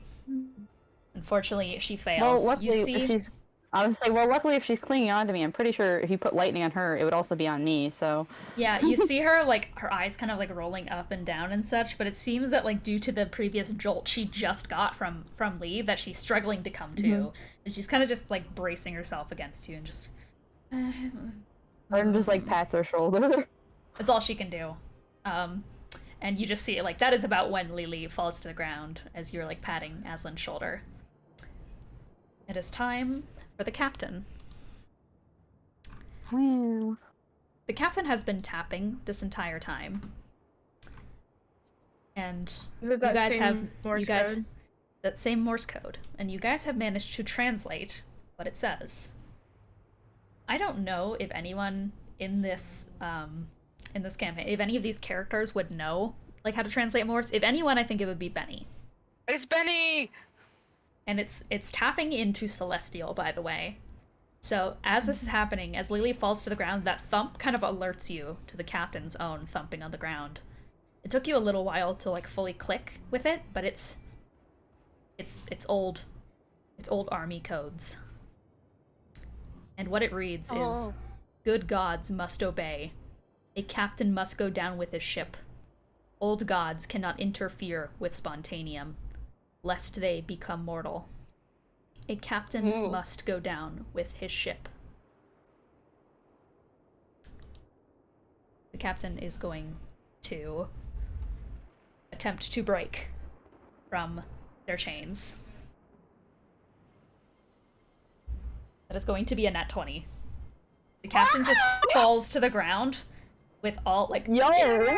It literally, all of the chains just, like, burst off of them as they fall to the ground with, like, 1,000 limbs starting to extend out from their body and, like, appearing on the floor and the ceiling as they're still knocking with one of their hands. Good gods must obey. And they just see Lily, and they look at their hand, and just at one of their hands, teeth chattering. They're going to reach their hand out towards Lily and are going to cast Heal. Oh, thank you, gamer. So, they're going to cast Heal at 9th level. Because they can just do that. So Heal is a 6th level spell, and it adds it starts out with 70, and then it increases, so it's a 6th level, so 7, 8, 9, so another 30. So you're going to heal for 100 hit points as one of the arms reaches out and touches your back, Lily, and just grabs you by the scruff and sits you back up on your feet.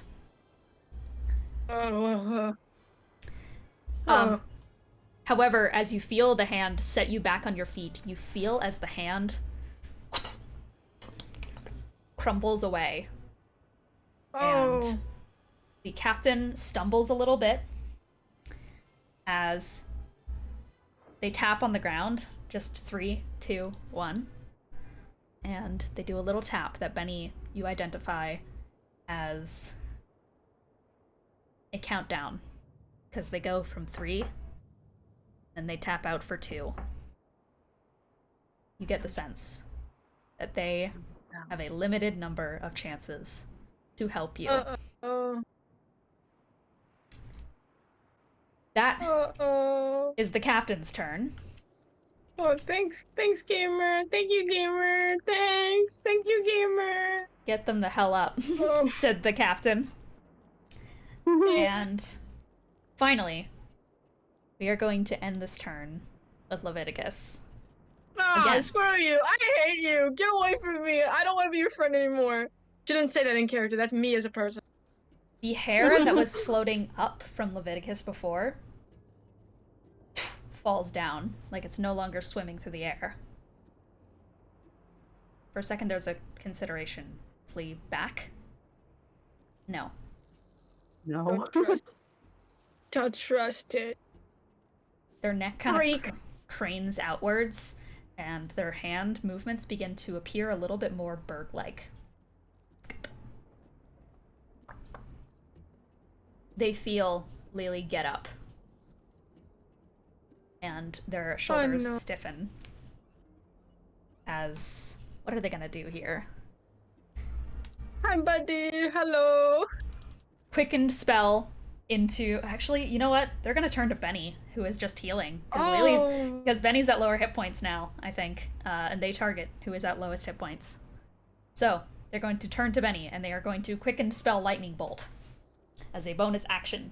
So, stroke of lightning forming a line 100 feet long and 5 feet wide. Benny, you need to make me a dexterity saving throw. Can I counterspell? You can absolutely counterspell. It is a 3rd level spell, so that automatically works. Counterspell his ass.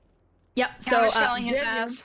Counterspell his ass. So as this lightning bolt begins to appear and you hear the thunder rumbling, you just hit your second wind. So you are able to reach your hand out, twist it, and the lightning disperses in the air. That was just their bonus action.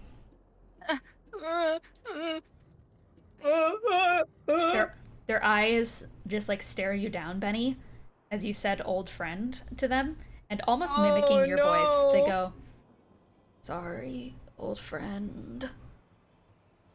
And they are going to cast Storm of Vengeance. This is a 9th level spell. Hi. So, everything grows dark on the vessel as a churning storm cloud forms, centered from where Lee is standing.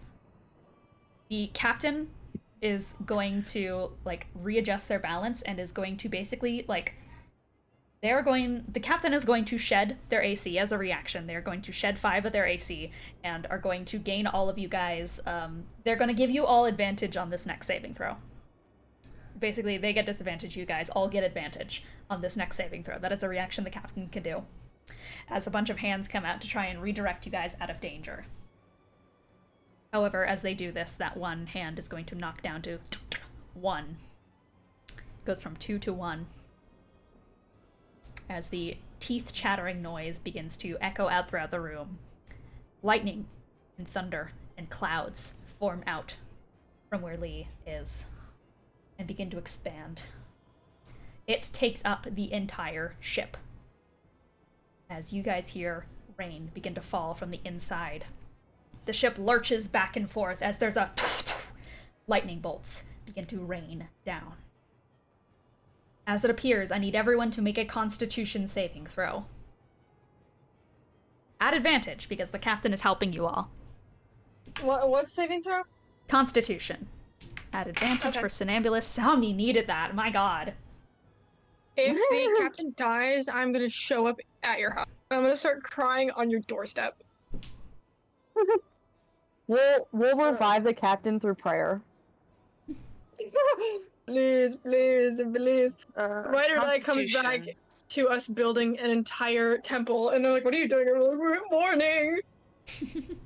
I think we should make a temple anyway. We have like I casino do money. have we should advantage just, like... on saving throws against spells and other magical effects, so I think I'm just gonna roll neutral for the captain instead of at disadvantage. That would work.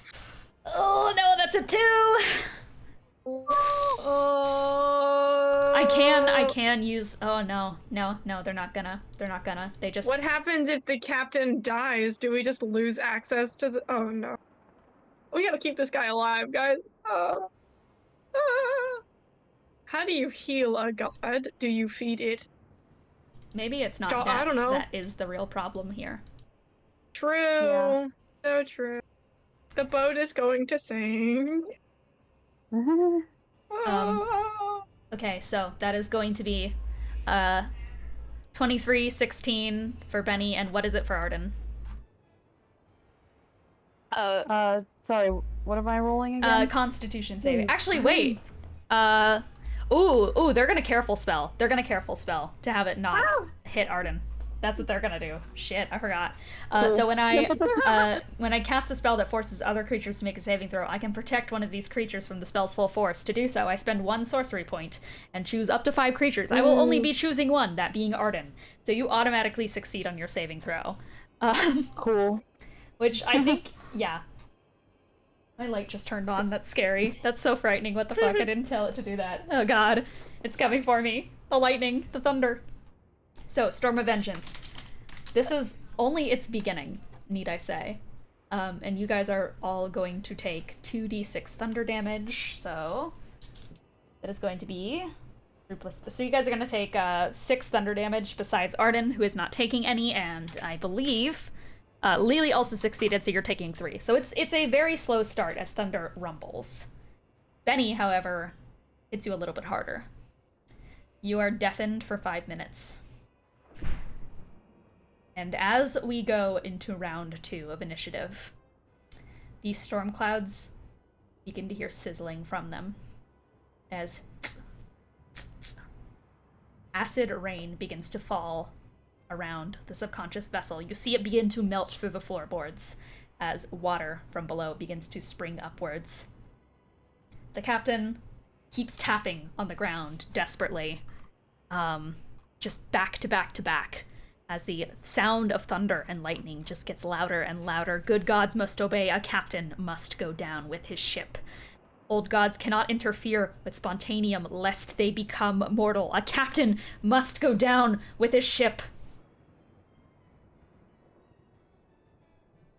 They keep tapping it into the ground, but you can kind of tell that they're doing this to try and convince themselves to not do anything else to help you all. But, Benny, you know the captain just wants to help you. The captain must go down with its ship. The acid rain begins. And we are going to end this session off here. Not good. Yeah. Not good. Not good. We gotta just keep repeating the shutdown phrase until eventually It works. Just keep yelling it at him. Stop it. Stop it. Stop it. You gotta Stop waste all that. of Roxanne's legendary resistances and then pray she gets in that one. which would honestly be just, even if it doesn't actually fix our problem, would be very funny. So But you know Yeah. what sucks? You know what sucks? Leviticus gets another turn. He's top of initiative. Yep. yeah. Okay, wait, it was at the end of his turn. You gotta roll for that extra fire damage. Oh, remember that. Put that's a a good note. point. Put a note in initiative for that actually, so that we can get to that next session, where we are going to pick yeah, up I got combat it. right where we left off. So, let's do some closing remarks. Kiki, closing remarks. What? How? Why? And what? And how many legendary resistances can one man have? Gee, man. Gee, The man, highest how number come of your mama- legendary, the how- highest number of legendary resistances that a creature has in like D&D, rule books is 5. Okay, so we just have to do this 5 times and then pray for At that most. one. I feel like at most, but I don't trust Roxanne to have the least amount. Yeah. The other thing is like if we let the captain die, that's kind of like we're kind of screwed in general because then, you know, I will we say can't regen it. the captain isn't worried about dying here. It's tapping out what it's tapping out for a reason. Mhm.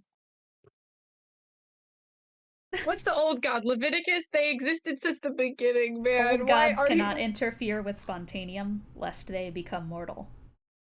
Yeah, so we the gotta get some spontaneity gods of to- life. I understand. New Mhm. god. Benny, interfere now! Benny, you Dude, gotta interfere. My other closing remark is just when I said counterspell his ass crimes remark made it sound like we were in the military. Yeah. So basically, the captain has now interfered with the way things should go twice by directly interfering with combat. Ah, okay. So Captain, stop that. Stop it right now. Okay, as much as I want to keep uh. hanging out, I'm on a time limit, so I have to go to the store to get my dad a Father's Day gift before he arrives tomorrow Valid! spontaneously, and I also have to clean Wait. the entire house. I love you guys. take care. Bye. My closing remark is, oh fuck! Bye. God. Counterspell his ass. Counterspelling his ass. Oh man. And Honorable. yeah, my closing remark is stop the captain. Stop, bro. Stop Just doing go like, that. stop, bro. Stop it! Stop helping Stop us. it! No. Stop it! Just stop. Just stop helping us, please, forehead. And yeah, so I'm going to give the final closing remark. I'm going to hand it off to Morgue. Anyway, Roxanne's hilarious. Roxanne is everything she says hilarious. cracks me the fuck up. So glad she's mad at Genesis. That shit is hilarious. Roxanne said, What fuck do you you, got now? If bitch. the party just stays near Arden, that's like a keep Genesis away free card, which How do you not know how what therapy convenient, is? not gonna I'm lie. gonna ask. Oh, I love Roxanne. God, I feel like Roxanne would be like, oh, "Why did you create that guy, Spider-Man?" That. I feel like she'd say that. Literally. By the way, Why did you create that guy, Genesis? Lily is lucky that she referred to Roxanne as Miss Marlowe because she would have slapped the shit out of Lily for calling her Rox. Roxanne. Dude, who called her? Well, listen, Lily might not like her father, but she at least like trusts Arden, so she's not gonna call Arden's mom by her first name. I mean, yeah, also an adult, so I feel like you could probably get away with it, but Yeah. definitely not a nickname. Well, That'd be Lily pretty Yeah, weird. yeah, not she would act like an yeah, adult. Roxanne would be like sure- the I'm pretty sure Arden disrespect. has mostly referred to her as mom in your presence anyway, so Yeah. Yeah, she I also don't know just how kind much of you would actually pick up on nicknames. Oh man. Well, rock. That I sounds like hope something you Eros would guys call anything. I hope you guys are ready for more chaos, Leviticus based chaos. We are chaos. Yeah, true. Roxanne really rolled up and was like, "What? Why the hell are See, you like yeah. She no, literally, she's like, "Why are you like this? Who did that? Why?" And the answer is, We have "Oh, an who got it? idiot. You know why they're We like have an this." idiot, a war veteran, and a 14-year-old all on the Yeah, same this team. is like the That's most why. eclectic group you could get. Like, who's Yeah. always gonna be like this? Absolutely. This is so And- fucking good. I cannot wait for the party to just like start screaming, Leviticus! Chill! Leviticus! Chill! Yeah, she really did say the calm down phrase in earshot of Arden. Yeah. Arden was like, "Don't mind if I do." God. Perhaps the that was bit the when, like, point. Perhaps she was trying to give you guys a hint. I mean, no. It's so You stupid. know. No. Perhaps she was Okay, giving you maybe guys a Like, little she bit of a definitely knew we were hint. here, right? Like, there's no way she didn't know. She Oh, did. yeah. Yeah. Hero, step aside. Oh man. Well, Um, thank you guys for tuning in for another session of The Cursed Ones.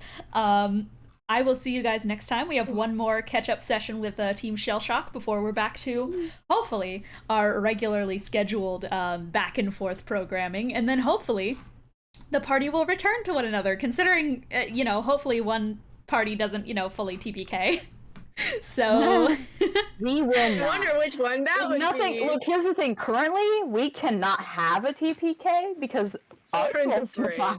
True. If Arden's you art. die, yeah. If Yeah, you so- die in the game, you die in real life. So currently everyone just like stare at the camera at the Ride or Die crew specifically. Don't die. Don't die. I'm just like, I'm power friendshiping up in here. Let's Yeah, go. true. Listen, can I just say, as long as you speaking trust of- in the dragon. Speaking of the power of friendship, shout out to Xorrin's last words before getting demoned up, being, I can't believe I did the magic. I only thought the magic I had was the power of friendship, and then he started coughing up blood. Shout out to that. Power of friendship. Ooh, You do have the power of friendship, bro. Like, I'm pretty sure we did kind of at least a little bit power of friendship you. Like, just a bit. teeny bit. But yeah, thank you guys for tuning in for Cursive One, Shellshock. Oh wait, to end us off. No! Bye!